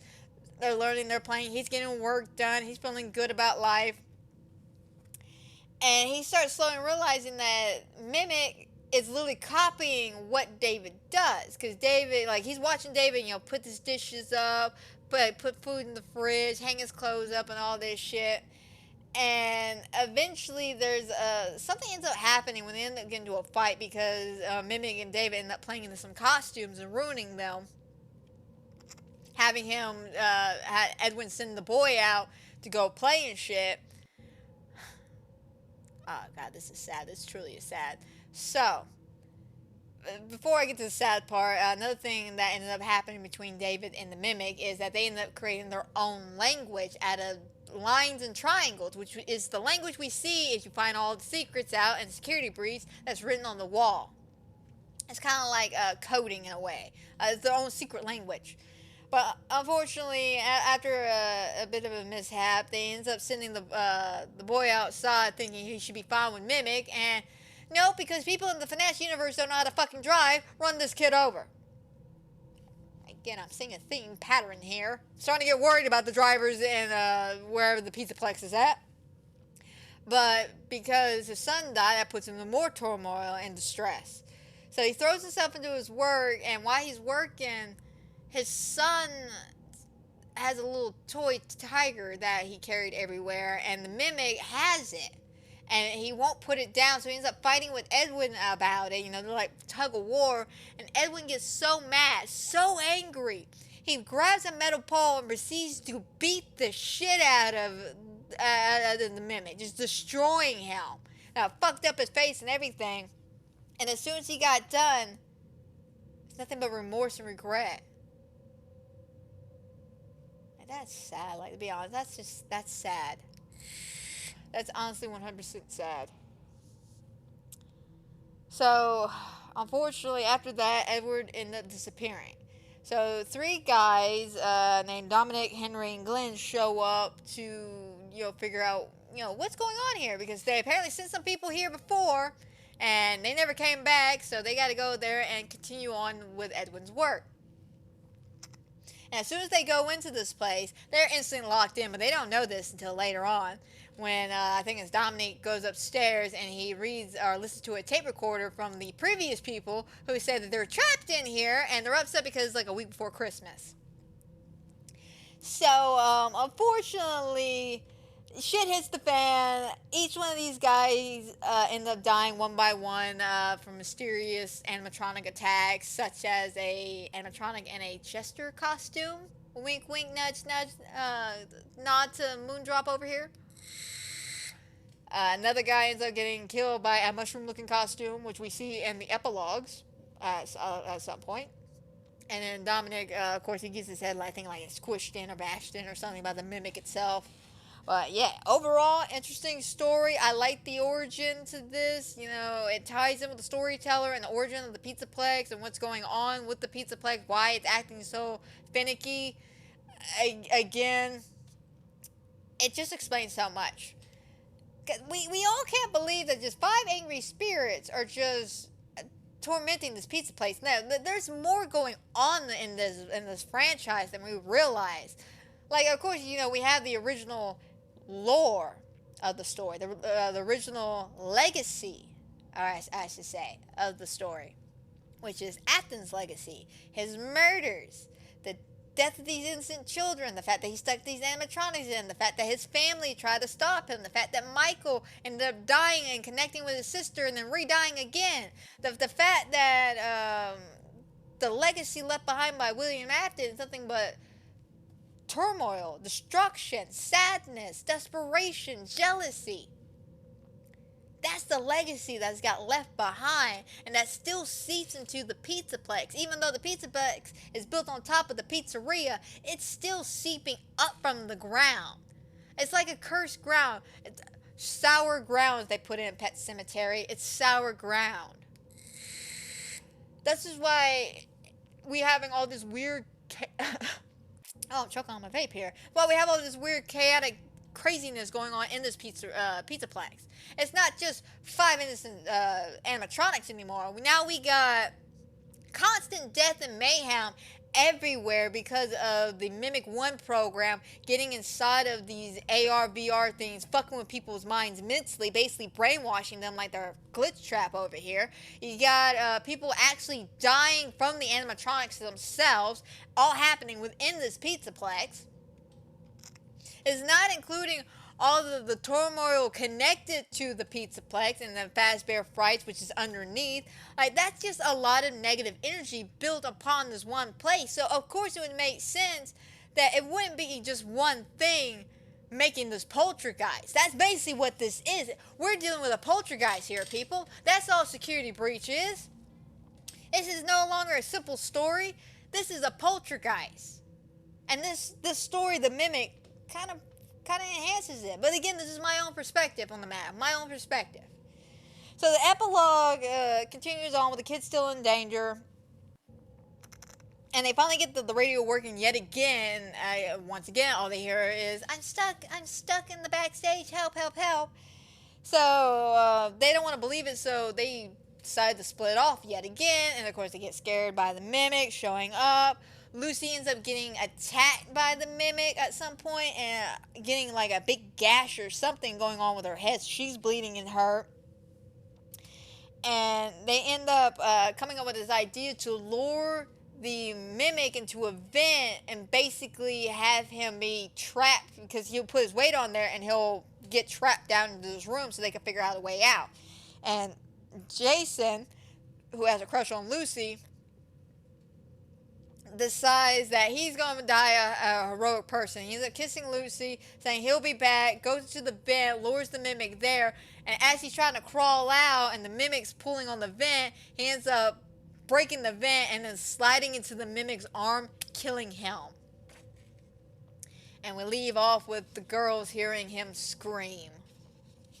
Fantasticness is going on there.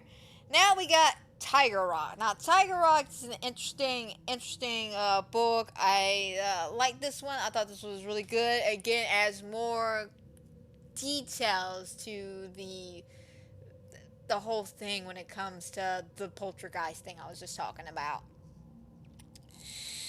So, Tiger Rock, a kid named Kaya, K-A-I, Kaya, and his friends go to the pizzaplex. And they see, because they went to the storyteller tree. Well, when they get there, the storyteller tree is being taken down already. They're like, yeah, some shit's going on. It ain't working. We got to get rid of this shit. So they're bummed out, but they end up going to this VR section and going in there. And he ends up seeing a white tiger. Anyone else seen the connection here? The white tiger, and his name is Tiger Rock. And Tiger Rock, it's being a bit more aggressive than the other animatronics, because the whole gimmick for the VR is supposed to be the Fazbear Entertainment Pizzaplex for the future, and this is 10 years in the future. So I guess the new head honcho would be a white tiger. That's a little suspicious.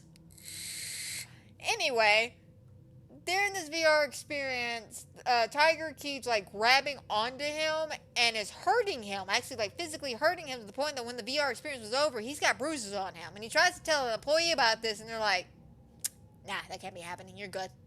Go. So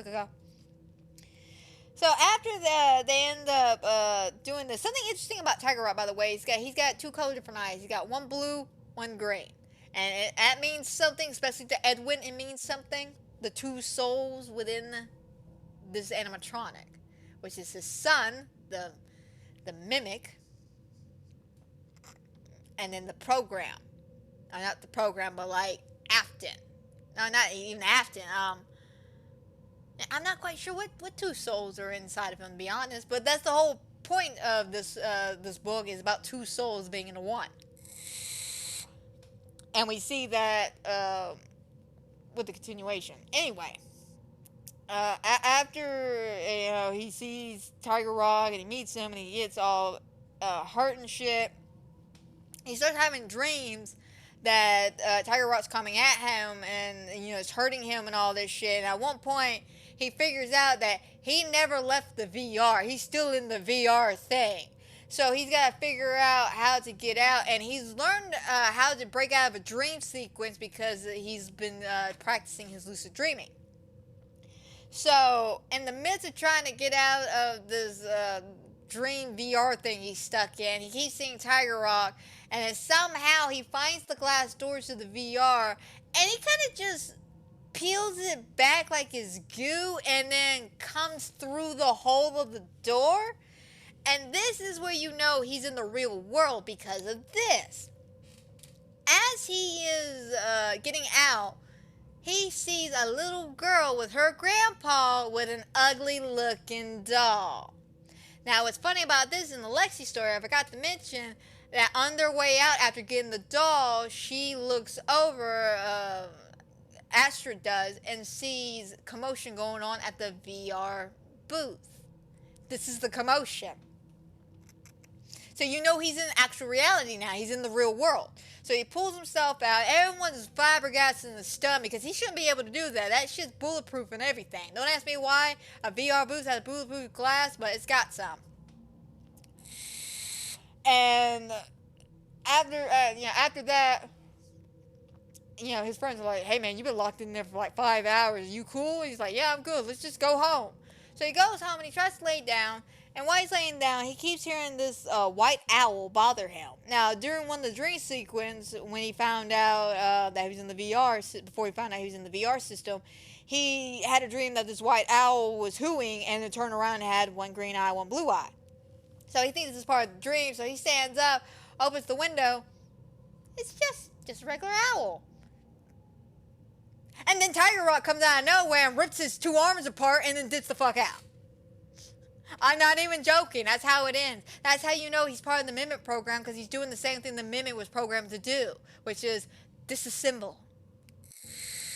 Don't ask me why Tiger Rock chose this kid specifically, but that kid, unfortunately, we left with him bleeding out on his floor. We don't know whether he made it or not. Then you have the Monty with them, which is kind of another important story because it helps you understand the two soul argument that is going on throughout this whole book franchise. And basically, Kane is a high school student who is writing a paper on the AI within. And it's supposed to be talking about how your brain functions, and to a degree like an AI. You have one that is you. Your like your remnant, your memories, your artsiness, your creativity, how you function, how you perceive things. And you got your other side of your brain, which is your logic side, how you actually handle situations, how you actually act to the situation, react to the situation, I should say, and how the brain works and everything. And that's actually a very interesting conversation to have, because your brain, the human brain, is incredible. It truly is. People have been known to have shit happen to their brain and they heal up completely fine, and other people get like a little nick and they like bleed out and die. Your brain is fascinating, especially how your brain functions and how one little instinct could change your whole personality. Which, again, that's a different topic for a different podcast over here. But that's the whole point of his paper. And him and his friends end up going to the pizzaplex and playing this game about food fighting. And one of these things, it's like you control it with your mind. So you like put the little device on and you control these characters with your mind. And they pair you up with, some random animatronic, and you control another animatronic, and y'all do a little food fight together. Well, while they're playing this game, he plays Orville, and he is paired up with Monty. And Monty starts acting weird. Monty starts mimicking him. Starts watching him how he does something, and then he'll stand there and pause. And as soon as Kane's done doing what he's got to do, Monty would mimic him. The mimic. Again with the mimic. Going inside somebody's head, by the way. And as he's playing the game, he realizes something just seems a little off about it, but no big deal. He beats the game, takes it off, goes on, and tries to live life. And it starts being a little hard to live because he keeps getting this voice, Monty's voice, inside of his head, telling him that he should not lie to his mom about where he was at, that he needs to tell the truth, and basically saying shit he himself wouldn't say, but stuff Monty would say. So he goes back to the game and try to figure this out, and I think that makes the connection stronger or something, but the more he plays the game, he starts saying shit he doesn't mean. He starts pissing off people, such as his girlfriend. Now, she's got this big ass zit on her nose, and they're at this flea market, And while they're there, she finds this necklace in the shape of a sloth, which is something she absolutely loves. She loves sloths for some reason. And instead of buying her the necklace, he blurts out, "Hey, why don't I get you some zit cream for that big ass zit on your nose?" And then after he realizes what he said, he apologizes, but she don't care. She dipped the fuck out. So him confused about what's going on with his life and what's going on with him personally, started realizing that Monty is inside of him, basically controlling him, doing his thing. And at one point he gets to an argument with Monty about his haircut, because Monty wants a mohawk or a faux hawk, and he's just like, "No, we ain't fucking with my hair, man." And Monty gets fed up. Monty's like, "Okay, I'm done playing with you. You're not fun at all." So he controls Kane to go to the woodshop class and basically turn the woodshop saw on. And again, Kane is very much well aware of what's going on. He is still in his brain, and he can communicate, but he can't fight back Monty's strength. And Monty ends up basically making him put his skull straight into his blade and basically cracking his brain wide open, splitting his brain in half. Basically, the Monty within. The two Monties, this whole paper that he had about the AI and shit. It was a crazy story, I'm not gonna lie. I thoroughly enjoyed it though, because that is terrifying. Being basically controlled, but still aware of what's going on, that's a terrifying experience. And the last story in this one's called Bleeding Heart. Danny's got a crush on this girl named Daisy, who's super cool. She's got tattoos. So he wants to impress her, so he's trying to find her a gift. And he sees these little tattoo robots. You go and put your hand in and it'll give you a little tattoo. So he's thinking, that's a great idea. I could give her some tattoos.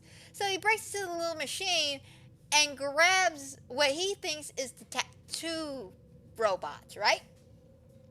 Here's a plot twist for you guys. So this machine's not only a thing for you to get tattoos done and stuff. There's another little robot that's also in this machine that cuts and wraps presents for you. It's a little wrapping paper machine thing. And he grabs one of those. And you're thinking, well, Amanda, how bad can that be? Oh, it gets bad, man. It gets bad. It gets real bad for this kid. So as Danny is talking to this girl, he proceeds to tell her about some tattoos he wants. Well, the little robots, after he steals them, disappear out of his pocket, and he finds out they're inside of his body. So anytime he talks about wanting a tattoo, the little robots hear this and proceed to carve the drawing into his skin. Not tattooing, carving. So he's literally getting nice work, but it's his skin, it's blood just pouring out. And he starts freaking out, but Daisy's just like, "Hey, that's cool. How are you able to do this shit?" I am talented. But it gets to the point that he ends up pushing his friend away, who's saying, "I think Daisy only likes you because she likes tattoo artists. Like, it's got nothing to do with you. She only likes you as a friend, and he ain't buying it." So he tells his friend to fuck off. And it turns out that's true. Daisy only sees him as a friend. She originally was friends with him because she felt sorry for him. And that he was willing to do anything for her, so she was using him as a little butler. And then eventually, as she hung out with him, realized that he's kind of cool. But she doesn't like him that way. And while she's flirting with this tattoo artist and asking the same question she asked him, "What do you think your next tattoo would be?" he gets jealous. Danny gets so jealous and full of rage that he walks up to them and just goes, "I want every single tattoo you have now." And as soon as he said that, blood starts coming out of his shirt. And he's looking at Daisy, and she starts screaming and freaking out. So she runs away, and he chases after her, and he's just screaming, "I did this for you. I did this so you'll like me." Da da da. And eventually, everything goes quiet. She steps out, looks outside in this hallway, and starts seeing little shapes of different tattoos. One's a little daisy, one's a little in the heart, and it's flesh. It's fucking flesh. And as she is going through, she's like, "Hey, Danny, listen, I'm not scared anymore. I'm sorry. Are you okay? What's going on?" Flips a light on, and the only thing left of Danny is his still beating heart on the floor. Like, what the fuck, man? And this is for children? This is for children. Just remember that, guys. This book series is for children. But we're left with Daisy just screaming. Like, mind blown. So with the epilogue now, we have two left. We got Lucy and one of her friends left. We just left off where that last guy, Jason, just died. And they got Mimic, or they think they got Mimic stuck into a room. Well, Mimic adapts and learns to climb out the vent like Jason was, but because he's got endoskeleton fingers, he's able to shove his fingers into the vent and crawl up. He's not stuck anymore. So the girls are freaking out, and they decided they need to hide in plain sight, so they decide to hide in some of these costumes. And the thing is, the Mimic's got this really interesting capability to form itself into any costume it sees. So we actually see it at one point come into the room wearing one of the outfits and then deforms his way out through the mouth, and it doesn't look, it looks like a spider-like creature. Well, in the process of the girls freaking out and all this shit, one of the girls stands up and runs, and the other girl tells her to stop, and everyone kind of freezes in place, and Mimic kind of walks over there. Looks at this one girl, Kelly, who's still in her suit, and then proceeds to crawl into the suit with Kelly, crushing her in this suit, and you see blood and shit coming out this suit as it starts coming alive the more Mimic gets into the suit. Poor Kelly, man. Poor fucking Kelly. Now, let's go on to the last book, guys. We're finally here. We're crossing the finish line 4 hours later, just about. We're on the last book. The cover of this one's actually quite nice. I like the cover for Tiger Rock. I thought that one was really, really cool. Especially the fact that Tiger Rock is the cover star of that one. But B7-2 has an interesting cover. And it goes well with the story. But again, I'm not a fan of this particular story. But B7-2 picks up right where we left off with Billy. He's waking up in a hospital confused over how he's still alive. And the doctor's like, I don't know, it was a miracle of God, but we reversed majority of your modifications you have made. Because apparently the doctor that was doing this shit, like apparently he wanted an animatronic leg, so he broke his leg in a certain way where it would feel like an animatronic prosthetic leg and not a real leg. So they were able to fix a lot of this other shit. Some stuff not so much, like his ears that he cut off, or his other leg that he actually got cut off. Yeah, that he couldn't fix that shit.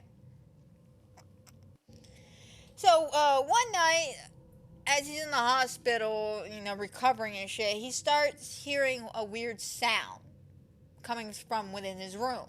And as he's following the weird sound, he thinks it's some kind of mechanism that was inside of him. He thinks it's that part, the endoskeleton that he created inside of him. And he's right, because he ends up talking to him after he ends up freaking out in the hospital, and they end up sedating his ass and putting him back to bed. It comes to him and starts talking to him about how they need to be together, how he needs him. Like he was nothing without B7. B7 was everything in life. And he can't really say shit back because, unfortunately, he cut his tongue out as well. So, yeah, he's got nothing really to say on this one. But he's creeped out by the whole situation and ends up passing out. And he wakes up just freaking the fuck out. And that's when everyone tells him to calm down, that, it's PTSD, he just needs to relax. So he kind of takes that advice a little bit, and his family shows up, friends shows up, people actually come here to support him and take care of him, and his grandma offers to take him to his house, or to her house, and he agrees. He doesn't like it at first, but his other alternative is back at the hospital with that weird creepy thing with that saying, I need you to come back to me, we need to fuse together and shit. Well, as life is going on, the pain subsides, things are going great, but he's still afraid to experience more in life because he's terrified of the B7 thing that was inside of him coming to get him.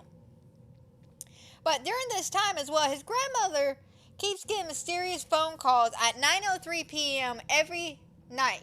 And he never can hear what's going on the other side of the phone, and he never knows what's going on in her room, but every night at 9:03, she gets a phone call. So one night, after he's feeling really good about life, he's feeling great, he decides to go talk to her exactly at 9:03 to see who's there. But this time when he shows up, there's no phone. He just hears his grandmother actually speaking. So he opens the door, and there's fucking B7 crawling to her in this bed.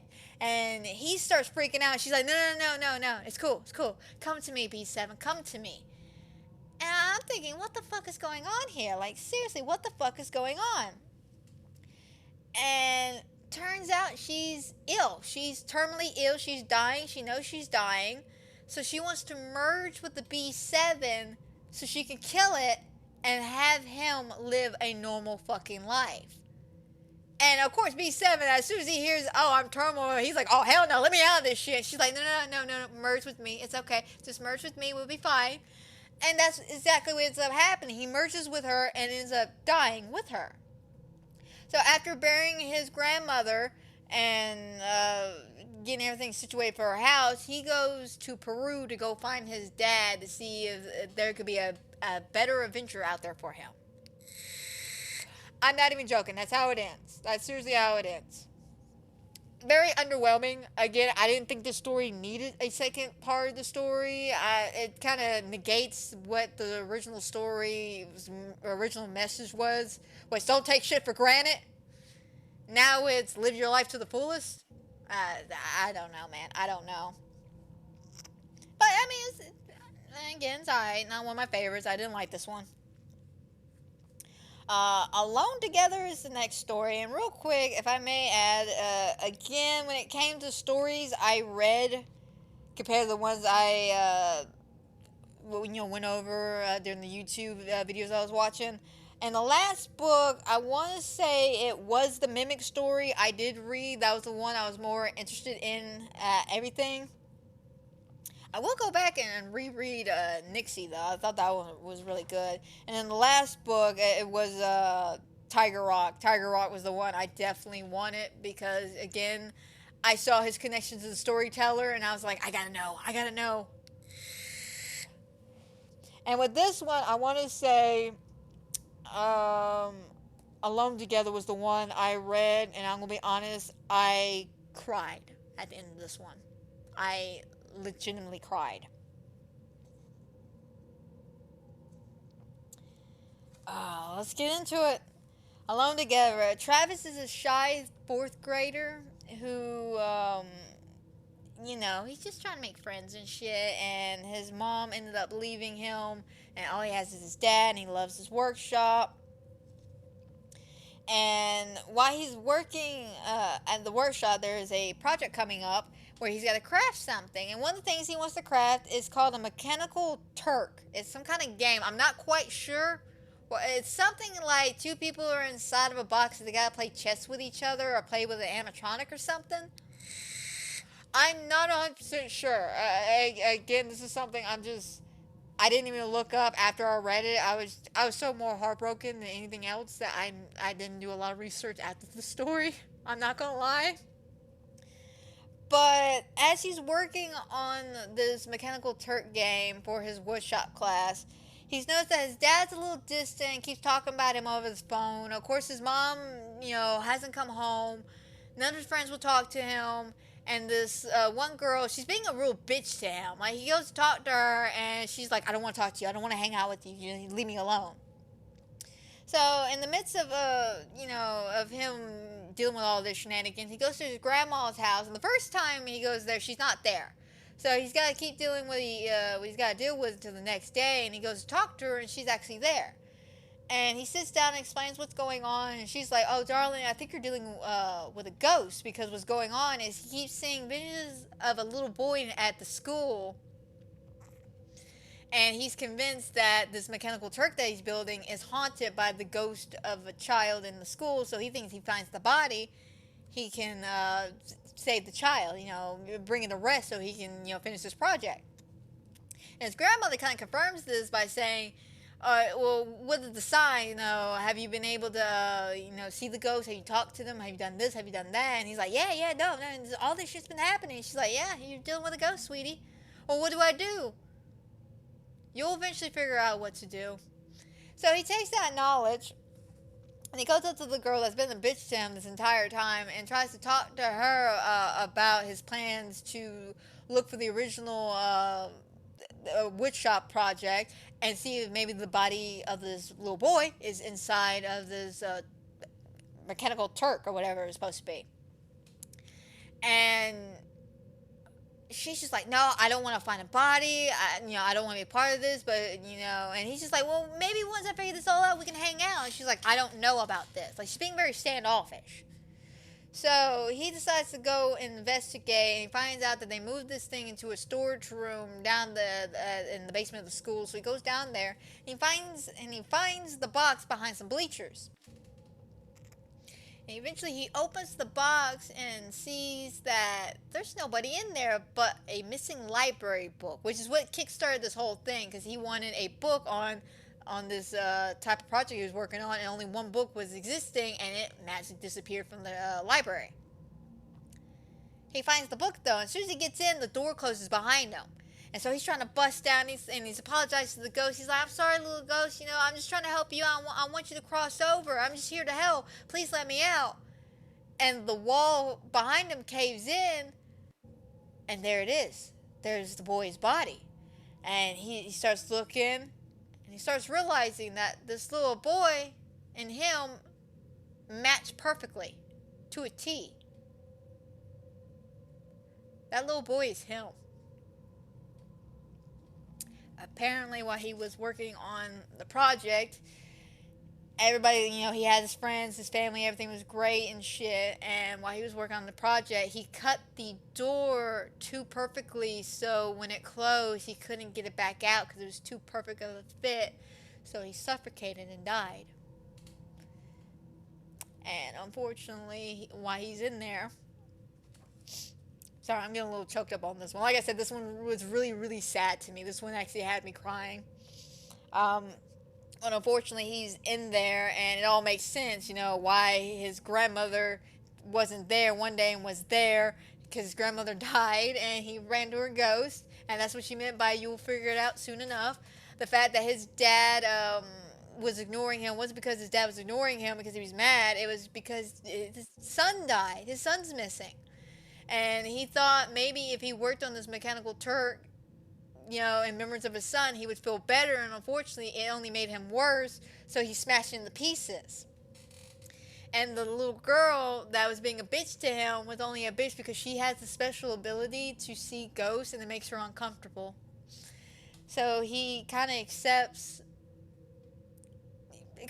his fate and realizes that he's the ghost that's been haunting the school for 2 years.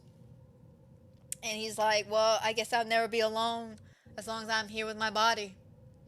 And it ends like that. And I'm sorry, that one was just so heartbreaking to me. Like, again, there's stories like the gun drop one and some other ones that I honestly felt bad for the main character, because I thought, their deaths, was not deserved. Their deaths were not needed. This one is just 100% sad. This little boy did not only not deserve not to die, but he did nothing wrong. And I think that's what chokes me up about it, is the fact that he's literally what I consider 100% innocent. Which I believe a lot of kids, especially third, fourth graders, are innocent until otherwise. And this poor little boy, he just unfortunately just passed away, and now he's forever stuck. And the reason why it's tied in the Five Nights at Freddy's is because the mechanical Turk he wanted to do was in the shape of the sun from the pizzaplex. He never went himself because he never had any friends to go with. And there's actually several points as a ghost he's walking around. We don't know he's a ghost until the end. That he goes by the pizzaplex and goes, I wish I had friends so I could go in there. I bet you it's fun. It's so sad, though. The last story, this one's another big connection to the FNAF world. It's called Didophobia. I think I'm pronouncing that right. A kid named Rory, who's 7 years old, wakes up in the middle of the night from midnight to 6 a.m. and has to battle nightmare animatronics. Sounds familiar, doesn't it? We're talking about FNAF 4 over here. And he does this, acts normal, you know, he thinks this is just normal, so he goes in, you know, his dad's already left for work, mom's in the shower, he goes to get himself some food, and something smells off in the house. Something smells a little off, but no big deal. And then one day, he wakes up and realizes he's not a 7-year-old boy anymore. He's a 17-year-old teenager. And he's like, what the fuck? What just happened? Mom, are you real? Mom's not real. Dad's not real. He sees that this immaculate room that he was in is now disgusted, mold-ridden, dirty. You know, things are falling apart. The sun from his window's fake. He starts opening up all the closet doors after seeing a bunch of tracks on the floor and realizes these animatronics are on tracks. And he finds out he's a fucking test subject here. Test subject for what? He don't know, but he knows about the illusion disc and all this shit, so he tries to figure out a way to break out of here, and he goes through the back of the refrigerator, goes down to the little area, and reads that he was a 7-year-old boy being experimented on with the illusion disc and about fear and all the shenanigans. So he tries to escape, and he sees the problem. What kind of knocked him out of his illusion was this gas that was pumped into the room. One of the wires came disconnected, so thank God for that. But as he tries to figure it out, he gets to a radio and gets in contact with a friend of his that he hasn't spoken to in like 10 years. And he's like, man, everyone's been looking for you. We're all excited for you. You got a sister now. Like, this is going to be great. Well, where are you, man? I don't know, man. I'm going to get out of here. So he's feeling good. He's feeling confident about life. And he figures out maybe if you turn the generator off, a door will open, he can leave. So he eventually figures out where the generator's at, goes to turn it off, and a voice comes over the speaker and tells him not to do it. The voice tells him that does he not remember that he ran away because he had a terrible life, that he had no friends, that he was alone in this world, that things suck. And he starts slowly remembering, and then he starts beating down on himself, going, you know what, yeah, he's right. You know, my friends were never really friends. You know, people stopped looking for me. I bet you my sister won't even like me. So he accepts that he's in this fucking experiment, puts everything back together, plugs the gas back in, and then stands in the kitchen, realizing that something's not right, and he goes, oh, it's getting late, I need to go to bed, to repeat the fucking cycle again. As the story's ending, we go through the rest of the house to the back end past the gas station where you see a little tape recorder click, then rewind back. And all you hear is, in case he goes to wander off too far again. But that's how that one ends. Now let's conclude with our epilogue. The epilogue, we have one left. We got one lonely little girl left, Lucy. And she, at this point, is fed the fuck up and wants to destroy the mimic now. Because there's got to be a way to destroy this mimic. So she comes out with this plan to basically get the mimic to go inside of a Springtrap suit, get it to activate, and then she could turn it off because she found out in some programming or some blueprints or something that the mimic's got an off switch on the back of its neck. But no, he can get close enough to turn this fucking switch off. So her plan is actually foolproof. She, you know, trick it in there. And so she is still in this mascot costume, starts unzipping costumes and putting endoskeletons in or out of them. And then she realized, excusez-moi, that this endoskeleton, or the mimic, is in the room in one of these costumes. So she's got to slowly maneuver her way out of her own costume at some point because he starts going into her costume. And eventually she tricks him into the spring lock suit and then gets into a tussle with him and starts trying to activate the spring locks, which it does eventually work. And it starts crushing the mimic around and screaming and shit. And she's able to flip the switch off and deactivate it. She runs out and she heads over to this one opening that the kids found, but they weren't sure if it was actually a way out because it was like beneath a bunch of rocks and rubbles. And she slowly starts crawling through, but as she's about to give up because of her lack of strength and being tired, a construction man comes out of nowhere, grabs her, pulls her out, and it's just like, holy shit, who the hell are you and how'd you get down there? And she smiles and laughs and she's like, oh, thank God, I'm safe. And that's how that ends. Conclusion, she's the sole survivor of the mimic attack down in the pizzeria. Or is she? We don't know. We'll have to find out in the next book that comes out next year. I know that this was a very long podcast, but there was a lot of books to go through, and I'm hoping that maybe y'all heard a lot of stories back to back. Maybe some things will click a little bit more, some things will make more sense and add up. I always find out binge reading, binge watching does add more details and stuff that you might have missed if you were watching it regular by regular. That's why I have these arguments. Now, don't throw tomatoes and pitchforks at me. Game of Thrones was not that bad. And I say that because I binge watched the show, and there was things I noticed that was mentioned and spoken about that it's basically, if you're watching the show and you're not like an avid fan or not really paying attention and catching it, you wouldn't notice these things because they're very nonchalant about a lot of this shit, and they're just set on their snarkiness. But I noticed those things, and it makes more sense connective wise by the last 2 seasons. Even though people hated our last season, hated the whole finale and shit, I personally think it makes sense. Is it one of my favorite finales? No, but it makes sense with all the information that is given to us about Game of Thrones come from the TV show, not the books, but the TV show. But again, that's an argument for a different podcast. But yeah, I'm hoping that maybe y'all got more information y'all didn't think y'all need to know,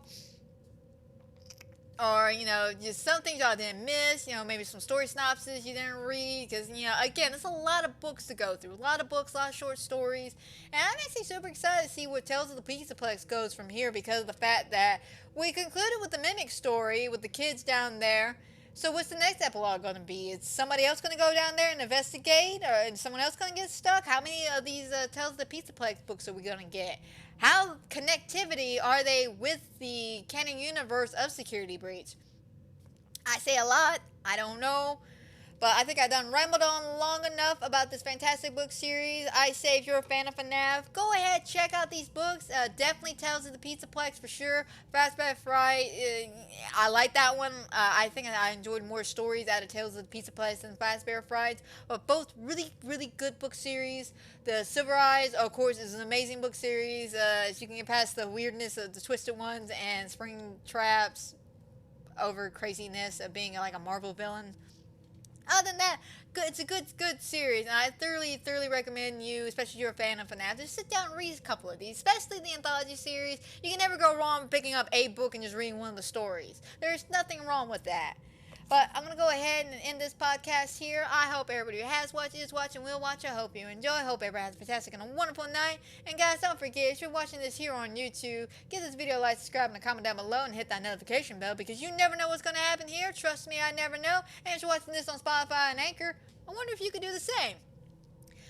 Keep an eye out. We'll probably do a double back-to-back feature just about when it comes to Five Nights at Freddy's this week, because of the fact that I'm a little late recording this one.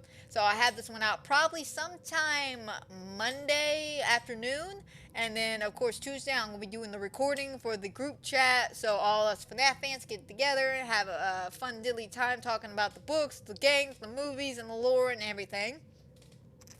And that one will probably be out Thursday before the movie. And then, of course, I'm going to wait a couple of days, to be fair. I'm going to wait a couple of days and do a spoiler review of FNAF. Now, I don't know if I want to do a first reaction video, which would be pretty fucking short. But we'll see how the end of the week plays out, whether or not we get the spoiler-free, my first reaction watching the movie, or if we just go straight to the spoiler territory here. If we go straight into the spoiler territory, I might wait a couple of days. I'm going to be nice and give people time to rewatch the movie at least 2 or 3 times, because it's not only coming out in theaters, it'll be on Peacock as well. So we have options. I'm going to at least get the weekend out so everyone has time to at least enjoy the movie. But, like I said, that's a story for a different day, so until then, my friends, y'all take care.